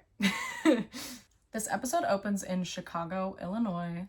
Shout out Chicago. A young girl named Meredith, who's dressed like a 2000s baddie, is walking down these kind of scary streets by herself when she hears something calling out her name. She then sees this huge shadowy figure go across the buildings, and she's scared, so she starts running. It's very scary, but she finally gets to her apartment and locks the door and arms her alarm system, seemingly now safe from the terrors outside. Unfortunately, it's not over for our girl Meredith, as the shadowy figure appears again inside her apartment. It's kind of giving Nosferatu vibes, and we see as this shadowy figure basically stabs her through the back with these long, scary fingernails. And there's blood everywhere, so Meredith is dead. Rest in peace to this baddie. Anyway, a few days later, Sam and Dean pull up to Meredith's apartment wearing these goofy outfits. They're pretending to be from the alarm company. Dean mentions that Sam was once in a production of Our Town, which they never bring up ever again except for in the theater episode from season 10. And they begin checking out the apartment, which still has these like crazy blood splatter stains everywhere. It's like a crime scene. They talk to Meredith's neighbor or landlord. It's never really explained. Who says she was the one who actually discovered Meredith's body. And she also says that if she didn't know any better, she would think that a wild animal killed her. Dean says that he found out from a charming, perky officer named Amy that Meredith's heart was actually missing, and they purposefully left this out of the papers. He then gets an idea to Dexter the fuck out of this crime scene, and he puts masking tape down around all of the blood splatter stains and discovers that it makes this weird symbol. They go to the bar where Meredith worked, but they basically have nothing at this point. They did find out, though, that a man named Ben Swardstrom was actually the first victim of this same crime. Same thing, heart missing, alarm system on, no signs of forced entry. While still at this bar, though, Sam notices someone from across the room. It's Meg. Remember Meg from a couple episodes ago? Yeah. She's so cute, but nefarious. She says that she did go to California, but it wasn't really for her, although she did meet a guy named Chad Michael Murray, and Sam does not know who this person is. It's funny. She says she's now living in Chicago, and there's kind of flirty vibes between her and Sam. Then Dean comes over, and she completely lays into him because, if you recall last time Meg was in the episode, Sam was like pissed off at Dean, rightfully so. So she's not into him at all. She gives Sam her number, and yeah, there's something between these two. But Sam is kind of sus about it. He talks about it with Dean, who's kind of pissed off about what Meg said about him. But Sam is like, bro, no. Listen, this is weird. He can probably sense something is weird because of his little spidey sense or his psychic, powers that he has that we haven't talked about in forever. Dean basically accuses him of just wanting to hook up with her, which, like, why would he? I don't know. Whatever. But Sam tells Dean to go do some research on her, and he's gonna follow her around. Later on that night, Sam is staked out in front of Meg's apartment, and he's kind of watching her through the window a little bit creepily when Dean calls him to tell him that Meg's story checks out. What the fuck? And that he did find out that the symbol they saw at the crime scene is actually a symbol for a deva, or a type of demon. And that apparently working with them is risky business, so whoever summoned the deva has to be a big baller of sorts. He then urges Sam to hook up with Meg again. Sam is then watching Meg through the window as she's just in her bra, and a woman walking on the street sees this and calls him a pervert. Anyway, Meg is now walking down the street, and Sam decides to follow her on foot. He follows her to this sketchy-ass abandoned building of sorts, and to avoid making noise and being suspicious, he decides to climb the elevator shaft. Literally, he like scales the elevator up to the floor where Meg is. And she's in this very like industrial exposed brick warehouse type building vibe. The kind of place where a New York real estate agent might charge you like 10 grand a month to live in. Anyway, she has these like witching materials all over the place, and she's starting to look very scary. We know this as the audience, but Sam does not know this, and he sees her talking through that scary silver bowl that she was using in the last episode. And she's talking to someone through that again, and this time she says, "Yes, I'll be waiting here for you." Oh my god. So, Sam sees all of this as he's hanging out inside the elevator shaft like a spider monkey. And he manages to squeeze through the bars and get inside and investigates the seance table after Meg leaves. Here he sees the same symbol from the crime scene, which we know now is associated with the Deva. So it seems like Meg is the person that's responsible for these deaths, obviously. The bros meet up again at a nondescript motel, and Sam tells Dean everything that he saw. Dean says he talked to that Officer Amy again and found out that both of the victims were actually born in Lawrence, Kansas. Yeah, that Lawrence, Kansas. So they make a plan to stake out the warehouse and see if they can find out who Meg is meeting up with. It's so funny because later on in the series, one little demon is like no big deal for them, but at this point in the show, they're like, we gotta get some help. So they call Dad, voicemail, but they do leave him the address of where they're going to be. So they're getting ready to go after Meg, and the bros are understandably a little bit scared. Sam says he can't wait to hunt down the thing that killed Mom so he can go back to being a normal person again. For some reason, this is news to Dean, who says that it will never be over for him because there will always be something to hunt. And he's right. This is actually a really cute scene, and Dean is being sort of emotional for once, and he says that all he really wants is for all of them to be together again. And Sam is like, listen, I'm still your brother, we're still family, but I don't want any of that. I'm not down for that. Okay, now we're at Meg's scary ass apartment, or whatever this is, the warehouse. They hide while she's doing this little seance, but she immediately knows that they're there. She tells them that the Deva is here and it's coming for them. Suddenly, the scary shadow Nosferatu figure from the beginning of the episode appears and starts violently attacking the bros. Now they're tied up, and Meg reveals that this whole thing was a trap to get them there, but that the real target is dad. And she then says that she knows for a fact that their dad is in town. Girl, you must not know Mr. John hates his kids Winchester. She's being very threatening and, dare I say, cunty. She gets all up in Sam's face and says that she knows how he really feels about her. And she kind of like straddles him and it's very, sexy. Unfortunately, Sam then headbutts the shit out of her and he cuts through the ties and destroys the seance table, which frees the Deva, who then start attacking Meg. And they drag her through a window where she falls many, many stories and seemingly dies.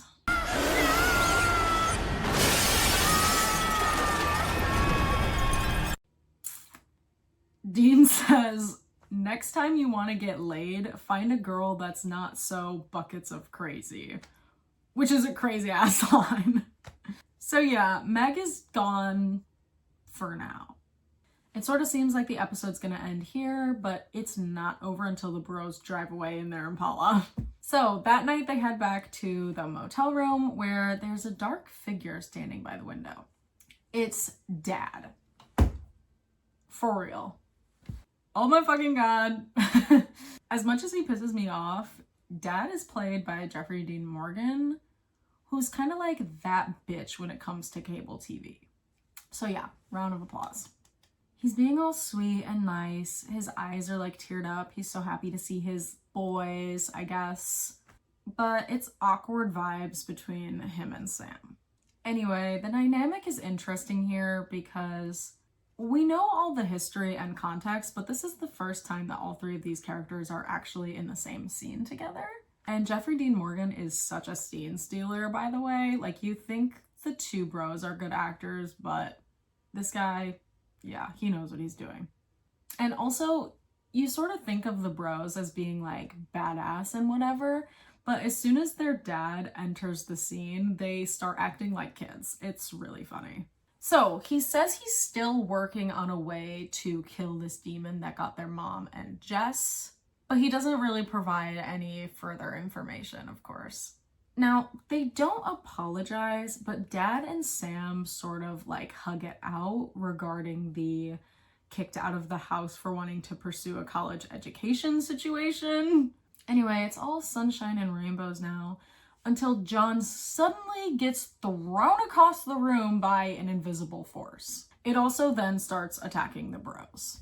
From outside the motel room, we see Meg. We ain't seen enough of her yet.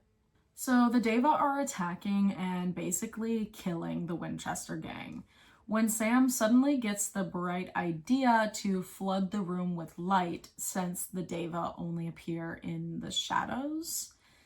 And he pulls a bunch of flares out of his bag, which he has for some reason. And he lights the flares. It's very, very dramatic. A very dramatic scene. And they carry Dad out, who's like bleeding to death. And they rush to the car to escape. But Dean says, Dad, you can't come with us. You're vulnerable when you're with us, and the Deva are after him. Sam doesn't want Dad to leave since they finally just reunited. But Dad says, you have to trust me, this is just the beginning.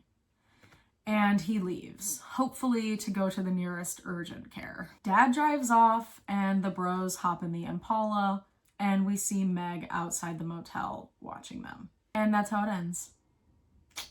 So this episode is a lot. It's amazing. I love Meg. The plot is plotting.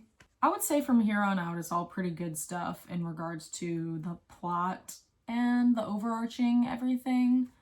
Okay, forget what I said about all the episodes being about furthering the plot at this point, because this one has nothing to do with the plot. But it's a really good episode, okay? So, next up is episode 17, Hell House. Sam and Dean investigate a house haunted by the ghost of a man who killed his 6 daughters during the 1930s. Okay, this summary is a bit of a red herring. That's not actually what this episode is about.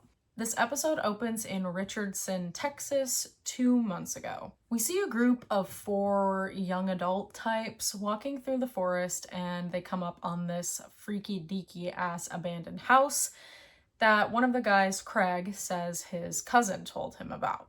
The squad just want to check it out at this creepy abandoned house, so they go inside. They go inside, and Craig says he heard from his cousin that a ghost lives here that supposedly ties girls up in the cellar. So they go down into the cellar, and it's all fun and games until they see a girl really is tied up in the cellar. She's like hanging from her neck in the cellar. They scream. Title sequence. Now we're on Interstate 35, which means nothing to me. Present day. Sam and Dean are driving down this road. Sam is asleep in the passenger seat, and Dean puts a plastic spoon in his mouth and takes a picture. By the way, I noticed for like the first time that Dean is wearing a ring and also some other jewelry in every episode at this point. So I googled it, and of course I found a lot of discourse on the internet about this, and I also found a video where Jensen Ackles talks about this choice. It's linked in the description if you're interested. I think this is a cool, like, specific thing for the character to have, and it's another thing that is, again, not present in later seasons, which makes me sad.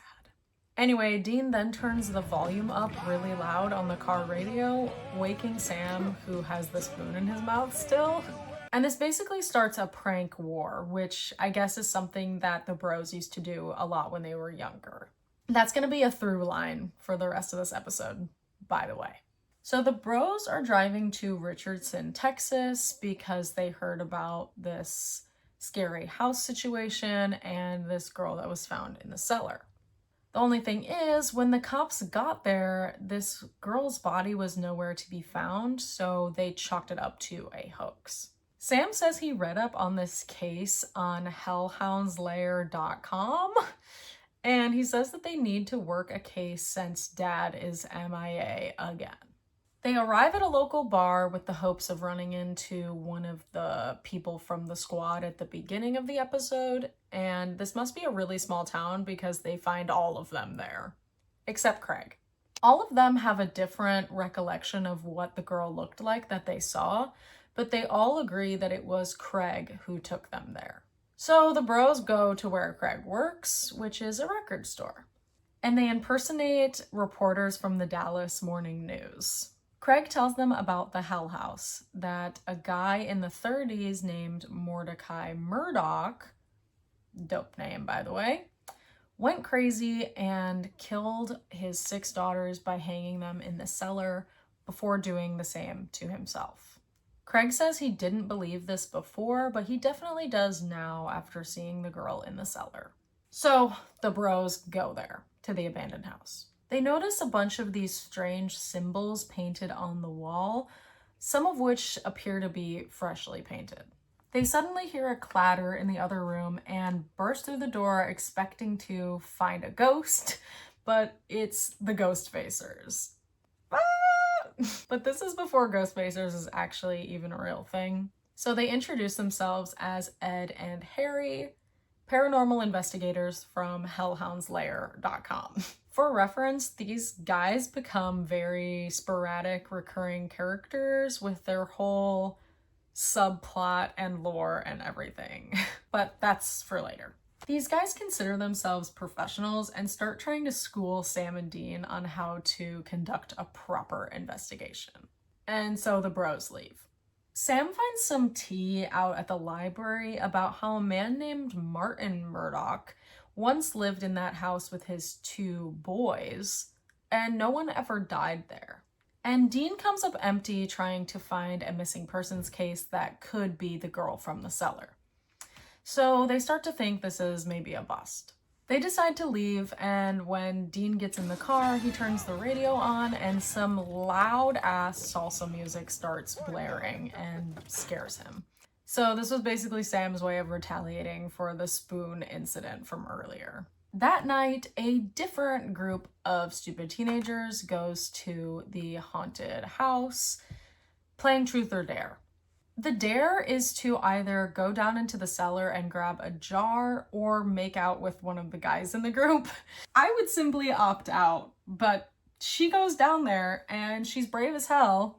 But alas, she is attacked and killed via noose by a creepy man in overalls. The next morning, the bros arrive at the scene where the cops tell them that they think this girl hung herself down there, but it's kind of weird because she was a straight A student, she had a full ride scholarship to college, and yeah, it doesn't really add up. They think there is something else suspicious going on because of this, obviously, so they decide to stick around. That night, there's cops staked out in front of the haunted house, and Sam and Dean are basically hiding in the woods waiting for a moment to get in there, when they run into Ed and Harry again. Dean shouts from the trees, causing the cops to run after Ed and Harry, basically getting everybody out of the way so they can go and investigate. With the coast clear, the bros go back into the haunted house, where they are met with a scary ghost with an axe. Sam tries to shoot it with rock salt, but it has no effect. With no other plan, the bros just basically run away, where they run into Ed and Harry once again, who are then caught by the police.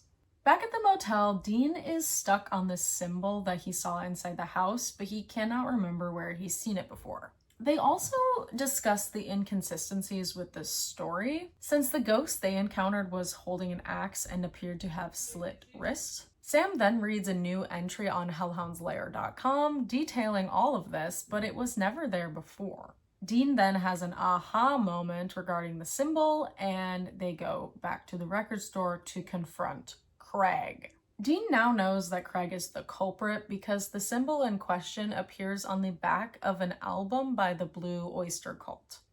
Now, I'm unfamiliar with this band, but this does appear to be actual artwork that appears on an actual album, which is pretty cool. Craig folds and tells them that one summer he and his cousin were bored and decided to go to this abandoned house and basically dress it up to make it look like it was haunted, and they come up with this fake story of a ghost and everything else.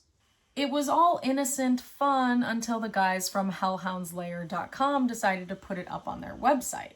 And now a girl really is dead. So, it's not explicitly mentioned, but basically the girl from the cellar at the beginning of the episode was Craig's cousin pretending to be dead to scare them.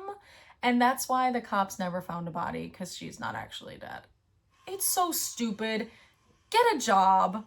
So, we still don't actually know what the fuck is going on, because obviously a girl actually did die and Sam and Dean actually did encounter a ghost at the house.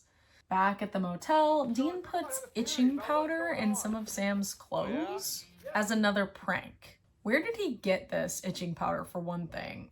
Why is itching powder a thing? I don't know. Sam comes out of the shower in nothing but a towel, and they go to a little diner. Sam says he thinks they're dealing with a tulpa. Basically, a tulpa is a spirit that manifests if a bunch of people believe in it. They also notice one of the symbols on the walls at the haunted house is not just rock band bullshit, but actually a real symbol that is actually associated with a tulpa. So unknowingly, all the people reading about Mordecai on the Hellhound's Lair website are actually manifesting something into actual existence. Does that make sense? It doesn't matter. This explains why the ghost changes form every time there's a new update on the website, and why the rock salt didn't work. So they need to do something about this website in order to stop the tulpa. And this whole time, Sam is itching from the fucking itching powder. Sam and Dean confront Ed and Harry in their little dork van, and basically try to ask them to take down the website, but they know this isn't going to work, so they pretend to bait them with this information in exchange for them shutting down the website. They tell Ed and Harry this information that they found, which is that Mordecai actually shot himself and that he can only be killed with these special type of bullets. The thinking here being that the guys will post this on their website and people will read it and it will basically be brought into existence, then the bros can actually shoot and kill the ghost. Are you following me? While at another diner, the bros see the update on the website, so all they have to do is just wait for it to spread a little while, and then they can go and kill it for real. Here, Sam pranks Dean back by putting glue on his beer bottle, and it gets stuck to his hand. Very funny. Back at the haunted, not haunted house again, Sam and Dean once again encounter Ed and Harry. The ghost of Mordecai appears, and the bros shoot it, assuming that this will work, but moments later, the ghost reappears again. Ed and Harry say that after they made the post, their servers crashed, so nobody has actually seen the story. So they're being attacked and basically defenseless.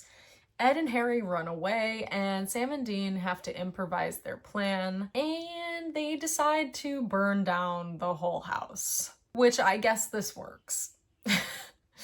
After all this, Ed and Harry say they got a phone call from a big-time producer in Hollywood, so they're leaving to go to Hollywood to make a movie about the Hell House. So they're gone for now. They will be back. And Sam says he was actually the one who called them, pretending to be a producer. And the bros decide to call a truce on the prank war for now. And they drive off. End of episode. Damn, that was a lot. Honestly, I really like this episode.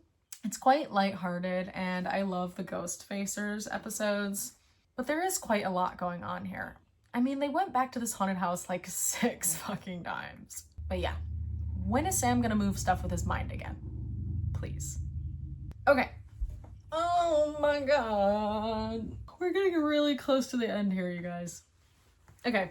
Next up is episode 18, Something Wicked This Way Comes. Voice crack.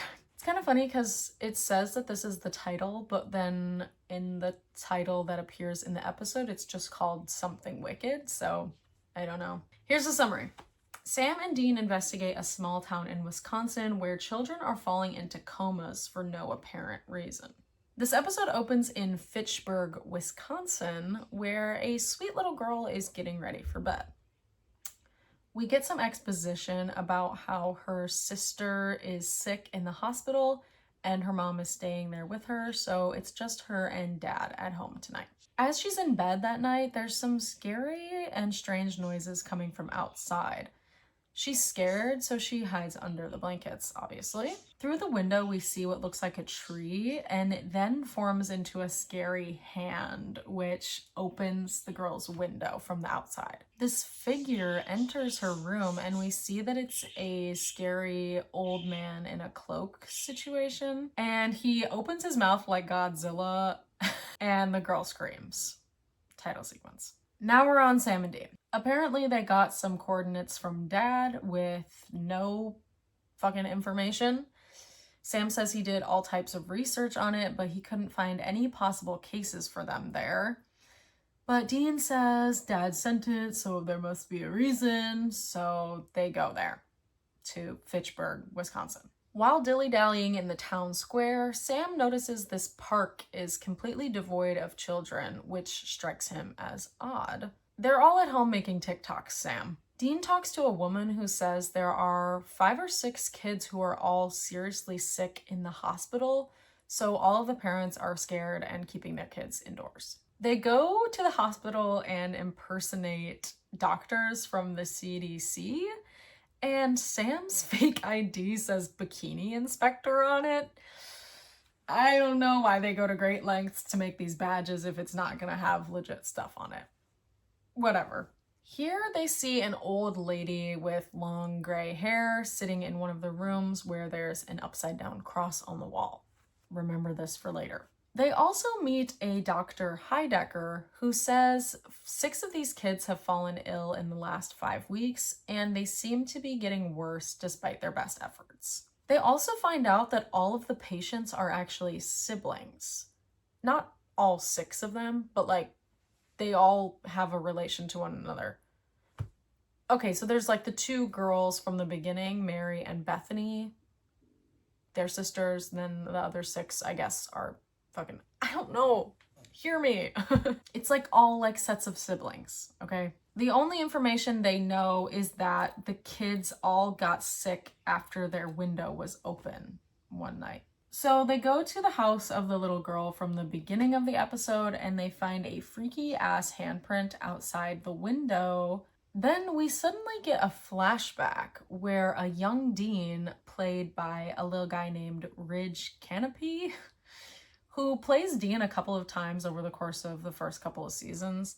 They have like 6 actors that play a young Dean over the course of the show. Anyway, in this flashback scene, we see Dean and Dad are in a motel room, and Dean is telling him he has to go out for a hunt, so little Dean has to take care of little Sammy while he's gone. And they can't leave the room or answer the phone for several days. Little Sammy is played by Alex Ferris, who I think is only in this one episode. Anyway, poor little Dean is like 8 or something here. So now we know why Dad has told them to come here, because they've met this monster before. Dean says he knows what they're after is called a striga, and it could be the same one from before because it actually got away from them all those years ago. They get to a motel and this young kid named Michael is checking them in, basically working the front desk. And he insinuates that Sam and Dean are gay when a nice woman comes in and takes over the front desk. So basically this woman and her 2 kids, I guess, live in this motel. And sometimes the older kid has to like work, I guess. In the back room, we can see this kid Michael is taking care of his little brother, which leads to another flashback where a young Sam and Dean are in this motel room. Young Sam says he's tired of eating SpaghettiOs and he wants Lucky Charms for dinner. Dean is a little upset and says there's only enough Lucky Charms for 1 bowl and he hasn't even had any yet, but he reluctantly lets Sam eat the Lucky Charms. I like want to cry.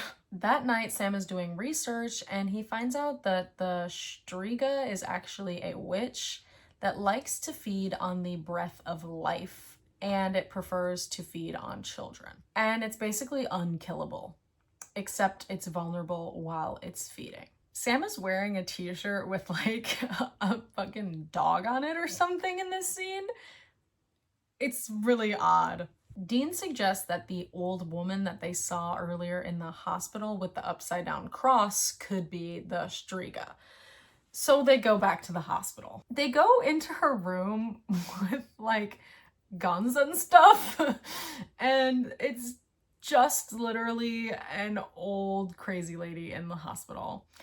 She asked them to please fix the cross because she's asked like several times for it to get fixed and she doesn't want it to be upside down. So that was pretty stupid. That night we see that the monster is about to strike again. The next day outside the motel, Dean sees the kid Michael and finds out that it's actually his little brother Asher who was the monster's next victim. Mom is rushing out of the motel and she says that she has to go take care of Asher, but she needs Michael to stay at the motel. He's really upset about this. He obviously wants to go and make sure his brother's okay. The bros are witnessing this and Dean offers to drive her to the hospital before declaring that he's going to kill this thing. Sam's at the library doing more research and he finds out that every 15 years this monster feeds for months in a particular town before moving on to the next, with the first case being in the 1890s. And in all of these instances, all of the children died. While looking at a photo from 1893, Sam notices a familiar face in the picture. It's Dr. Heidecker. Back at the motel, Sam is wearing his dog t-shirt again, and Dean has basically come up with an idea to use Michael as bait since the monster always goes after siblings and they assume that Michael is next. Sam hates this idea, but Dean is determined to kill this thing because it was his fault that it got away last time when he was 8.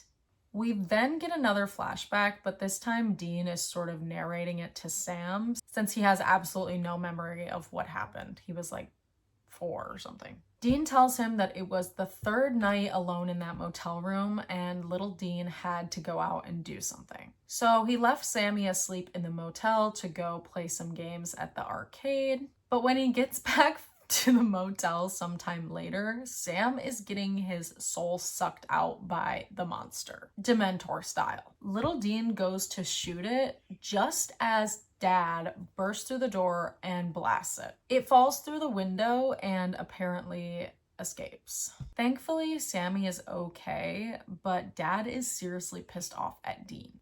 And he says that when Dad went back to kill the Striga, it had vanished.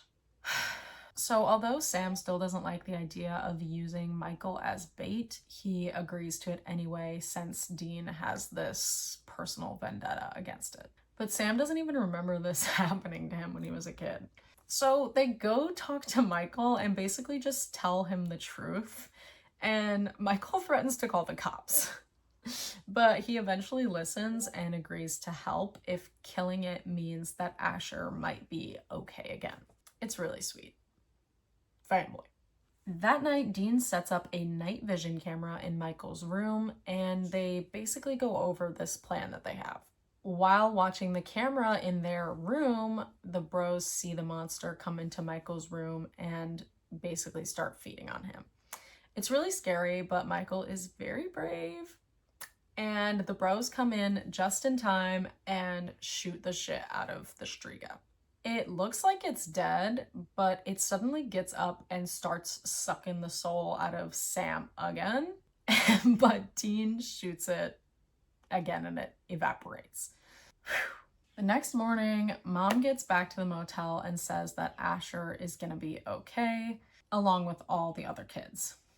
And that Dr. Heidecker wasn't there today. So it looks like everything's gonna be all right. And I guess Michael will never tell his mom what happened that night, but all that matters is that Asher is okay. The bros have a little bro moment and they drive off. I think this is a really great episode. I love when we get a flashback, and all of the castings for young Sam and Dean are actually really spot on, especially the ones later on that appear regularly. The blot is not blotting still, whatever. We are getting close to the finale though, so just relax. This next episode is a good one. It's episode 19, Provenance. Oh yeah, this is a good one. Summary. A young husband and wife are killed in their home shortly after buying an antique painting of a family portrait from around 1910. I need a goddamn teleprompter. This episode opens on a creepy ass, old ass painting of a family, a husband and wife, 2 boys, and a little girl holding a doll. And in the corner, there's like a little razor blade, like the kind they use at the barbershop for some reason. And the father is looking off to the side at the daughter sort of angrily. Who would paint something this way? I don't know. Anyway, so the painting is being put up on the wall above the fireplace by a man named Mark. He and his wife Anne recently bought the painting at an auction, and Anne says, "Don't you think it's kinda creepy?" Hell yeah! What's even more creepy is hanging a portrait of a family you don't even know above your fireplace. What the fuck? Then Anne goes upstairs for bed while Mark is like locking up the house for the night. And while they're not looking, the dad in the painting moves. Hell no. And suddenly the blade in the painting is gone. We see a figure going up the stairs and into the bedroom where Anne is laying. Moments later, Mark goes up there and he finds Anne in bed, bloody and murdered. He freaks out and falls to the ground and he gets attacked as well. Eesh. Okay, the bros are at a bar and Dean is pretending to be a producer from LA to hit on these hot girls. And Sam is doing research. Dean makes a comment about how Sam never tries to get a date. Ouch. And Sam says he may have found a case for them where a couple, Mark and Anne, were murdered in their home in New Paltz, New York. And supposedly Dad's journal has this area of New York marked for potential supernatural activity, citing 3 murders that took place there starting in 1912. So they decide to go to New York. The next day, Sam is checking out Mark and Anne's house for EMF, while Dean sleeps in the passenger seat wearing his sunnies, insinuating that he had a crazy night with those girls from the bar, I guess. Sam says there's no bad history in the house, nothing weird about the couple.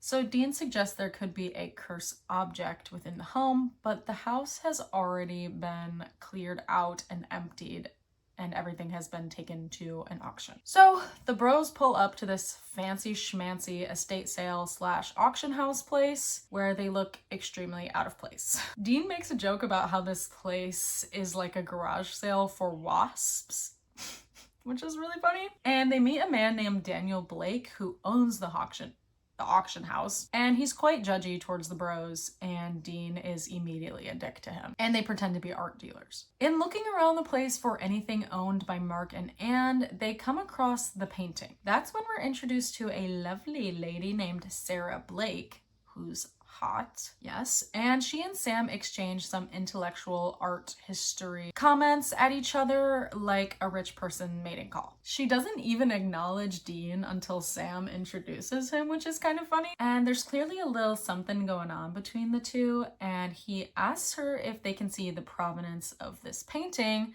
when asshole Daniel Blake comes back to tell them to get the fuck out. He's Sarah's dad, if you didn't get that. So the bros go to their motel room, which for some reason is decorated to look like a disco theme. It's random and totally irrelevant to the plot, but it's kind of funny. Dean asks about the provenance because he doesn't know what that is, and neither do I. So Sam explains to Dean and the audience that a provenance is a certificate of origin or a biography on a specific piece at an auction. Cool, thanks for that. Dean basically peer pressures Sam into reaching out to Sarah to get this information, since she was clearly into Sam. So he calls her, but how does he have her number? I don't know. So she and Sam meet for dinner at this fancy restaurant, and perhaps Sam has never been to a fancy restaurant in his life, but it's cute because she like orders a beer and she's like a cool girl. And they sort of relate because, like Sam, Sarah hasn't been on a date in a long time. She says this is because her mom died about a year ago, and she's being super open with him, but he's sort of reluctant to give her any personal information about himself. We don't know if they even kissed on this date, yet Sam kissed the girl from the Hookman episode a while back. I guess this kind of shows that he's sort of like less emotionally available since being on the road all this time, which is kind of sad. Later on, back at the motel, Sam has the provenances. He says after dinner they went back to her place to get them, but they did not hook up. Dean says maybe after the case they could stick around there for a while so they could go out again, which is really sweet, but no. They read more about this painting in the provenances, which labels the painting as a portrait of Isaiah Merchant and his family, painted in 1910. Weirdly, all of the owners of this painting are also the ones listed in Dad's journal that were mysteriously murdered. So now there's a super like badass scene, like Ocean's 11 type scene, where the bros break into the auction house to get the painting. Dean cuts the painting out of the frame and they drive out to the middle of nowhere and burn it. They assume that this has solved the problem, but we're only halfway through the episode. So back at the auction house, the painting materializes back into the frame out of thin air. So the problem is not over. The next morning, the bros are packing up to leave, but conveniently, Dean can't find his wallet and he thinks that it might have been left at the auction house. This is kind of like sloppy writing. I don't know.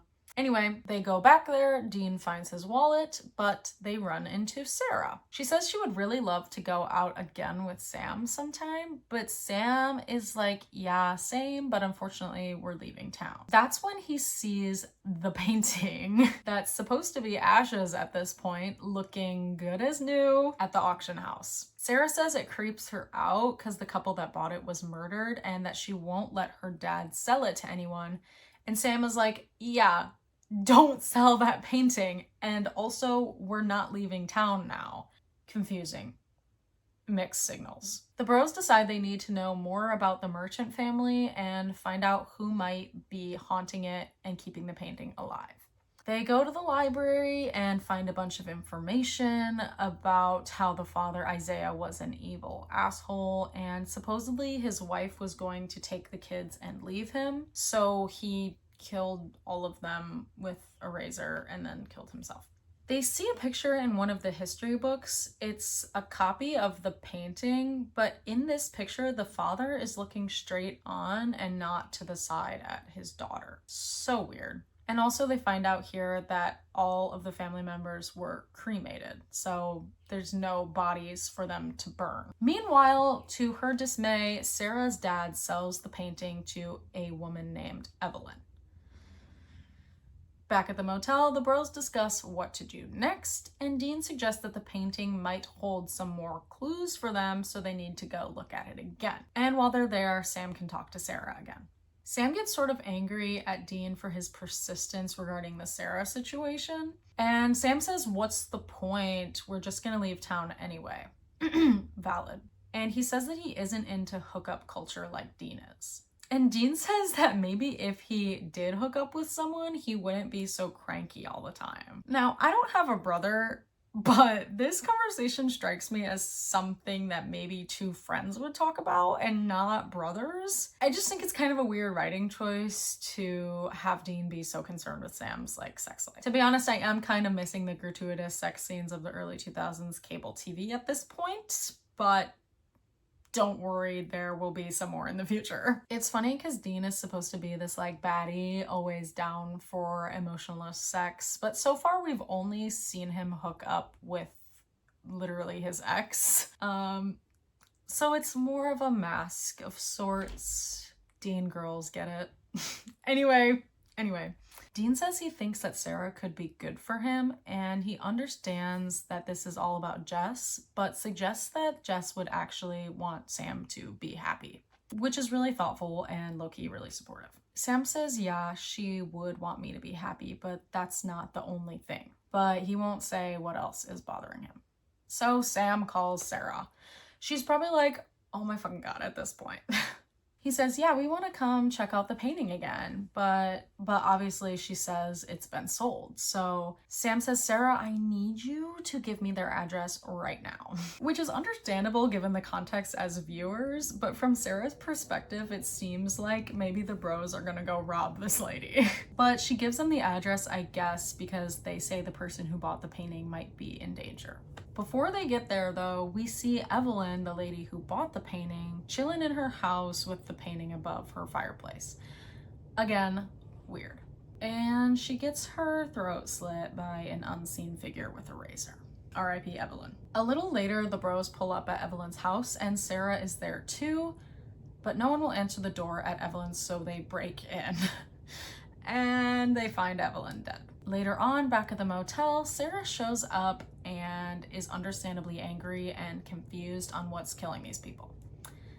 Sam tries to break it to her that a ghost killed them, and she doesn't want to believe this, but she says that she still wants to help because she feels partially responsible.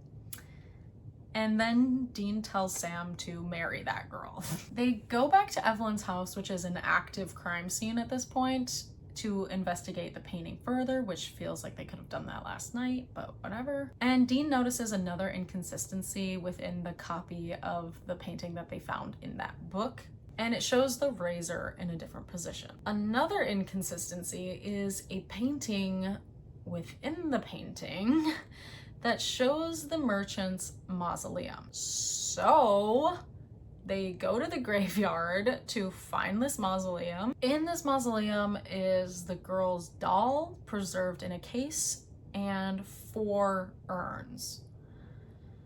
So one of the merchant family's urns is not there. So they assume that the dad is not in this mausoleum. After that, there's this really cute scene where Sam grabs an eyelash off of Sarah's face and has her make a wish. And she's like, "What are we?"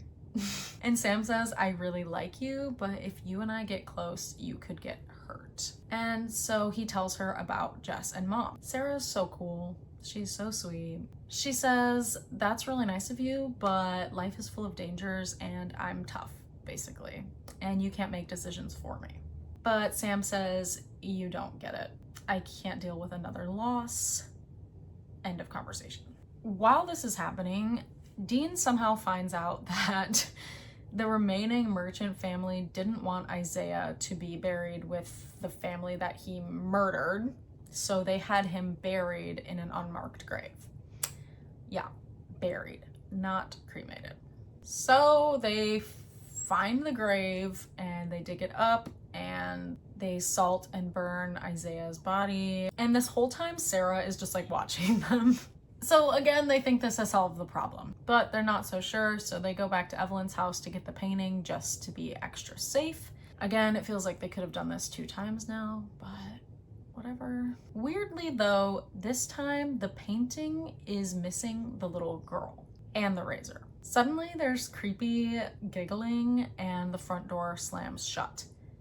Dean was out in the car, so now Sam and Sarah are trapped in the house, and they're realizing that the little girl is actually the killer ghost, not the dad.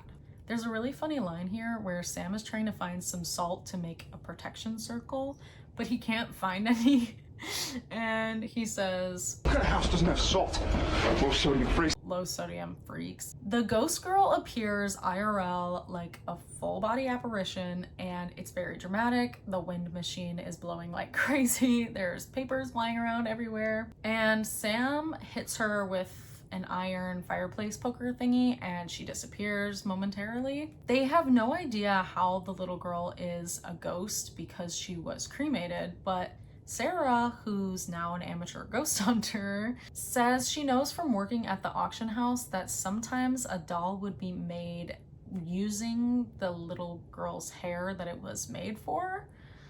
So the doll could contain actual hair from the girl. It's a fun plot device, but it doesn't really explain how the little girl's ghost is connected to the painting. Anyway, so they talk about this on the phone, so Dean hurries back to the mausoleum to burn the doll. Meanwhile, Sam is getting attacked by this little ghost girl. Wussy. Dean can't break the glass that's encasing this doll, so he shoots it with a gun. And he lights it on fire just as the ghost girl is about to razor blade Sarah. Ghost girl burns up and evaporates, and she appears back in the painting. Jesus Christ. The next day, back at the auction house, Dean says he found some more information on the little girl, aka adopted daughter Melanie. She was put up for adoption when her OG family was found dead. So this little girl is a serial killer, and her dad Isaiah was blamed for the deaths. I am like so over this whole adopted kid is secretly crazy trope in movies and TVs. Like, adoption is amazing. More people need to adopt. Anyway, Sarah tells the employees at the auction house to take the painting out back and burn it. So it's all over. And it's time for the bros to leave town. Sam and Sarah have one last conversation. She's so sweet, and she clearly really likes Sam. She says, "Maybe you'll come see me again," and Sam says, "I will." Liar. Liar. Sarah does return in season 8, but I'm not even gonna, let's just say it's a short-lived return. So they say goodbye and Sam walks away. Moments later, he knocks on the door again, and when she opens it, they kiss. Yay! I want these two to be together so bad, but we can't have nice things on this show. And Dean has a proud dad moment, and the episode ends. I'm really trying my best to summarize these episodes and give context and have it make sense, but a lot of shit happens, so I'm sorry. But this is a really good episode in my opinion, but I'm like so ready to get into the finale. Let's do it. So, with that being said, episode 20, Dead Man's Blood. Summary: after a vampire hunter who was John's mentor is murdered, Sam and Dean are surprised when John himself shows up to solve the case. Okay. The episode opens in Manning, Colorado, present day. We see a man named Mr. Elkins is sitting in a bar and he's writing in a journal that looks quite similar to Dad's journal. Then this group of hooligans walk into the bar. It's like 5 biker type people, and Mr. Elkins' spidey sense goes off. Then Mr. Elkins is suddenly gone. We see him as he pulls up to his house and quickly goes inside, where a woman named Kate is already there waiting for him. She's one of the biker ladies. He throws a knife into her chest, but it doesn't affect her at all, and she begins going after him. He manages to run into another room and push a bookshelf over in front of the door. In this room, he has a small safe, which contains a little gun, a pew-pew. He begins loading it as fast as he can when 2 more biker types drop down through a skylight in the ceiling, and Kate gets past the bookshelf. They tackle him, she grabs the gun, then it's implied that they eat him. So they're vampires. Now we're back to Sam and Dean at a cute little diner where they're struggling to find a new case. Here, Dean suggests that they could go back to New York so Sam can see Sarah again, which has me wanting to burst into tears because that's never gonna happen. Sam says, no, we have work to do. You know, saving people, hunting things, Dean. Sam also says he found an article about a man named Daniel Elkins who was found mauled in his home. And Dean says he recognizes this name from Dad's journal. So they go to Mr. Elkins' cabin, which is trashed, obviously. They find his journal and the empty box that had contained the gun, and some mysterious scratches on the floor. Dean does one of those classic paper pencil thingies. You know what I mean, but I was trying to Google this term and it was ridiculously hard to find the answer, but apparently it's called pencil rubbing. That doesn't seem right, but anyway, you know what I mean.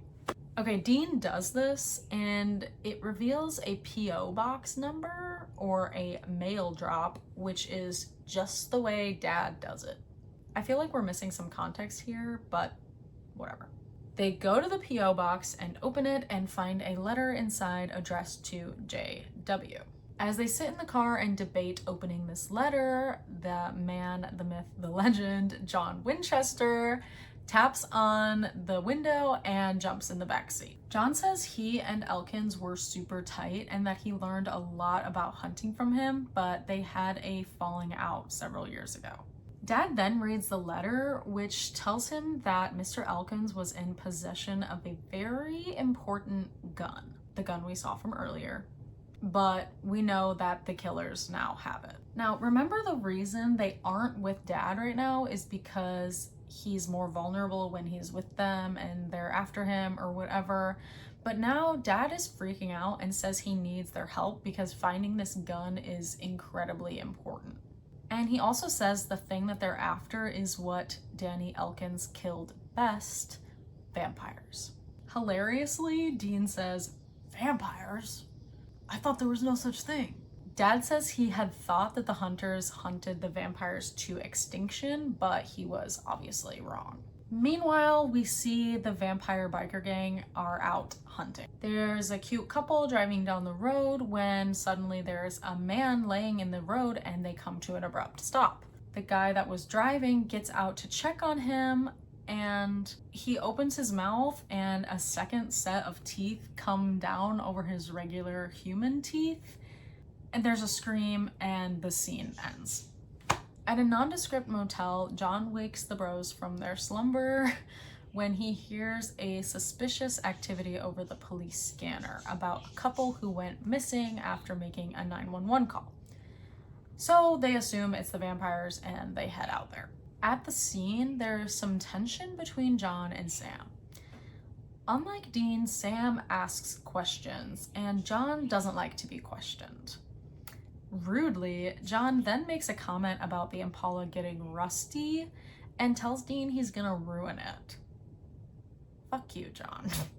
At some middle of the nowhere barn, the vampires are having a hoedown throwdown, and the couple from the car earlier are tied up in there.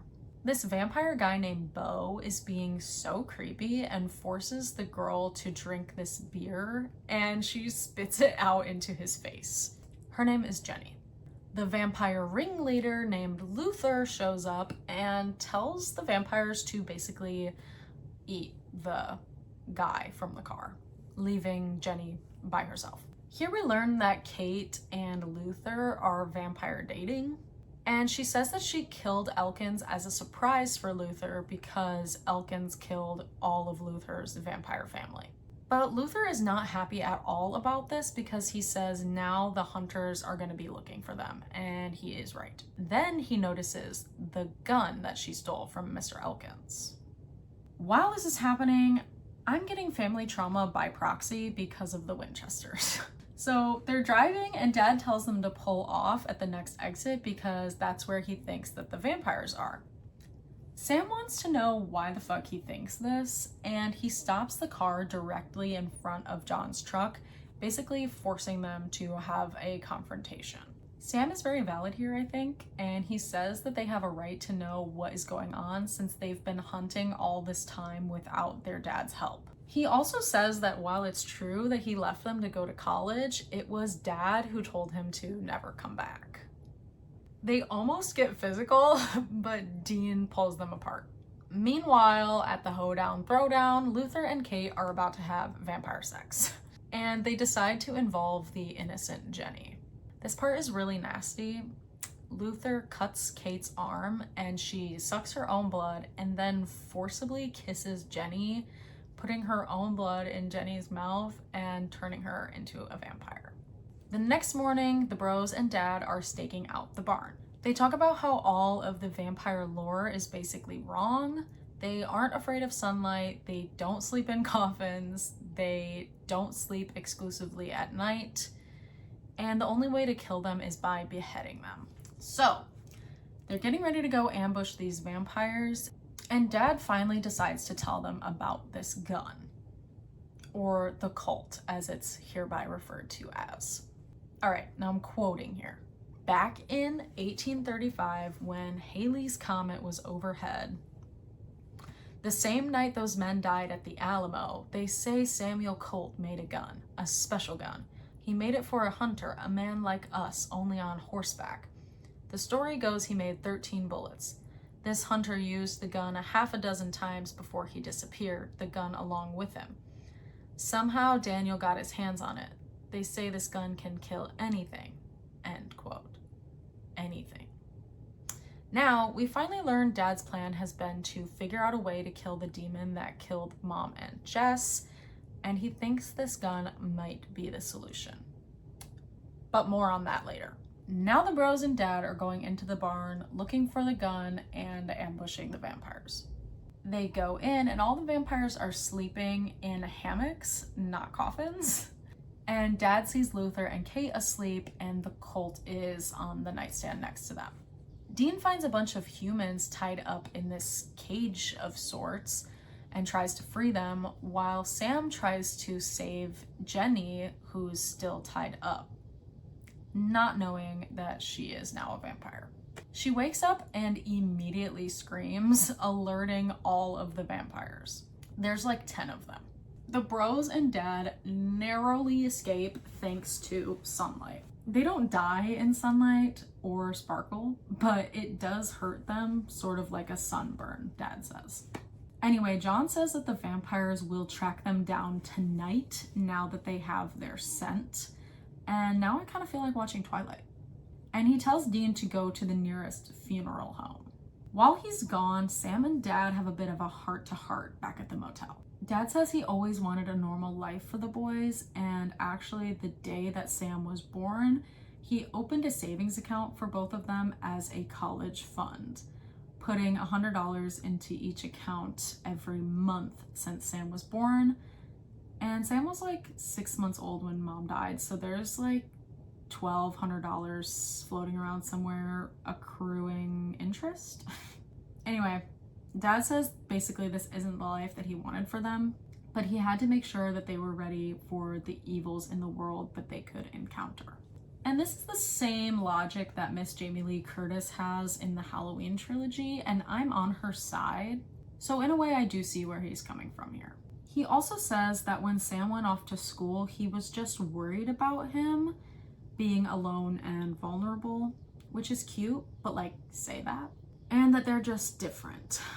Sam says they are not so different anymore because of Jess.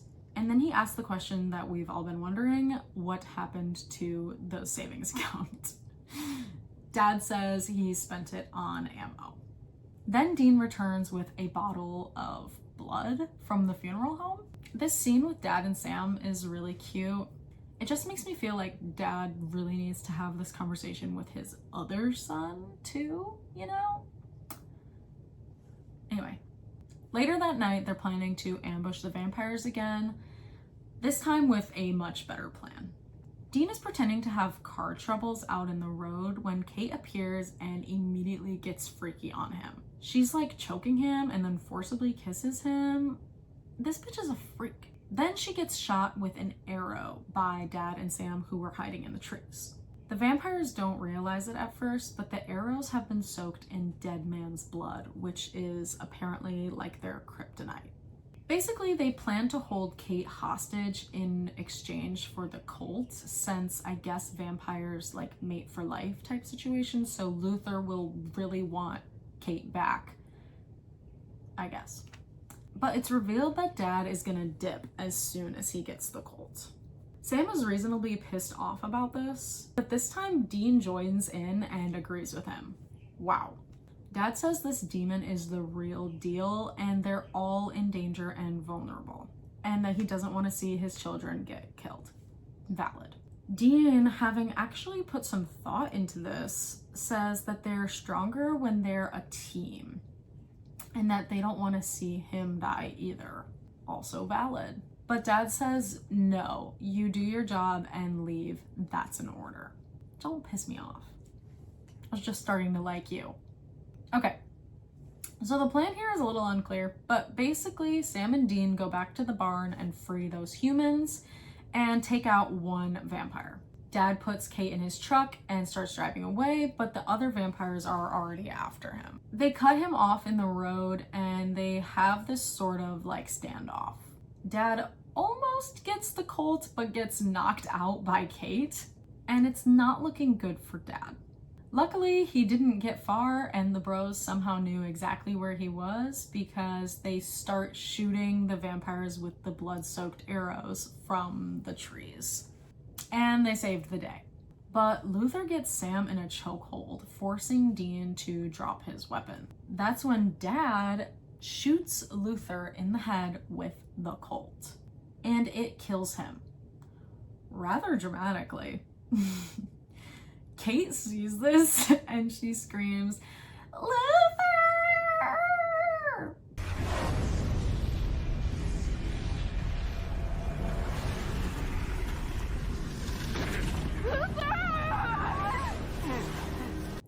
And they flee out of fear of the cult. So, cult acquired. We're one bullet down though, leaving us with like 6 bullets, I think. Not a lot. Anyway, later on, back at the motel, they're packing up to leave, and Dad comes in and acts like he's mad at first because they didn't listen to his order. But Dean, being that bitch, says, yeah, and we saved your ass. And Dad says, yep, you're right. We're better when we're together. Which is crazy, because like, yeah, of course 3 is better than 1. And then he says, it's decided. We're going after the demon together. End of episode. Yeah. I could not be more excited going into the last 2 episodes of this season. Not only because it has taken me actual weeks to film this, but also because it's gonna be so good. So, we're on the second to last episode of the season, episode 21, Salvation. Summary. After Sam has a vision of a family being attacked, the brothers and their father head to Salvation, Iowa to save the family in Sam's dream. Fucking finally. Before we get into it, I have to point out that they do a recap before each episode, but since it's almost the finale, this one has a special recap, which includes a song and a super dramatic retelling of everything that's happened. It also starts out with the road so far, which they continue to do every season after this.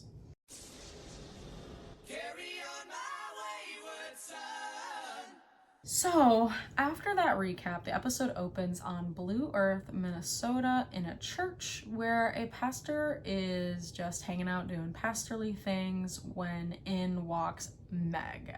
She says she needs to talk to the pastor and basically starts giving a confession. It sounds like all normal stuff at first, and then she starts saying some crazy ass shit, and her eyes go black. He says, "How can you be here? This is a church." And she says that works on the minor leagues, but not on me. In case there was any doubt that Meg was possessed by a demon at this point, she is. So he runs away and Meg goes after him. He goes downstairs where he has this like crazy arsenal of big guns and stuff. And there is an amazing shot where Meg breaks down the door and there's like light coming through the stained glass window above her. It's just, how do you do that?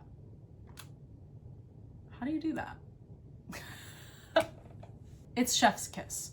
And he throws a knife at her, but she catches it. She's such a boss babe. And she says she's looking for the Winchesters.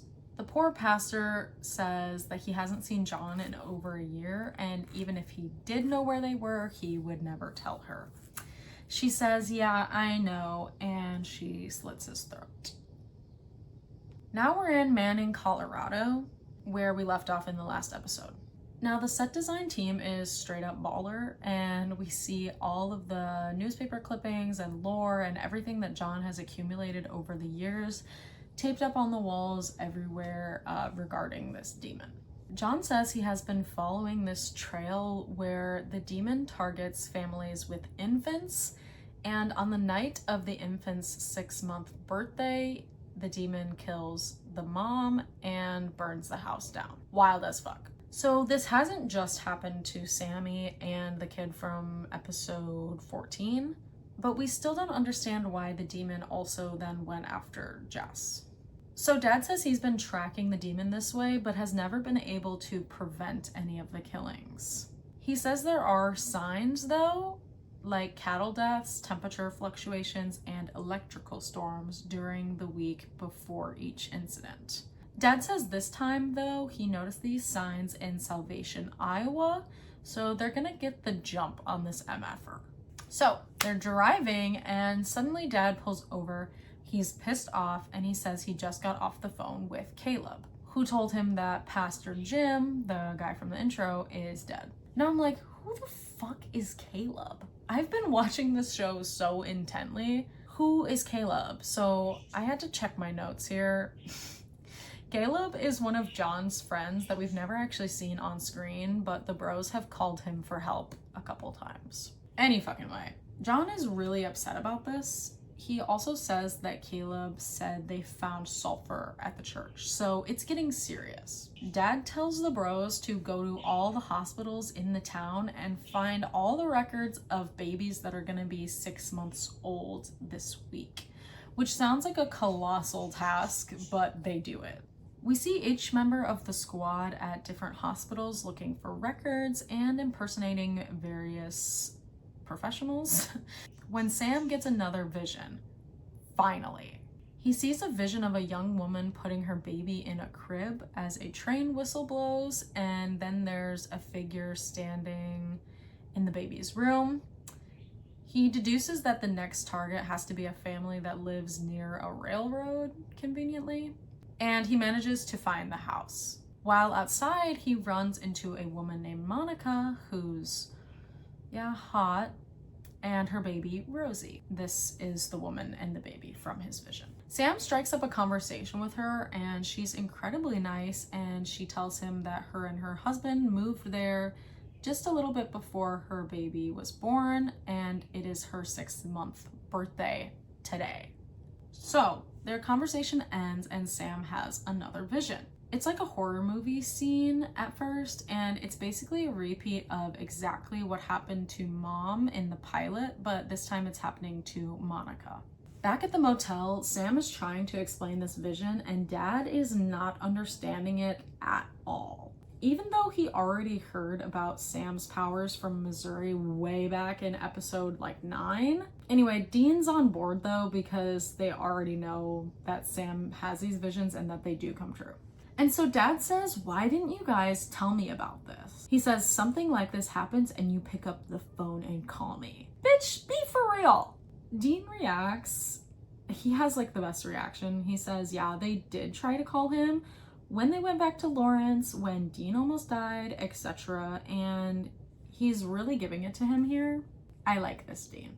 Dad actually makes a comment about this new tone of his, but he agrees that, yeah, he was deliberately not responding to them before. Regardless of that, though, they're going to go after this demon tonight. Just as this conversation ends, Sam gets a call from enemy number 1, the baddest bitch out there, Meg. They're gagged because the last time they saw her, she fell out of a window and died. She asks to speak to John and basically tells him that she killed Pastor Jim and that she's visiting his friend Caleb. We see she has Caleb tied up in a chair somewhere, and she says all she wants is the Colt. God damn it. John says, I don't know where it is. So Meg, yeah, she slits Caleb's throat. Slices? And she says that John has just started a war and that all of his friends, anyone who's ever helped him, is now in danger unless he gives up the Colt. So it's serious, you guys. He reluctantly says okay because he has no choice. She tells John to bring the Colt to a warehouse in Lincoln, unclear what state, at midnight tonight. John says, it's gonna take me a day to drive there. And she says, I don't give a fuck. Bring me the Colt tonight or your friends die. Bitch, what? While talking to the bros, Dad suggests that Meg is actually possessed by a demon, and he tells the boys that he's going to meet her. But Sam is like, no, the demon, remember? We need the gun to kill the demon. So Dad suggests that they do a little switcheroo to fool Meg. This is a bad idea. So the plan is basically for Sam and Dean to take on the big bad demon while Dad goes and gives Meg a fake gun. I think this is a bad idea, just all around. And they think this is a bad idea too. So they meet up later and Dean gives Dad this antique gun that he found somewhere and expresses his concern for Dad in this situation. This whole thing is obviously a trap and he doesn't want Dad to get killed, obviously. But I'm worried about my bros. So Dad gives them the Colt and he tells them that the gun only works because of these special bullets and there's only 4 of them left. 4? I thought there were 6. I don't know. So they only get 4 chances to kill this bitch. There is a moment here where Dad acknowledges that he's been hunting this demon for so long, but now that it's time to actually do it, he can't be there. And it sort of feels like maybe John isn't gonna survive this. And he drives away. Somehow John arrives in Lincoln before midnight, and we see him sort of scoping out the vents outside this warehouse. And he goes up into one of those giant water tanks and says a prayer in Latin before dropping a rosary down into the water tank. It's pretty smart. Meanwhile, the bros are outside Monica's house discussing how they should go about barging into this woman's house with a gun. And they basically have no plan and just decide to wait it out. The bros then have a bro moment, and Sam says thank you for always being there for me, and that he wanted to say that just in case. Dean says no one is dying tonight except that demon. We'll see, babe. At the warehouse, John confronts Meg, but she has brought another demon friend with her, Zach Baggins. Just kidding, it's just this other random demon guy. But this kind of checkmates John, so he's forced to give her the fake Colt. They're sort of checking it out, and the demon buddy takes the gun and shoots Meg with it. And she doesn't die. Fuck. So now they know it's a fake. But Meg is such a boss babe, she's threatening to kill John, but he manages to make a quick escape down into this tunnel where he turns on a valve and it starts spraying water everywhere. Meg and Zach Baggins try to go after him, but the water starts burning their feet because it's holy water. I like the idea that you could say a prayer and drop a rosary in, say, a lake or an ocean, and it would turn the entire thing into holy water. It reminds me of the same logic from The Nun 2, which is not a great movie. He goes out to his truck to dip, but his tires have been slashed.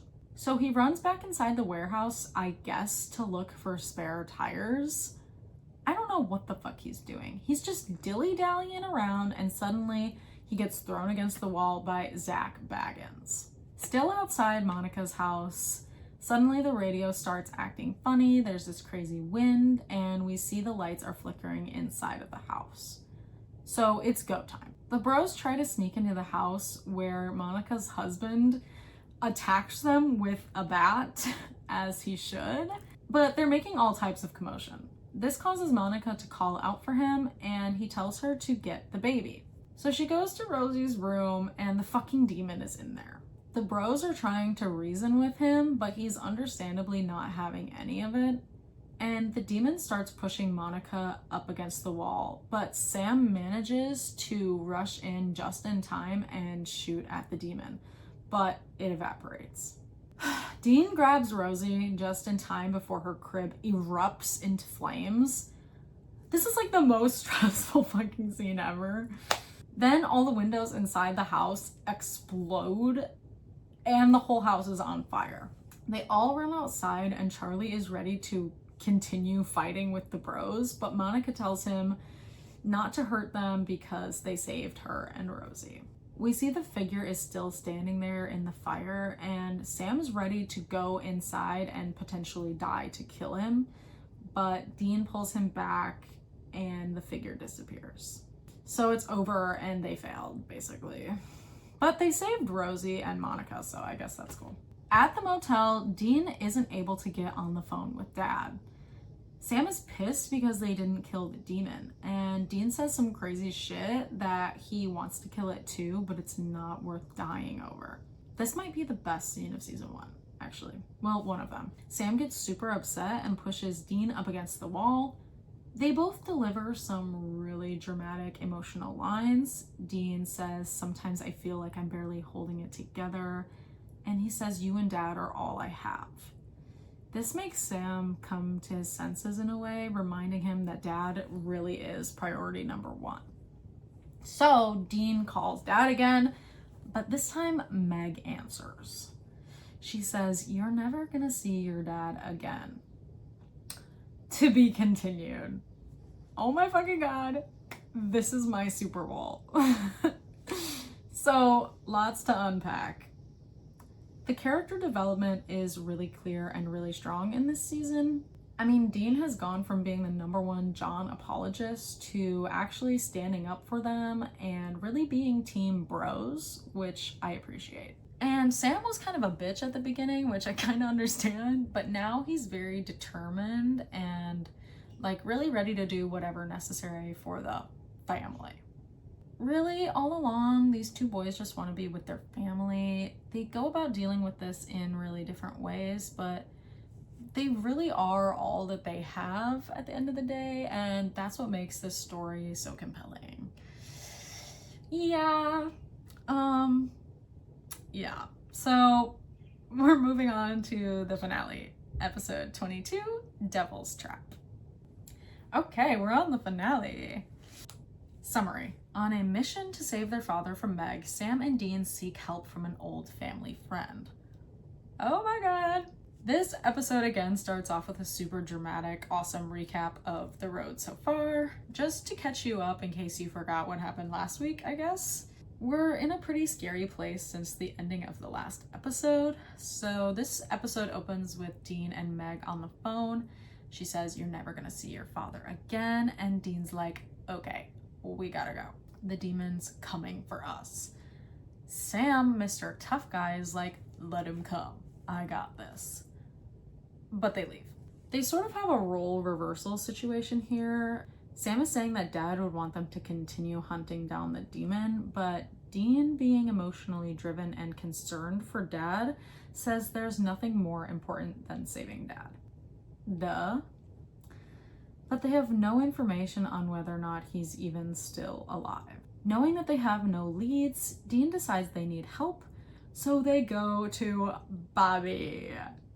It's Bobby, bitch. Everyone in the theater starts cheering. So Bobby Singer is played by Jim Beaver. The character's name is sort of a joke because Robert Singer is an executive producer of Supernatural.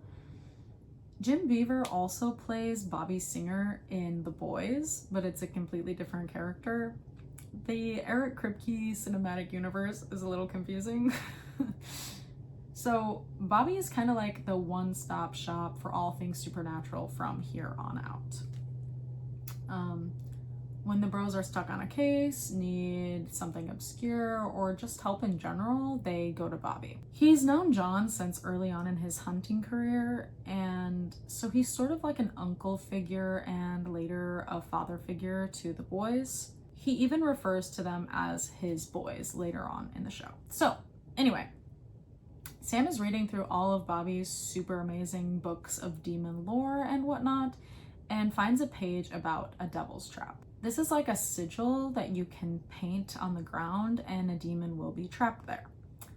Yeah, I do feel like they should have called him earlier on in the season, but I understand why they didn't write it this way, but whatever.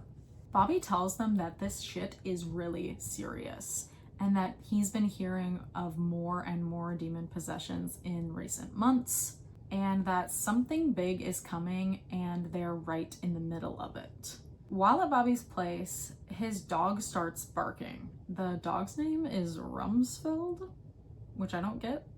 And this is basically alerting them that Meg is here. Meg bursts down the door.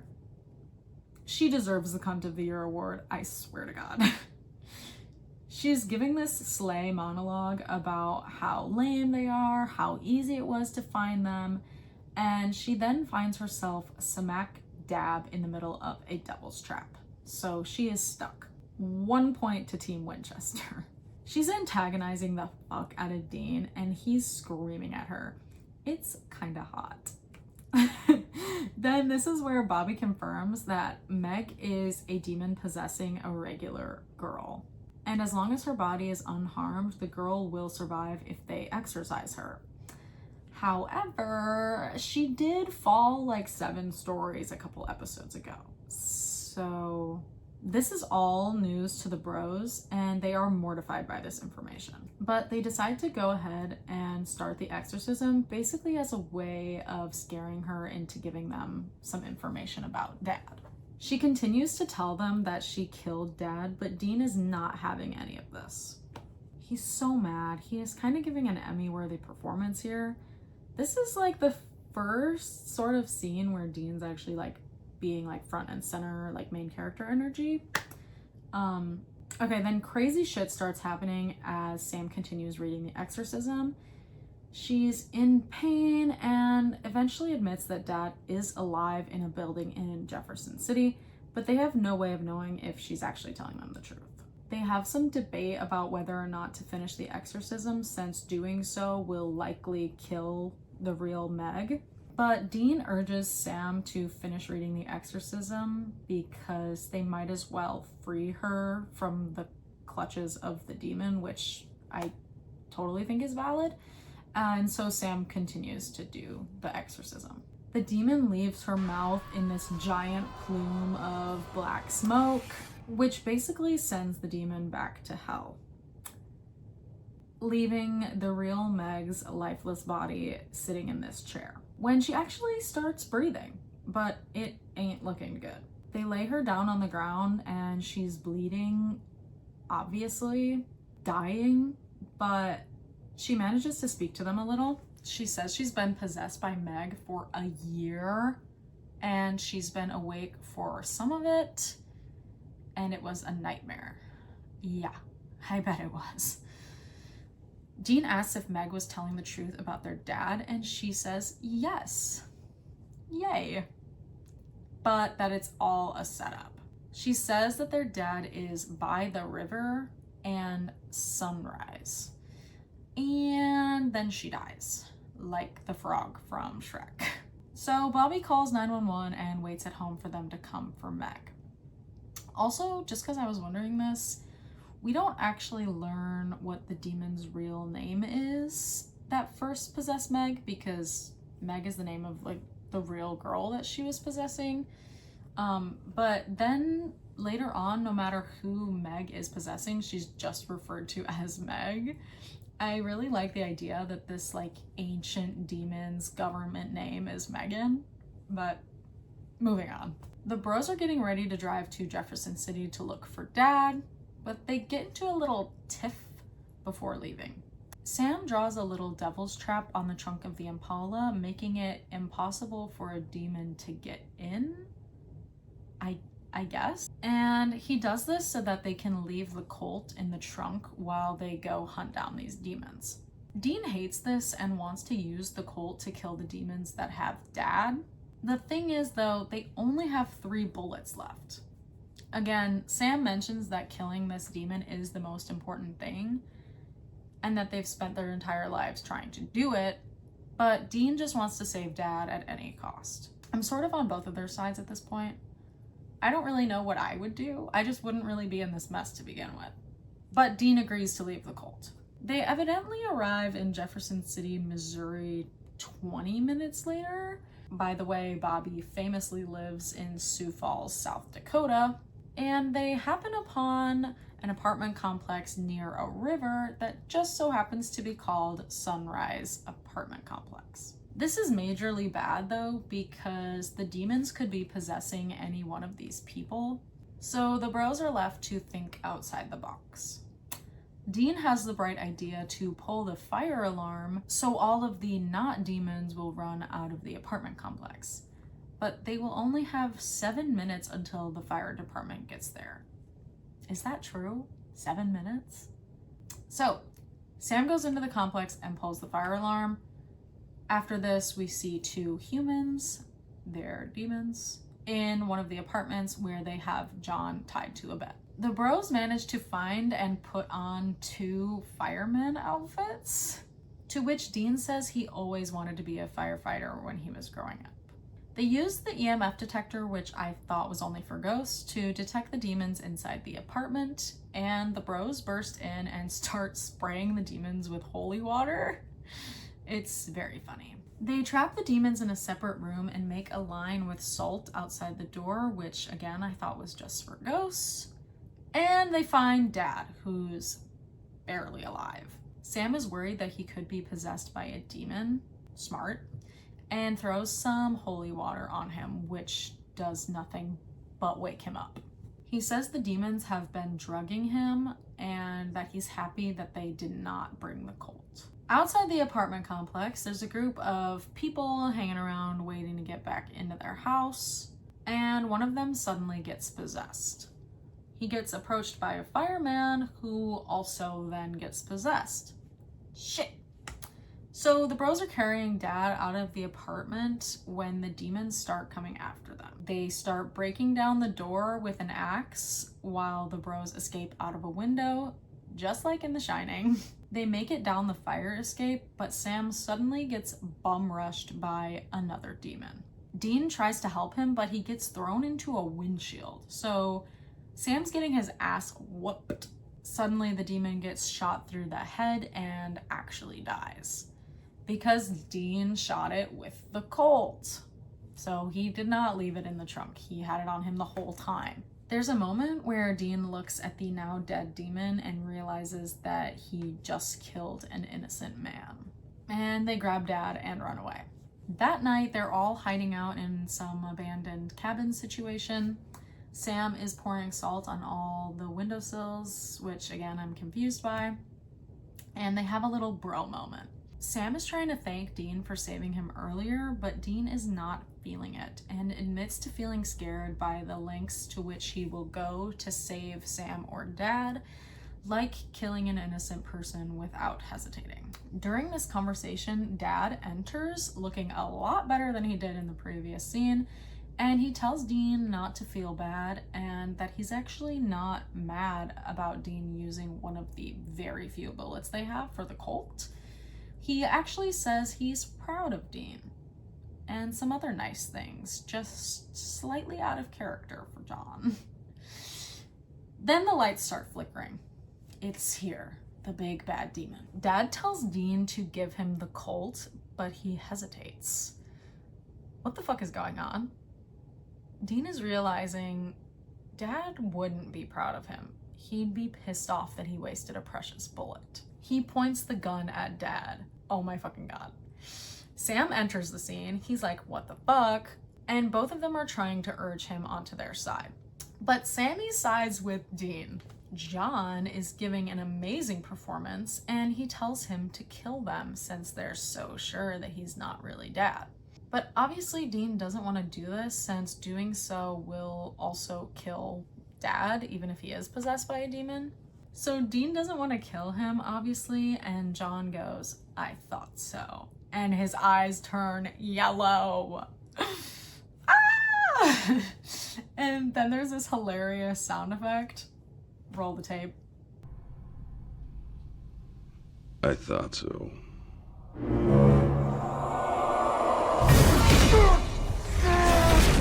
The bros get flung across the room and John / the demon gets the Colt.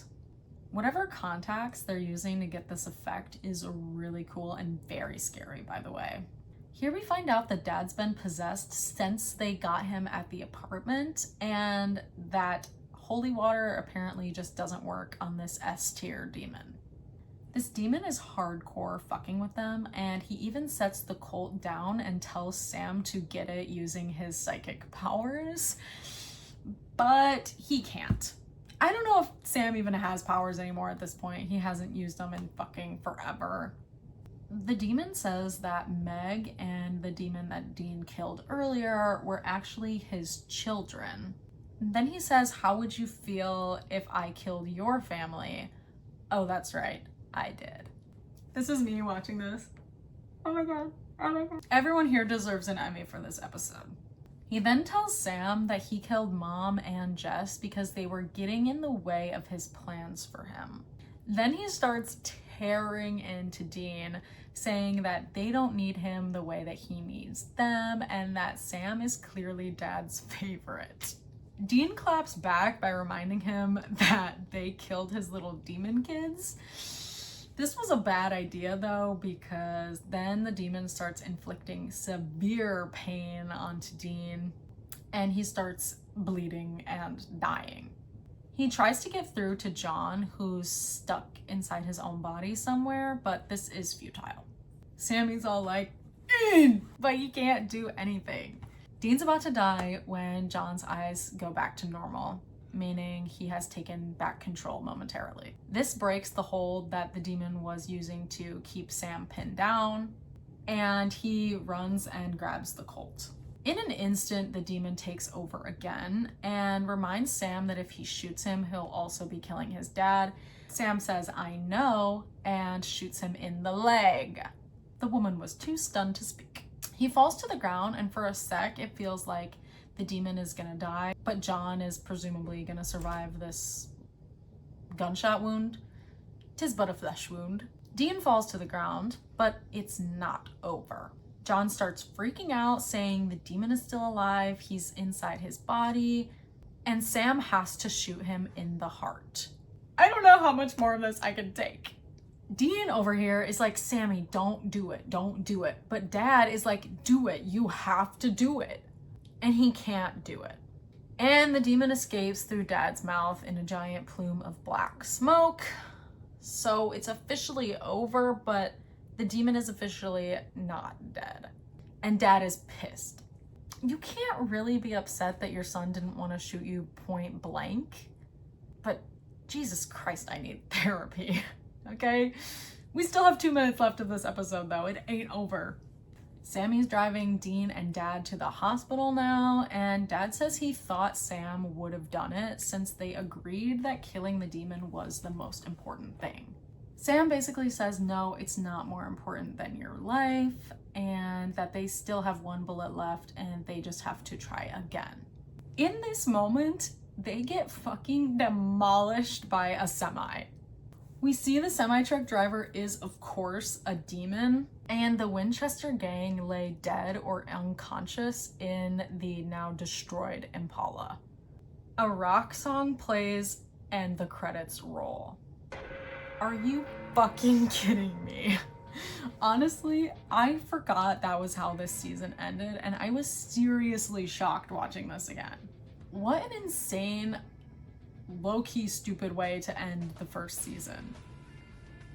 Yeah, that's the finale of season 1. It's interesting to me how we have absolutely no conclusion to the story that's taken 22 episodes to unfold at this point. And we haven't even met the big bad demon in question yet. I just think it's crazy for this show to open up with all these questions and then end in a way that it feels like a mid-season finale should end. But that's what season 2 is for, I guess. Yeah. So yeah, we talked about a lot here. Needless to say, this is a very good season of television. I guess I suggest watching it if you want to. This video is gonna be like 3 hours long, but watching this whole show is more like 24 hours, so yeah. Filming this video has been a lot of work, but it's also been really fun. All of the flannels I've been wearing in this video were actually my dad's. He unfortunately passed away earlier this year, so watching this show and filming this video has been a much needed distraction for me. So I hope that this video was a good distraction for you too, if you needed one. I will probably continue with season 2, so like this video and leave a comment if you want me to do that. I know I'm not the best explainer in the world, but hopefully it was still entertaining. But yeah, this was something very new for me, but I had a lot of fun with it, and yeah. Again, follow me on Instagram at macy.jacob and follow my production company at Bright Mouse Productions. We have a short film coming out later this year that I'm really excited about, so if you're at all interested, please check it out. Let me stop talking now. Thank you all for watching. If you made it this far, you're a real one. All right, bye.